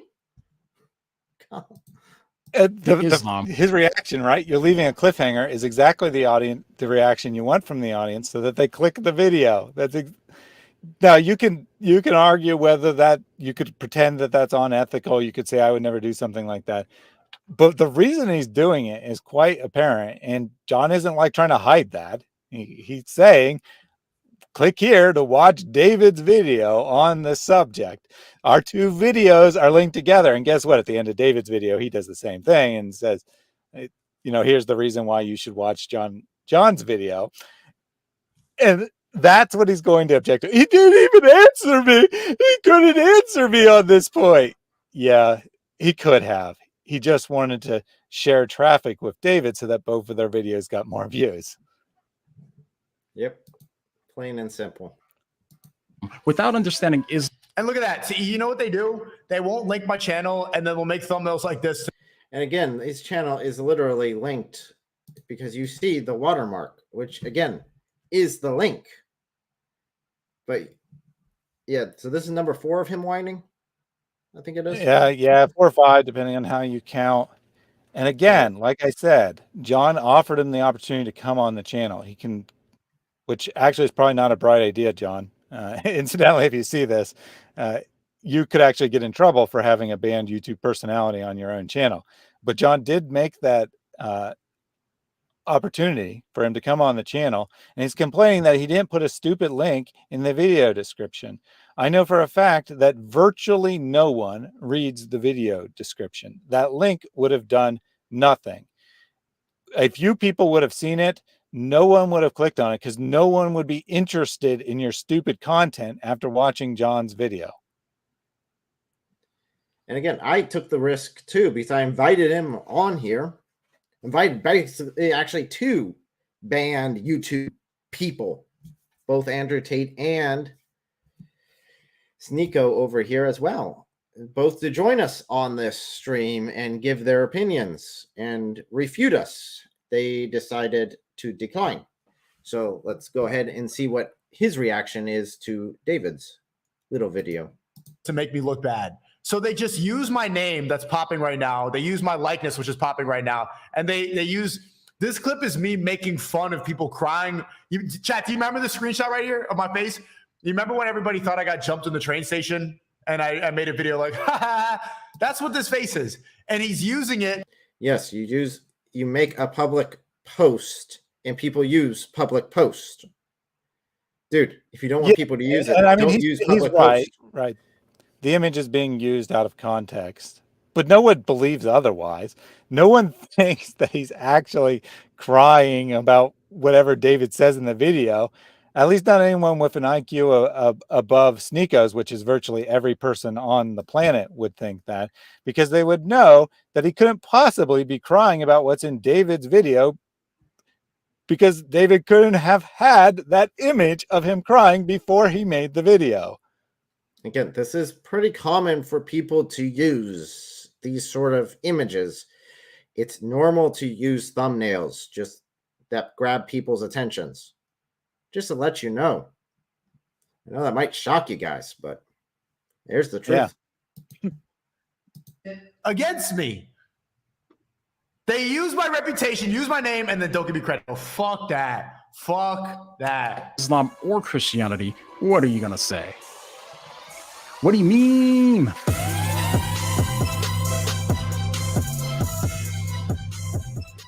All right, click David's video, you dope. What do the comments say?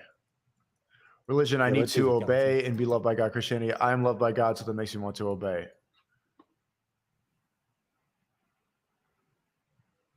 Sneako was as Christian as Andrew Tate was, so no surprise that he embraced Islam too. No, I grew up Catholic. I almost got confirmed.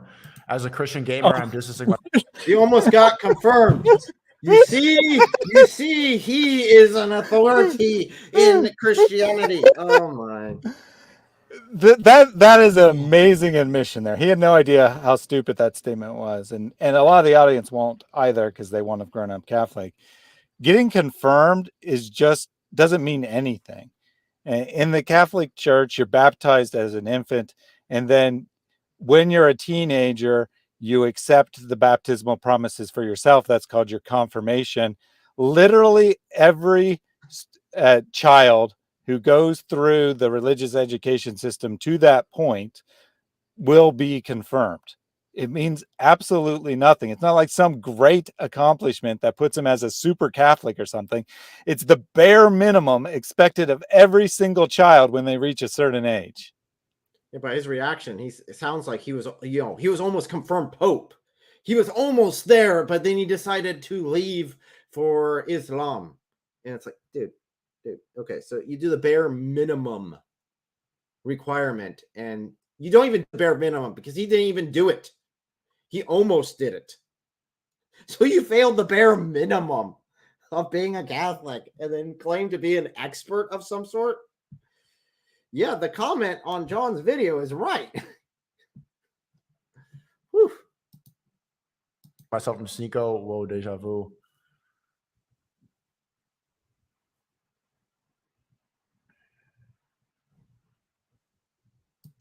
Again, don't want to be I wasn't claimed to take expecting to anything see out that. of context. But that's the problem of not having bot-tube snake behavior. It's not that bad, but it's selective editing, and it's a very Abba and preach tactic, and it shows that like most of the people on YouTube don't see the selective editing tactics that these people use. Like, yeah, when you go clip things in a way that makes you seem like you're a genius, you're always going to look smart to the comment. We literally went through your entire video there, and you did not come off as intelligent. Yeah. In this. So, I mean, he is right. He is right. You could easily deceptively edit. And so, which is the problem here, right? Because he's making a claim that is credible. It's false, but it sounds credible because someone could easily take a video of David or myself or anyone else and deceptively edit it and make it look like we were fools, that we didn't know anything. That's exactly what Fareed Responds did. That was the whole purpose of his channel, was to deceptively edit mostly apostate prophets videos and then respond to them. But after he had deceptively edited it, knowing that 99% of his audience would never look at the original video. So that absolutely can be done, which is why we played the whole thing. And frankly, John made him look better than the whole video did. Yeah. Well, it's his claim over and over again in this new video, the response video, is, well, you took me out of context. You know, you just clip those out. Guys, you have, for you that have been here the entire live stream, did John take anything out of context? Or did he just streamline it in a way that would be more coherent to someone with intelligence? The answer is he just streamlined it. He didn't take him out of context. He didn't make him say something he didn't say, but let him dig the hole himself. Oh, he just does a quick reply to David. So let's go ahead and see his reply to David, which I think was his. Personally, guys, I did watch it beforehand, and it is my favorite reply. Comment section.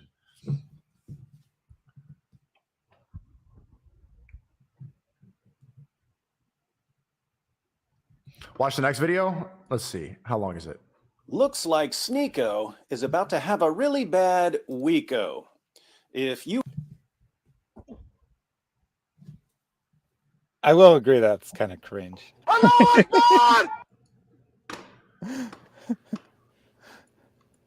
Looks like Sneako is about to have a really bad weeko.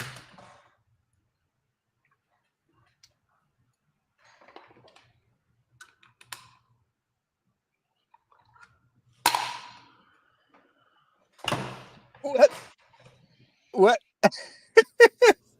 That's it. He doesn't watch any of the rest of it. He only plays the 2 seconds.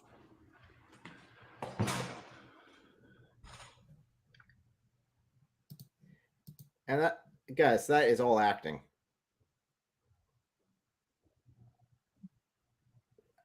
What? Why is he trying to make us vomit or something? If you have no idea who Sneako is, welcome to the club. Why am I talking about? Chad, do you think that he cited my Rumble channel, or did he talk about how I was banned on YouTube and then puts my Rumble channel? We're at number 6. Oh, no, absolutely not. But there's his Patreon. Actually, there's my Patreon. There's someone else's video. There's Elle's video and John's video, which he just watched, and then everyone else's links down there too. So that was it. That's all he's got.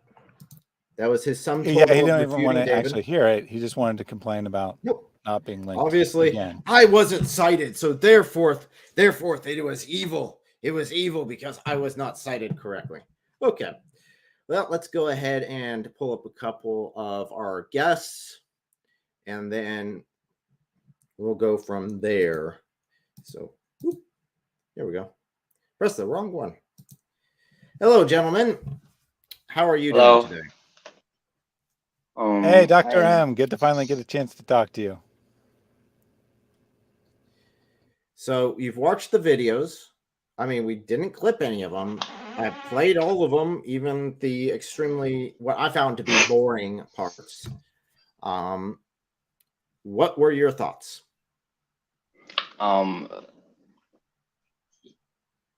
He's not that great. I'm assuming you mean Sneako. Yeah, Sneako. He's Thank you. Because there are a lot of people. There are a lot of people in that. So sorry, what's your background? What do you mean?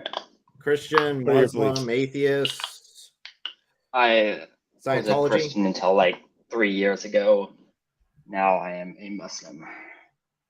Okay. So what do you think of the arguments he put forth? Were they credible? Whose arguments? Sneako's. Not really. A couple of them were okay. Well, let me ask you Thaddeus's favorite question. What would be your best argument? The prophecies about Muhammad sallallahu alaihi wasallam in the Bible. There aren't any. Yes, there are. Not a single one. Actually, if you look at them, you can't even, as far as the Old Testament, that word didn't even exist. You couldn't even say the word in Hebrew. And on top of that, the Yes, only you could. one They're both that Semitic languages. Again, no, just it takes a quick search to figure out that has no ground at all. And the claim that's commonly made in the New Testament is about the about Jesus coming, and there he is. Unless you're talking about the Holy Spirit being given. Yeah, so it's your brother in Christ's call, but I would be willing to go through one. Like you can pick your favorite and we can look at it. I think the strongest one is probably in the Book of Solomon, chapter 5, verse number 12. And English translations will go to hilarious lengths to try to hide this, but in the original Hebrew it says Hiko Mama Takim, the Kul Muhammadim, Zaidudis, Zairai, Bina Jerusalem. It says his name in the second line. So we can go this a number of ways. One, we could definitely provide very good reasons why you should not believe this is anyone's name. Or we can pretend that it's Muhammad's name and see what the passage means about Muhammad in context. The only reason any Muslim goes to this, frankly, I think, I'm going to just be honest, I think this is the second worst of all the passages people go to. The only one that's worse is the one in Isaiah where it talks about the quote-unquote unlettered individual who in context is being condemned by God, but because Muslims see the word unlettered, they think that's the second best one, actually. It's quite literally says that he would be illiterate.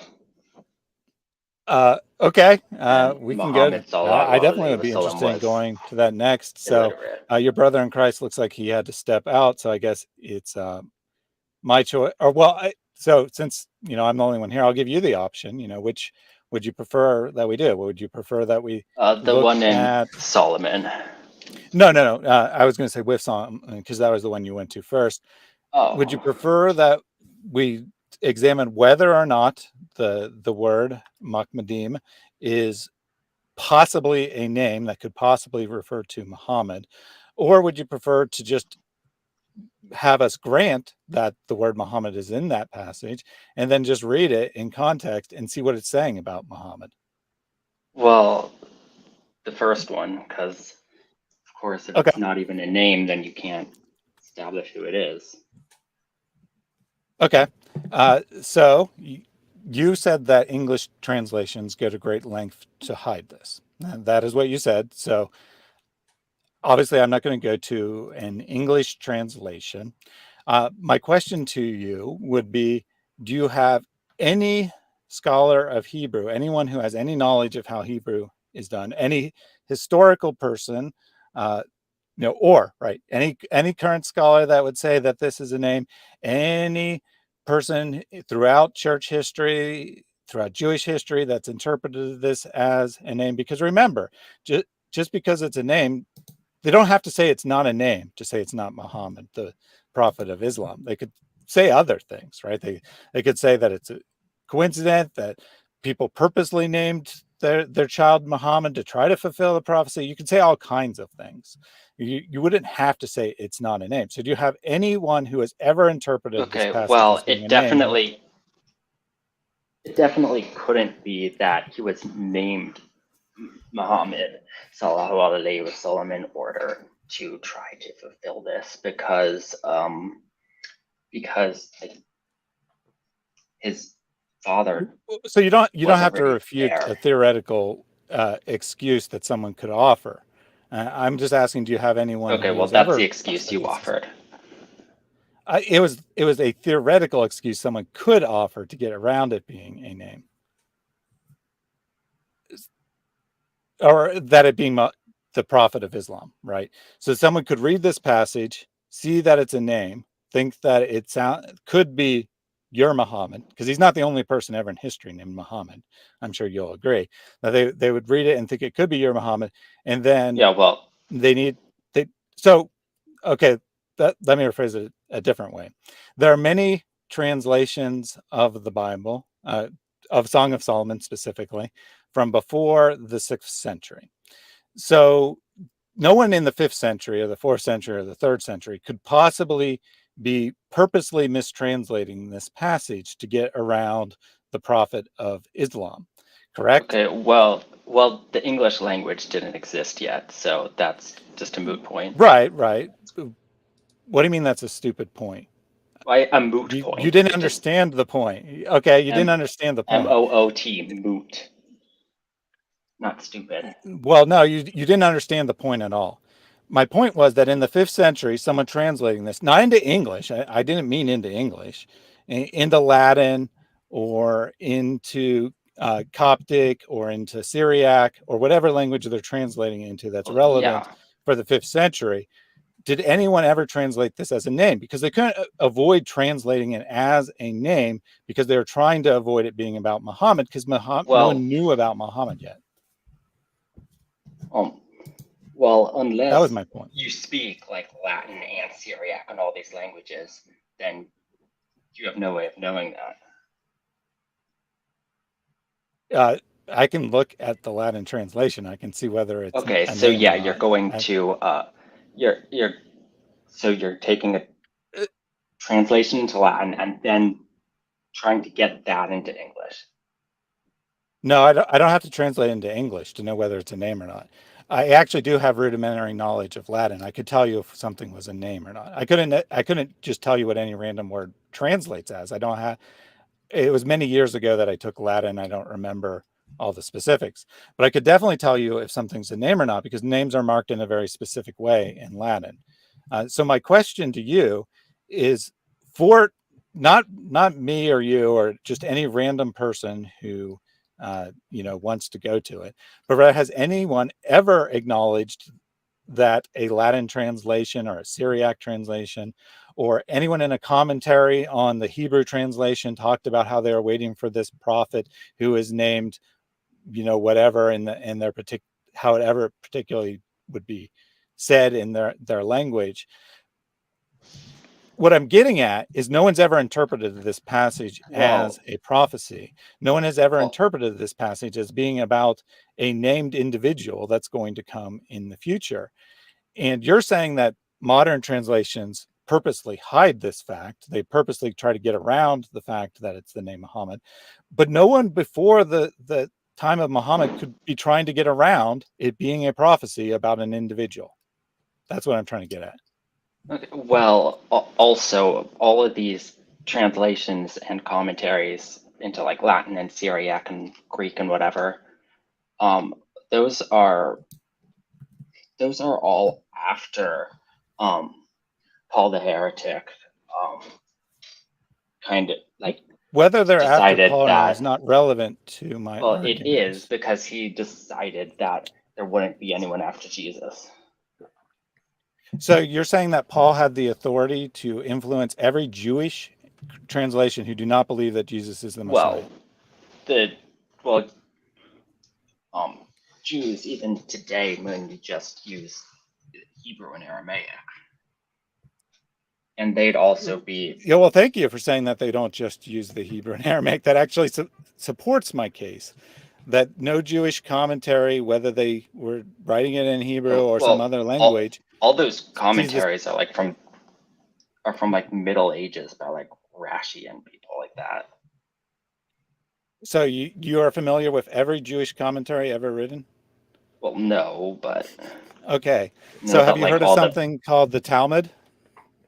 Yes, I have. So do you know what the Talmud is? Yeah. And do you know when it's written?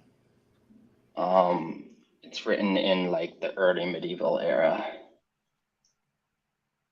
Can you give me a ballpark year? Because early medieval period could mean different things.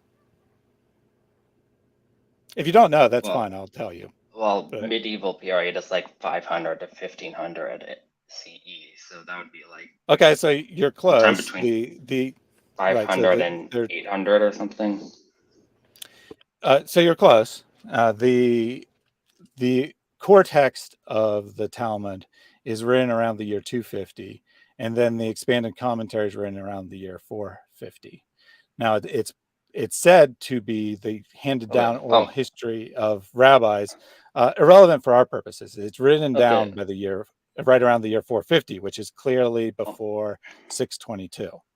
Are we talking about the Babylonian Talmud or the Palestinian Talmud? So the Jerusalem Talmud is the core text written around 250. The Babylonian Talmud is the expansion of the text. They both have the same core text. The difference is the commentary on them, and the Babylonian Talmud that comes later is around 450. Okay. So clearly before the time of Muhammad.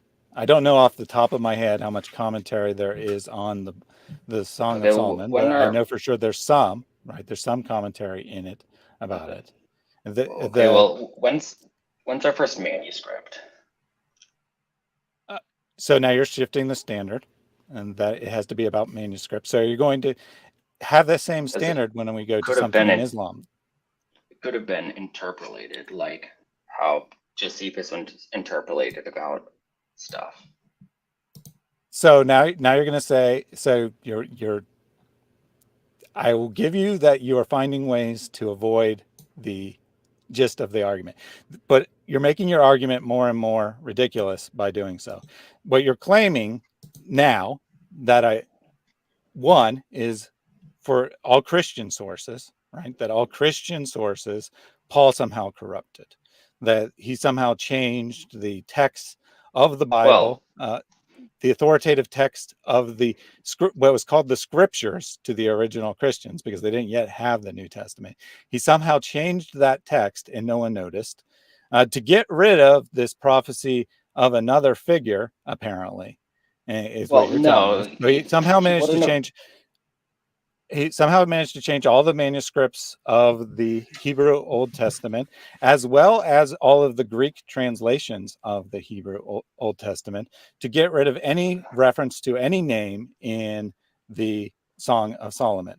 Then, additionally, after Paul corrupted all of this material, and obviously he was unable to corrupt what the Jews had because they didn't believe that Paul was a legitimate figure, then independently, sometime between when Muhammad came and when the first manuscript, extant manuscript we have available to us, sometime in that time frame is when the Jews corrupted all of their commentaries, went back and made sure that any reference to this being a name got removed.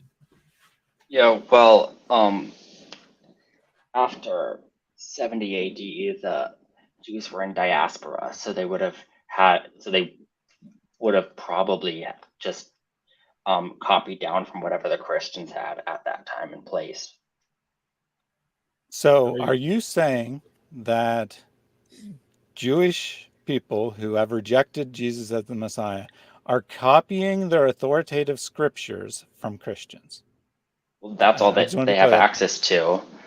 Says who? Well, yes, says who is a good That's question. all your speculation. Okay, well, there's no actual historical evidence of that at all.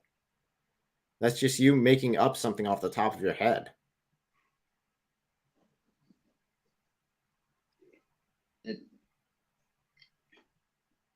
And also you forgot that the Hebrew apparently still says the name Muhammad. So you actually had an easier argument, which tells me that the fact that you didn't take that easier route in saying that the Hebrew has been corrupted, because you actually would have only had to say that the Greek got corrupted. But now you're saying yeah, that that's what I was referring Hebrew, to. With, like, the Hebrew was corrupted. Septuagint. You actually agreed with me when I said that Paul corrupted the Hebrew, because No, I didn't. Well, actually, corrupted the Hebrew.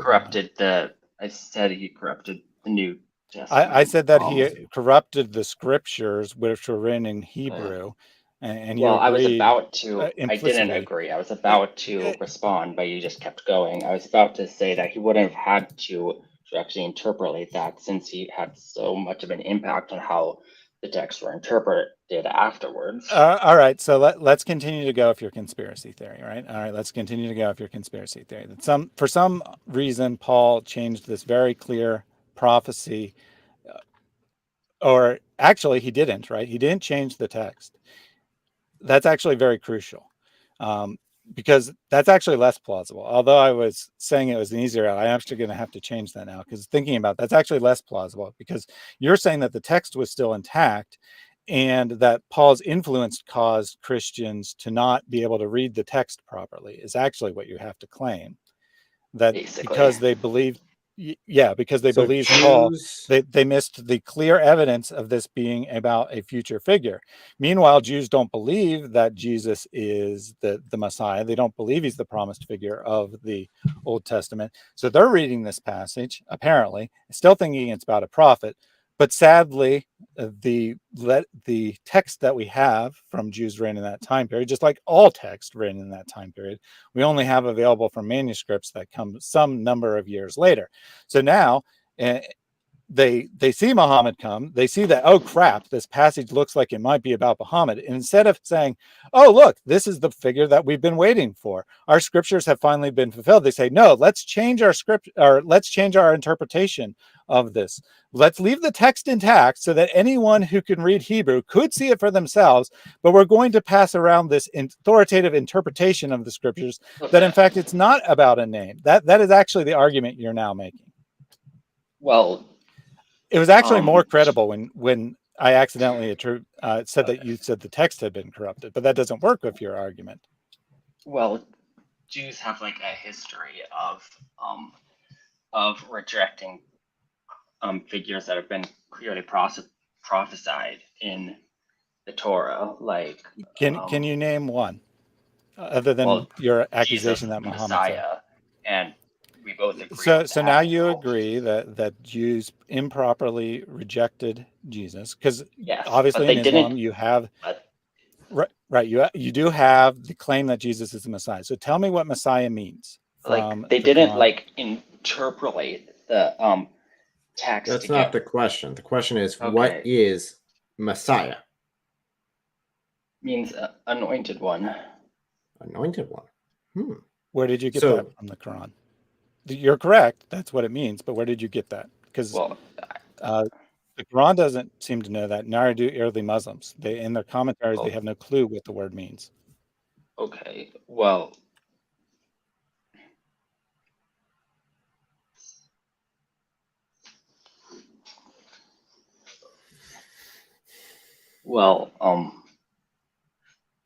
it's just like that's the etymology of the word. That's why I know Okay, that's so what let's say it's the word called. means anointed one. Is that all it means to a Jew? That someone is anointed, therefore they're Well, called the Messiah? Specifically within their context, it's referring to a figure was prophesied. So, are you saying that Muhammad was a Messiah? Well, no, it's a specific figure prophesied. Oh, it's a specific which figure. Is, but you said So that where it's do you just get- anointed. So Muhammad was not anointed by God, period. No, I didn't say that. He's just No, not. it was Well, Muhammad you anointed. said, I asked you what it prophet meant, and you known said as- anointed. But what I really meant is what it means theologically, not what the word definition is. Because lots of people are anointed. Like literally lots of people are anointed, both in the Bible and world history. So if all you can tell is that it means anointed, then that doesn't seem to be any argument for the cohesiveness of Islam or how Islam makes any sense out of it. It's exactly consistent with what we would say, that Muhammad or whoever wrote the Quran, Allah, if you want to say Allah wrote the Quran, they just borrow this term without any comprehension of what it means. So can you point me to anything in authoritative Islamic literature that tells me what the Messiah means theologically? No, I don't. That's okay. We're getting on like a huge tangent. Yeah, you're right. It is a tangent, but I'm glad that you admitted that point. So let's get back to your conspiracy theory, right? So this is your argument. Theory. It is a conspiracy Yeah, well, it is theory. a conspiracy theory. It by definition, it is. Well, you no, know, it's not, because a conspiracy is an agreement to do harmful acts, and if it was, yeah, you have to be an agree. You agreement said that. between anyone. At least when it comes to the Jews, you're saying that it's a conspiracy, Well, that they are no, I'm not conspiring to saying it was hide a- the name of Muhammad in the Bible. No. And when it comes to modern modern that- translators of the Bible, they're conspiring to hide the name of Muhammad. Just saying That's what that you within said. like their I'm saying within their interpretive tradition, they just That's what you said at the collectively beginning of this. aren't interpreting it that way, and it's just within So their now they're tradition. so it doesn't have to be okay. any sort of you literally said that people are trying to hide it. So now you're saying that people are just mistaken or just blinded by their theology, which is a completely different thing than what you said originally. No, I didn't say they're. I said that modern translations will go to great lengths to try to hide it. So they intelligently go to great lengths to hide it, which is what we stated. And you said, no, that's not what I said. But these individual translators are all individually deciding to do that, and some of them are So not even. they're all So this is okay. a So mass conspiracy. it's not a conspiracy. You've It's a actually just mass made it worse. conspiracy. Actually, you actually just made it worse because now you're talking. Okay, so let's just use the ESV translation. Most of them don't because it's even one have of the, And most of them so the probably aren't ESV doing translation is the work of a committee of between 40 and 80 scholars. Yeah, because working on it independently translating the text, and then coming to consensus about what the correct translation of the text is. So now you're telling me, and this is just one translation, that 40 individuals, let's say, I don't know how many looked at Song of Solomon. Maybe not everyone looked at every, I'm sure not everyone looked at every book. Let's just say 10. 10 individuals all looked at this book, all independently decided that this isn't a name. Meanwhile, you got over 100 other different English translations, many of them also the works of committees. So you're probably talking about at least 300 individuals. If it was a conspiracy, at least there'd be a reason why they all are agreeing to mistranslate it. Now you got 300 individuals all independently deciding to hide it, not make a mistake, but independently decide to hide it. That is what the argument you just made. Not all 300 have to make this as a conscious decision. It's just like they're just basing their like most translations are based on earlier translations. No, it's not. That aren't. That's they're still true. Work at all. Yes, That's, like the nope. ESV is based on the partially RSV. true. That's partially NRSV true. was also based on RSV. The RSV was based on, I think, ASV. it's partially just true big that they start with the base web. text, but they also make an independent decision about how to translate the but text. this- So what it the- means to start with since this this base is text how is that if they don't have a strong reason to change it, they leave it as is. But that doesn't mean that they're using that to decide what the correct translation is. They're just keeping words consistent so that the reader isn't jarred by completely foreign, different language. And not all translations do that, by the way. Many scholarly translations are fresh translations that make no reference to previous translations. So, like, for example, the Net Bible is a Bible filled with tons and tons of translations notes worked on by a committee of scholars. If I go to Song of Solomon 5:16, I guarantee there's not even a footnote offering the possibility that this is a name. Well, There yeah, are because hundreds of to- commentaries written about Song of Solomon by non-Christians, atheists, who have no reason to try to hide the fact that this is a name, who also will not even offer as the possibility in a footnote that's a name. Well, There is yeah, literally they- not one work of scholarship that concludes that there is a name in this. We're not even talking about whether the name is Muhammad now. We're just talking about whether it's a name or not. So the only evidence you have is that either you know Hebrew, I'm not saying you don't, or more likely you heard from someone who claims to know Hebrew that that's what it means. Well, it's because to translate it properly would be to admit that Islam is true, and So of they're course, just- No, it wouldn't. Christians and atheists No, it aren't wouldn't. going to No, it do wouldn't. that. Well, yeah, because it's so obviously. So you're saying, so Muhammad. now your argument is that every Oh, atheist, this- every agnostic, every Christian who has ever translated the Bible, they all would have to admit that Islam is the truth, and none of them actually want the truth. They all just want to hold on to whatever their current belief system Well, is, no no, matter it's what. not an And that's why none of them will intentional even raise the possibility. It's not even credible enough to mention as a possibility to refute in their works. It's their bias. It's not. So they all doesn't make a have to be an decision intentional to thing. choose this. So no, it would have to be they would have to look at this, say, this is clearly a name, as you were claiming. And it is there's clearly a also, like, name. I'm talking. It is clearly a name. So I must alter this in order to make sure that it meets what I would expect. And you're telling me that all of these people agree to alter this fundamental text that they claim to follow, and not a single one of them says, this isn't right. We should definitely put a footnote in here. That is a mass conspiracy, bud. Well, there's also just like such a strong cultural pressure to interpret it in the way that it's been interpreted in the past. Okay.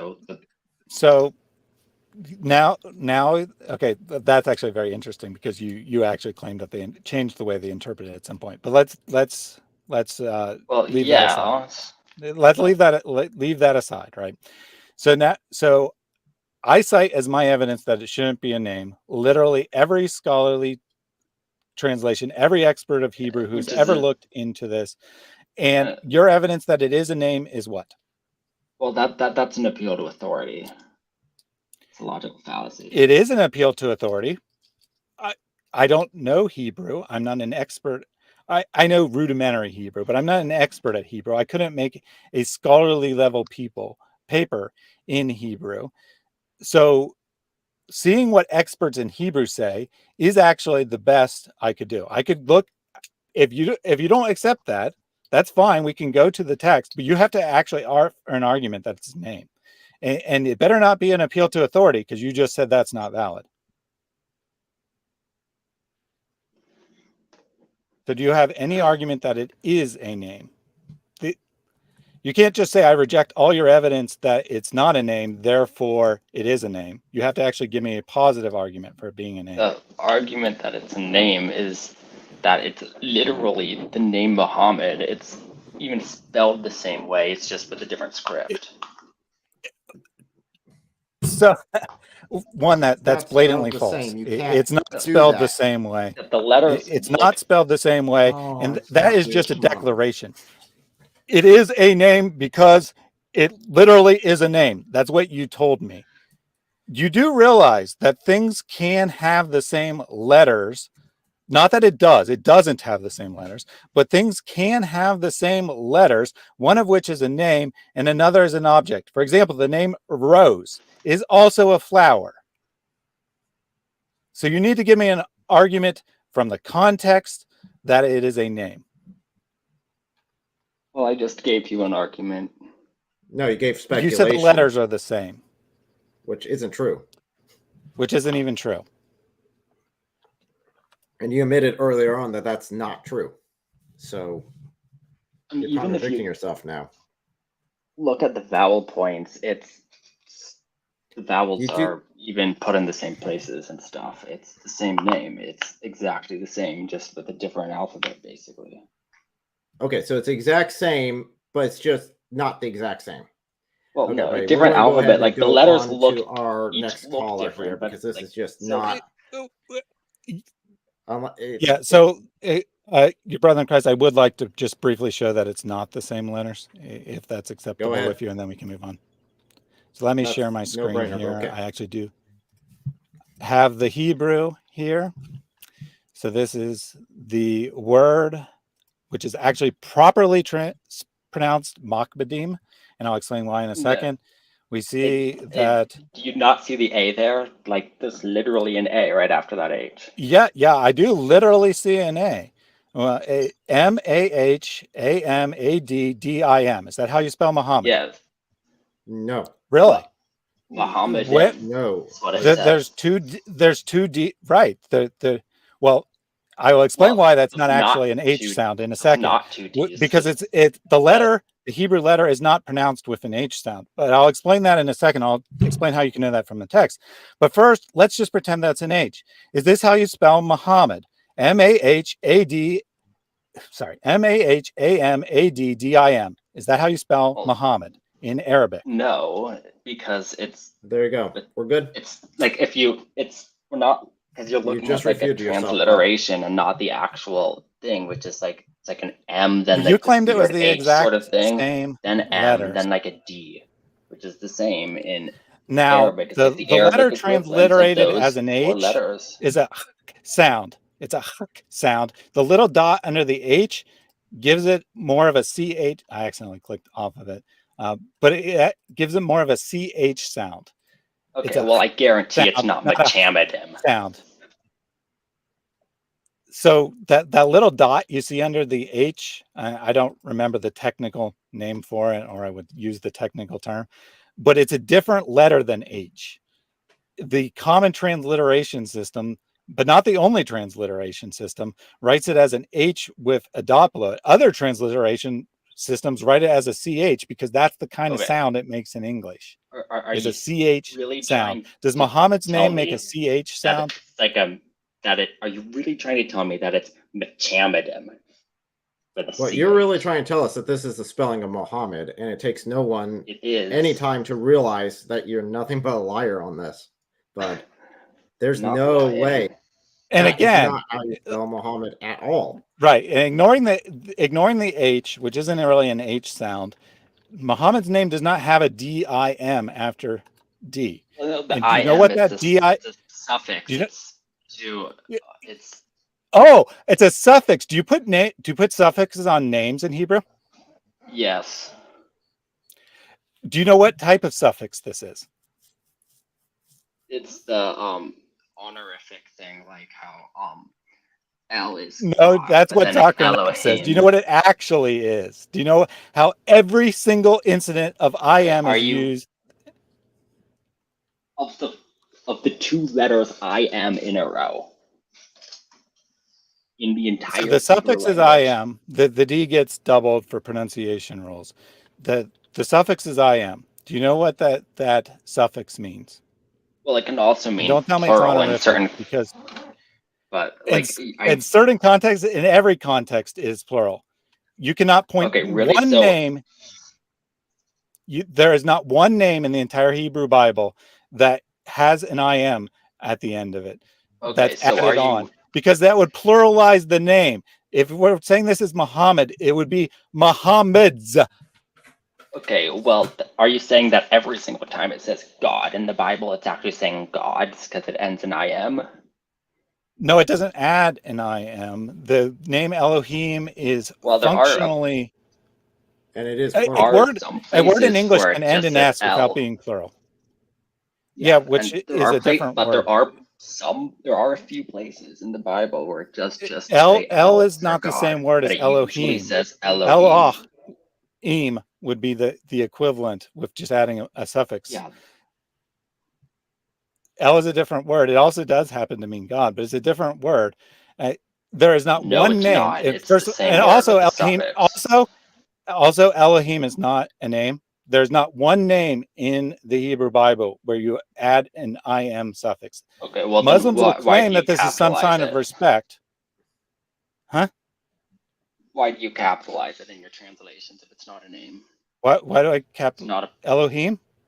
no, like Why the do we translations they're capitalize translating God? it as God, but then they Yeah, it's not his name. The name of God is not God. They capitalize it out of respect. That's a translation choice. That's a convention of English choice. In English, we write God with a capital G. In another language, like let's say Greek, that didn't have capital letters. They didn't write it in a special way. Or I'm sure, I don't know the conventions of every language, but I bet you there's human languages on Earth that typically write God with a lowercase g. well, English didn't always have capital letters. So you're now going to English literary conventions to try to prove that Elohim is a name. Literally no one would say Elohim is a name. And this is in your desperation to prove that there is a plural name somewhere in the Bible, even though Elohim isn't actually plural. It's grammatically singular. It just has a plural looking form, just like in English, a word can end in the letter S without being plural. Yeah, like I'm saying, because it's not using it as the plural in this context. It's using it as an honorific suffix. Where is your justification for this existence of an honorific suffix? There is. Do you have any reason to believe there is such a thing as an honorific suffix other than that someone told you? Because there just is. That's how the Hebrew language. So you don't have any reason. Someone told you. Someone told you this is honorific, and you believed them. There is not one Hebrew grammatic in the world who would say there's the existence of an honorary plural suffix. Okay, well, you can't even get to your stupid. Okay, fine. I don't technically know ever. I do not know of any expert in Hebrew who says that this form even exists, let alone that it's used in this passage. Even if it existed, you would still have to demonstrate why it's the case in this particular passage. It doesn't exist. It's used nowhere else in the Bible. There is not one name, not one proper name of a human being written as a plural form in the entire Bible. So now your conspiracy theory is going to have to be, not only have they changed their interpretation, they've changed the rules of grammar to hide the fact. And any instance where there was an honorific, like say Moses, you think that name would get an honorific, right? They went back and deleted the honorific in all those passages, but left it here in this particular passage for some reason. Well, that's now your argument. No, because Moses wouldn't, since Moses wrote the Torah, he wouldn't put an honorific on his own name. Is Moses only mentioned in the Torah? Does no other book of the but Bible then mention? afterwards they're mentioning him after the fact, not as a. Okay, fine. We'll skip Moses. Abraham. Surely Abraham deserves an honorific. Why didn't Moses give He's Abraham also an being honorific? mentioned after the fact. Yeah, by Moses. It just so it only works for prophecies of future prophets. Is that what you're going to argue now? That only future prophets get honorific titles? Seriously, no, do you even not know what honorific exactly, means? It's honoring. Yeah, so you're honoring someone who is a future prophet, but you're not honoring someone in the past. You're saying that it's written after the fact. That's why they didn't give him an honorific title. Really? That's why they still. This is your desperation to avoid the fact that the honorific form is a made-up nonsense by Ahmed Deedat and repeated by later Muslims. There's no such thing as an honorific plural in Hebrew. It does not exist. It's not a plural. You can provide it's just no evidence same for suffix with a different meaning. It's not a plural. Okay, so it's the same suffix, but just different meanings. Okay, we're going to go ahead and wrap it up here. Same letters. Yeah. I need to continue. I think on we've to demonstrated how ridiculous this argument is, unless Rob wants to add something. Okay, well, my argument's not ridiculous. It is ridiculous. Just to avoid it are ridiculous.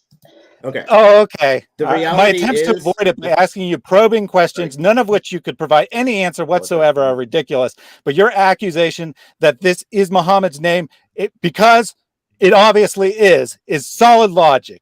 And it's obviously an honorific because I say it is. And I can't point to any other instance of this honorific plural in the Bible anywhere because I come up with a post hoc reason for anything you point to. That is your argument. Just ask him April straight. Fools. What lexicon agrees with your interpretation that this is? I tried that first, and he name? said There's that's none. appeal to authority. It's Oh, not nope, a he's valid gone. argument. He's gone. Sum total, sorry, wrap it up real quick. Sum total of why he believes in Islam is because of the Bible. Islam doesn't have a leg to stand on. Okay. Our next, here we go. We got some trouble in the chat.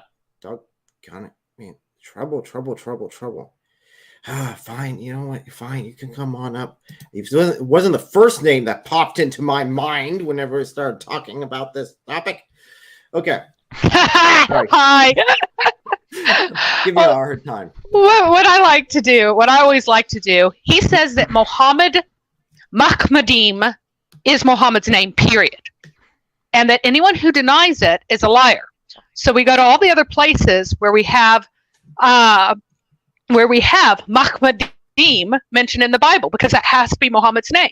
So when we go to Ezekiel and you see the delight of Ezekiel's eyes, his wife, the Mahmad of his eyes, his wife being killed, God has killed Muhammad in that. And then later, when the Mahmadim are pillaged from the temple, when they're taken away and they're looted and they're defiled, Muhammad is defiled. So if he wants to say that Muhammad's defiled, then I'm cool with Muhammad being defiled.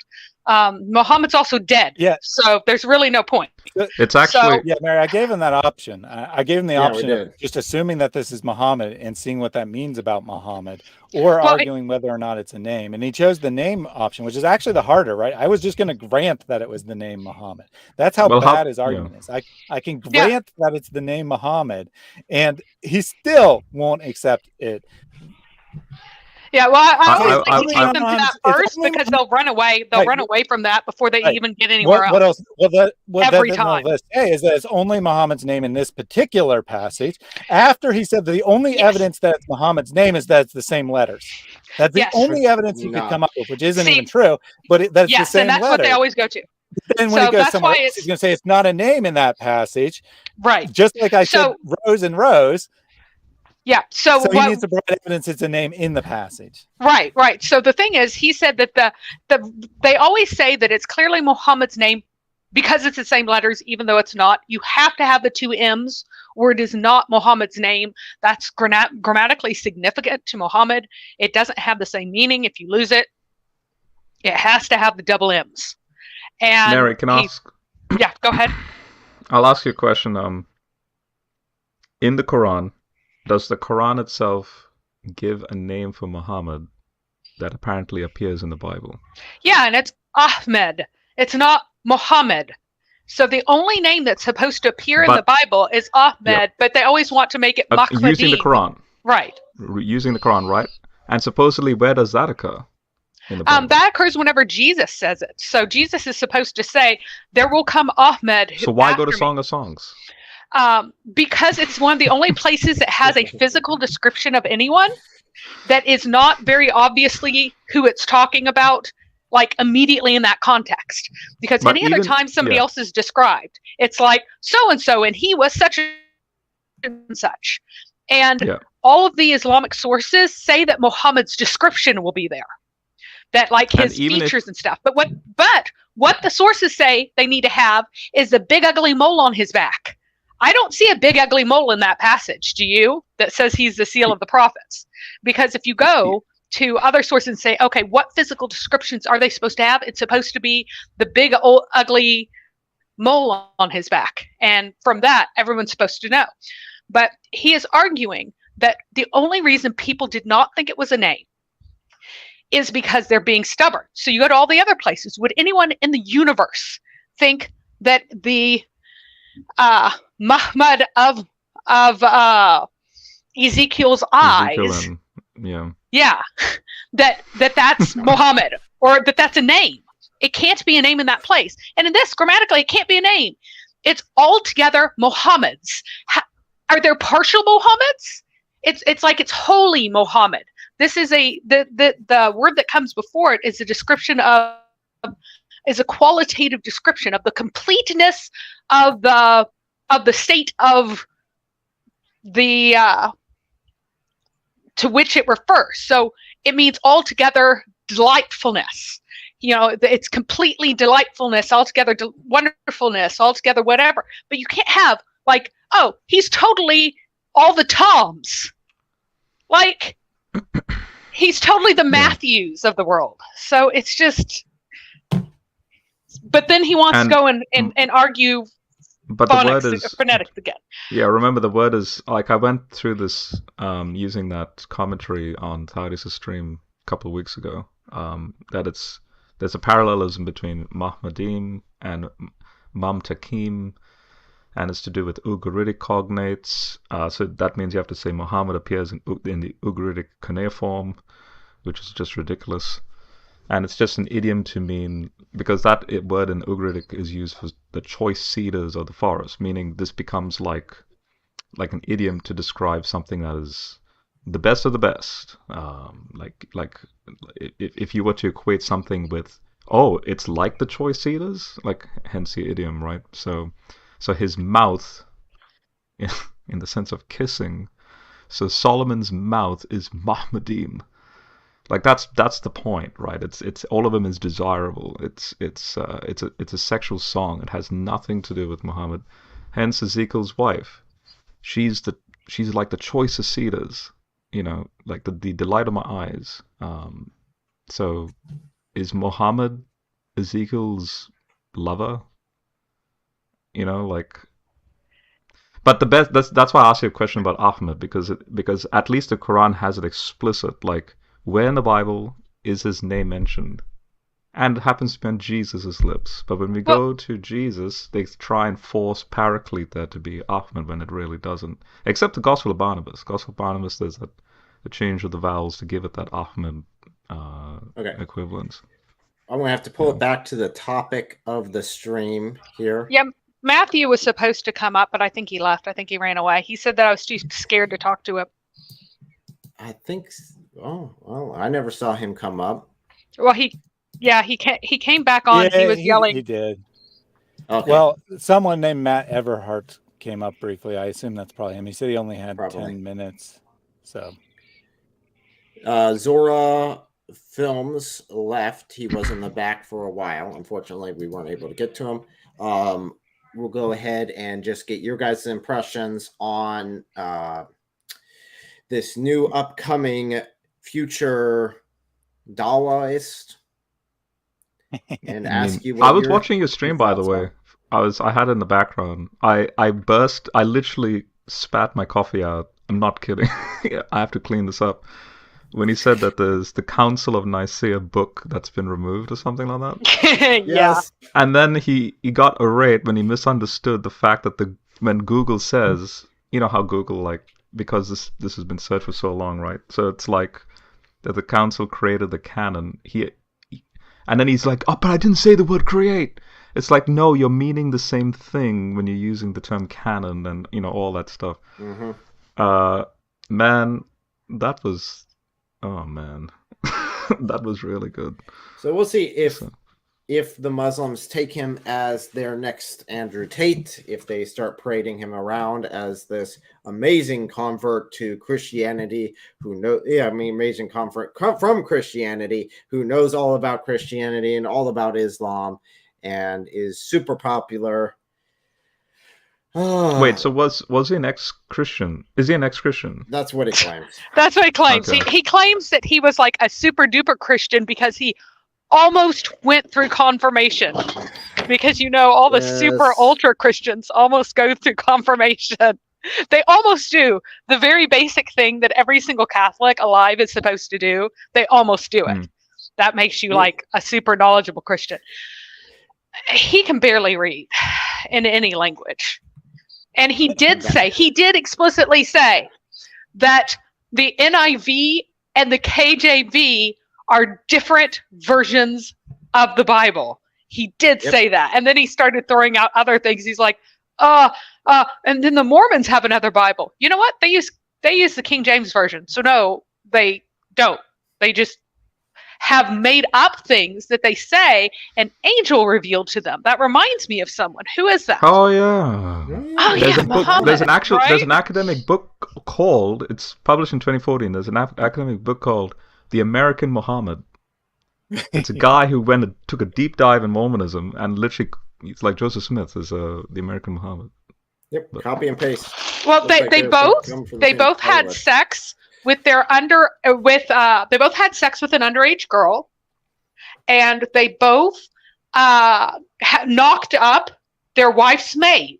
Both of them did, while not being married to her. So here are some even more examples.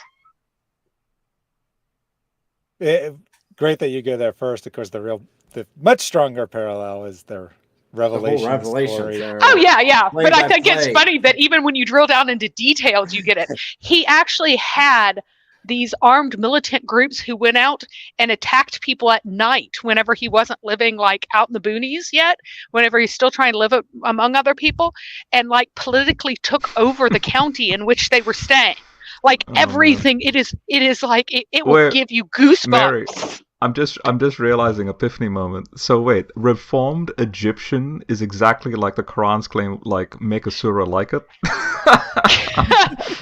right? Right, like it's that kind of. Well, the way By the way, if anyone doesn't know what that reference, maybe someone explain that. But if anyone didn't get the joke, but. Yeah.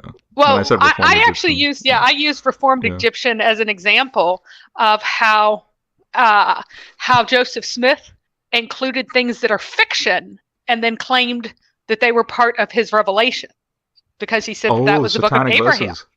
Well, no. The Quran has so many things that are from Apocrypha and from Genesis Rabbah and stuff like that. And I'm like, just like he's clearly making up stuff. It's clearly false. It's clearly imaginary. It's clearly made up because of this. Mm-hmm. Whenever Muhammad is here, like stealing sermon illustrations, which in a lot of ways is what Genesis Rabbah is. It's like sermon illustrations. They're fiction. They're there to make a point, and they're there to draw out some kind of moral or religious truth. But they didn't literally happen, and they're made up by rabbis between Muhammad and Jesus in that time, whenever the Quran says there aren't any prophets. So, yeah. And it's... and next time Sade was there the other day. Next time Sade comes back, you need to nail him on the various apocryphal accounts that have Satan being commanded to bow to Adam, because he actually referenced that. I'm like, well, that's another thing that came to, because he was on Thaddeus' stream today and was like trying to make a point out of that, but he doesn't know that that's also from Apocrypha. Like so much is from Apocrypha. Okay. Well, is there anything you guys would like to highlight that's coming up? We'll just start with Thaddeus. Yeah, well, first let me just give a couple of quick thoughts on today's stream, because I didn't actually answer the question of whether Sneako will be the next Muslim apologist. I think that Muslims probably learned their lesson with Andrew Tate, that they're probably not going to parade him around as the next poster boy. And also his audience is much smaller than Andrew Tate's, so they're not going to, see the big numbers and dive after him. But I could easily be wrong. They very well could hop on it and be like, look at all these celebrities that are converting to Islam. They all spent years investigating the truth. And then you talk to them, and their first question for you is, do I really have to pray 5 times a day? Because I really don't want to do that. Which is actually, to a Muslim, that's actually like far more embarrassing than any of the objections we would bring up about Sneako. The fact that one of the very first questions he has for the Muslim interviewer is, do I really have to pray 5 times a day? And they're like, dude, this is one of the 5 pillars. Do you not know anything about Islam? So wait, he said would that? like to think that. Oh yeah. Yeah. He's like, I don't have time for that. I just want to get people to show up to my streams and fawn over me and give me money because I'm Muslim now. I don't want to actually have to do this great thing. I'm seeing this as a common denominator with Tortoise King, that Rosie, like all these new converts. It's like rose-colored, rose-tinted glasses that they have on. They're their version of Islam, and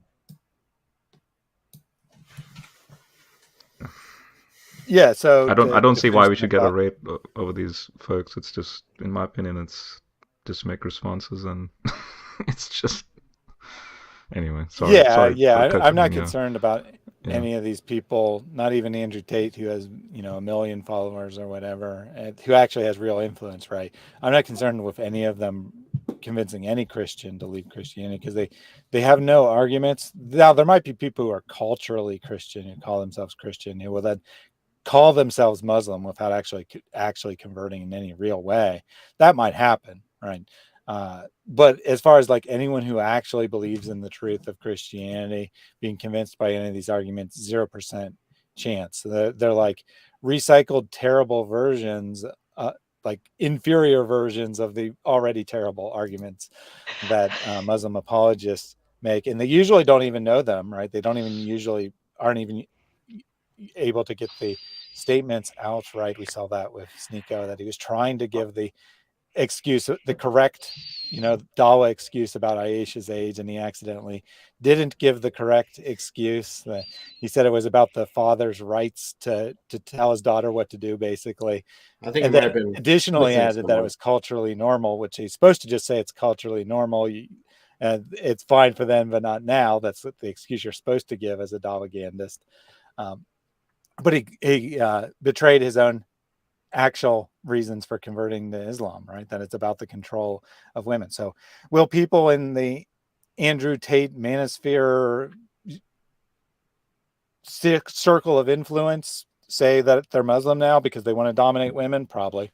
Will any actual Christian embrace Islam? Absolutely not.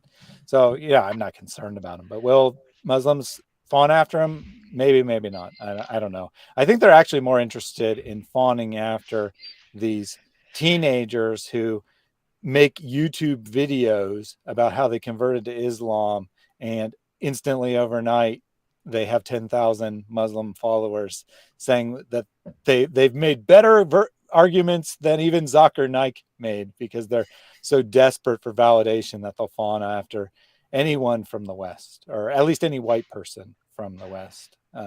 Sorry if you're black and you're watching this, Islam probably doesn't care about you. You're not good propaganda. They want white people because they want to show that Islam is actually what Allah promised it to be, that it is superior, that they can dominate, they can conquer even the West, which they see is vastly politically superior to them, both historically and currently, and all they can do about it is whine and cry about it, how they're being discriminated against, blah, blah, blah, when they know that they're supposed to be the best of all creatures. They know they're supposed to be superior over Christians. They're supposed to make Christians feel subdued. So when a white person who claims to be a Muslim or claims to convert to Islam, suddenly they're all over that. I think that's what they're actually more interested in than celebrities. Whenever they say, oh, it's because he needed to marry the daughter of his ally, which is just silly because if he's your closest guy, why do you need to marry his daughter? Whenever they say that, you ask him, oh, did he not have any older daughters to marry? Because Ozma was unmarried at that time and she was 10 years older. She was 16 when they got engaged and 19 when they married. And guess what? She wasn't married either time. So she at night, and whenever you say it's normal, you're like, oh, so her older sister was married then, was she? And you just wait because she wasn't married. Ozma was not married until after Aisha was married. And Ozma was 10 years older. She had a much younger sister who was born after Abu Bakr. Abu Bakr died and one of his wives was pregnant because, of course, he got 4 wives as soon as he became caliph. And she gave birth to a child after he died. But during that time, there was an older daughter. She was unmarried. She was still unmarried 3 years later when he consummated the marriage. So if it's normative for all the little girls to be married up, why is she still single at 19? Isn't she an ancient old maid? So that's another point. Oh, and by the way, you said that Uthman is already flocking to him. Well, Uthman can teach him how to say Surah Al-Fatiha wrong because he says Al-Yam and not Yam. So just like in Hebrew, like the word day doesn't take a definite article, but he says al-yam and adds a definite article like we have in English. Like whenever we talk about on the day, on that day, we say that in English. You don't say that. You just say on day. Just like we say on time. I'm going to arrive on time in English. Well, in Arabic, you say it will happen on day in that same way. But he says that our Ibn Fibn Farouk was teaching a class on how to recite the surah that he supposedly recites 5 times a day. And he added an extra word to it because he didn't know the grammar, I guess. But he's an expert in Arabic and he's refuted every Christian as long as you only watch Islamic channels, at least, because I get Muslims saying that all the time. They say if you are unwilling to fly at your own expense, of course, to San Francisco and talk with Uthman or LA, whatever it is that he's in, then it's because you're afraid of him. You know that he defeats every Christian, that he has never been refuted on any topic, and he's converted millions of people to the truth of Islam, and you're scared to death of being converted, or something along those lines. But thank you for that argument on Aisha's older sister. That directly ties into Sneako. Additional support for what I said earlier, where child predators will use their influence with family friends to get access to little girls. Usually, it's very rare for a woman to seek after little boys. It's like 98% males seeking after females. And they'll use that influence to get what they want. Muhammad apparently didn't want a bride. He didn't want a additional influence over Abu Bakr's family or whatever. He wanted a little girl to play with, in his own words. Yeah, that doesn't help anything when he puts it that way. That is just downright creepy. Rob, I'm sorry, Thaddeus, is there anything you want to... Yeah, so Tuesday I'll be live with Mary. She can tell you or explain to you the topic when it's her turn. Next Friday, I believe I'm going live with Amen Podcast, talking about... sorry, not Amen Podcast. That was this past week. I'll be live with drawing a blank on the name. Sorry, it's off the top of my head and it's late. But we'll be talking about the Old Testament prophecies of the Messiah. So on that topic, I take it you were up too late last night. That's the real issue. Why you can't pull in. Well, yeah, I went to bed around 4:15, 4:30, and then I got up at 11 to stream at noon. I've been streaming basically continuously since noon. So yeah, long day. Yeah, I mean that's a shame. Someone shouldn't keep you up that late. Yeah. Bad on them. Shame on them. Shame on them. Rob, is there anything you want to highlight as I throw myself on the grill more? Well, you mean, do you want me to make a prediction or what I think will happen to these individuals, or just anything you want to highlight, anything you want to mention, anything that's upcoming for you? Oh, okay. Just giving you guys time to highlight, let the audience know what's going on. No, I mean, as far as content on my channel goes, I'll be releasing a science. Well, it's a life's work really. A science Christian interlocking series. It's nothing but just all that I've looked into in the last decade, literally. So just a part decade of the of your reasons why I life. converted. Yeah, Just a like decade I'm of gonna your make life that into into a video. So guys, if you want a decade of Rob's life put right in front of you, make sure you don't miss that video. Yeah, I'm going to be chopping it up into a series, and I've called it God in the Universe. It would be like all those classic other God in the Universe documentaries, but as you both know, I'm detailed, so it's going to be quite interesting. I'm going to go. In other words, it's going to be educational. I'm going to introduce science, and you better kind of like that origin of life debate. Like they're saying all these technical terms, and I'm just going to go down that route. And to answer, there's a comment made by 100. Do you still have contact with Tortoise, or did he fall into the deep end? So to make a comment on that and what I think about what's happening with all these people. Yeah, these are nothing but just poster people for Islam. Recently, this is 2 days ago, Tortoise did a stream with another guy from Sweden or Scotland, somewhere in Europe. These are just young guys. They've just turned 18 or something, and they're making all these grand... I'm leaving school now. I've escaped the school system. And they're using terms like, we need to escape the Matrix. I'm not kidding. Terms like the Matrix is being used. And see how easy it is to just set up a YouTube channel. I've already got 10,000 subs. I'm already getting money. In other words, money's on their mind. If you listen to that stream, all these young people converting to Islam, it's ironic. The so-called easy life or the ways to get benefits by, how ironic, Western technology, non-Islamic technology like YouTube, is to manipulate the system that they see as an enemy in order to make gains to survive in the West. But if you've converted to Islam, don't be a hypocrite. Go to the Middle East and go and try and make a living over there. Don't use Western Judeo-Christian based technology to make your so-called gains to try and survive in the West that gives you the protection and the health benefits and all that stuff, which ironically doesn't come from Islam. The whole thing is just one big jumbled up.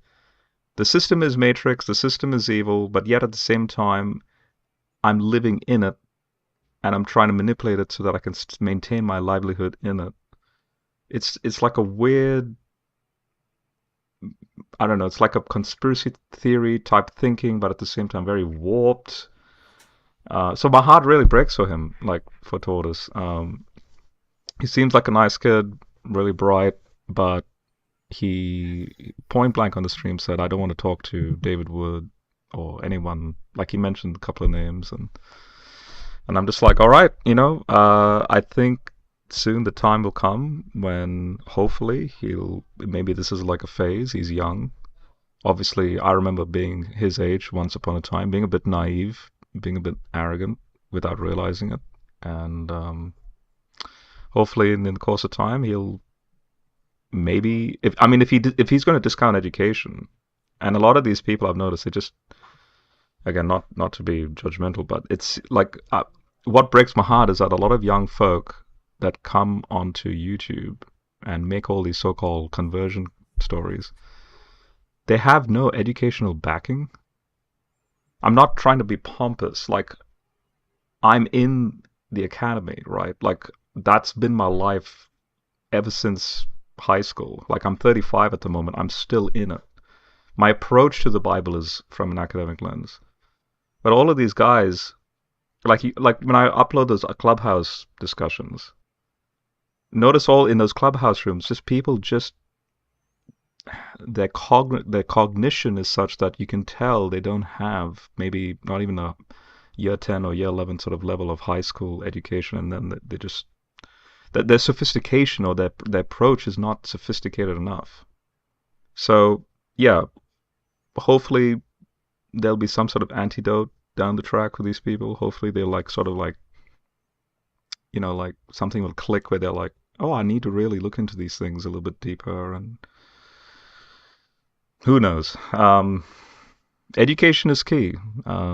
Education is the antidote to all this, but you can only lead a horse to drink. You can't, force it to drink. So, yeah, that's my 2 cents on it. So, Mary, what do you got coming up this Tuesday? So I'm actually addressing manosphere stuff. So Andrew Tate, Sneako, all of these men who are like, whoa, we strong, Islam control woman, good Islam kind of thing.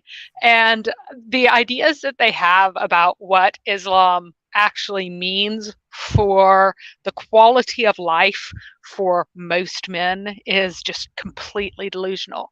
They think that it's a solution they think that like women get distributed more fairly and men all get women and they all get wives and the wives will stay at home and stuff, when you have the reality of it. You cannot disown a child using a DNA test with Islam.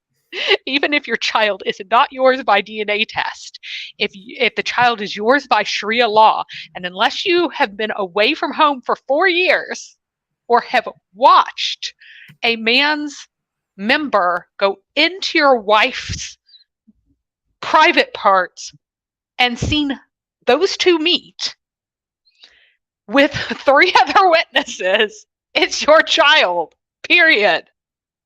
Like, because what Islam is, it's a system for control, and it's a system for social control, and it's a system for social control and domination of everyone.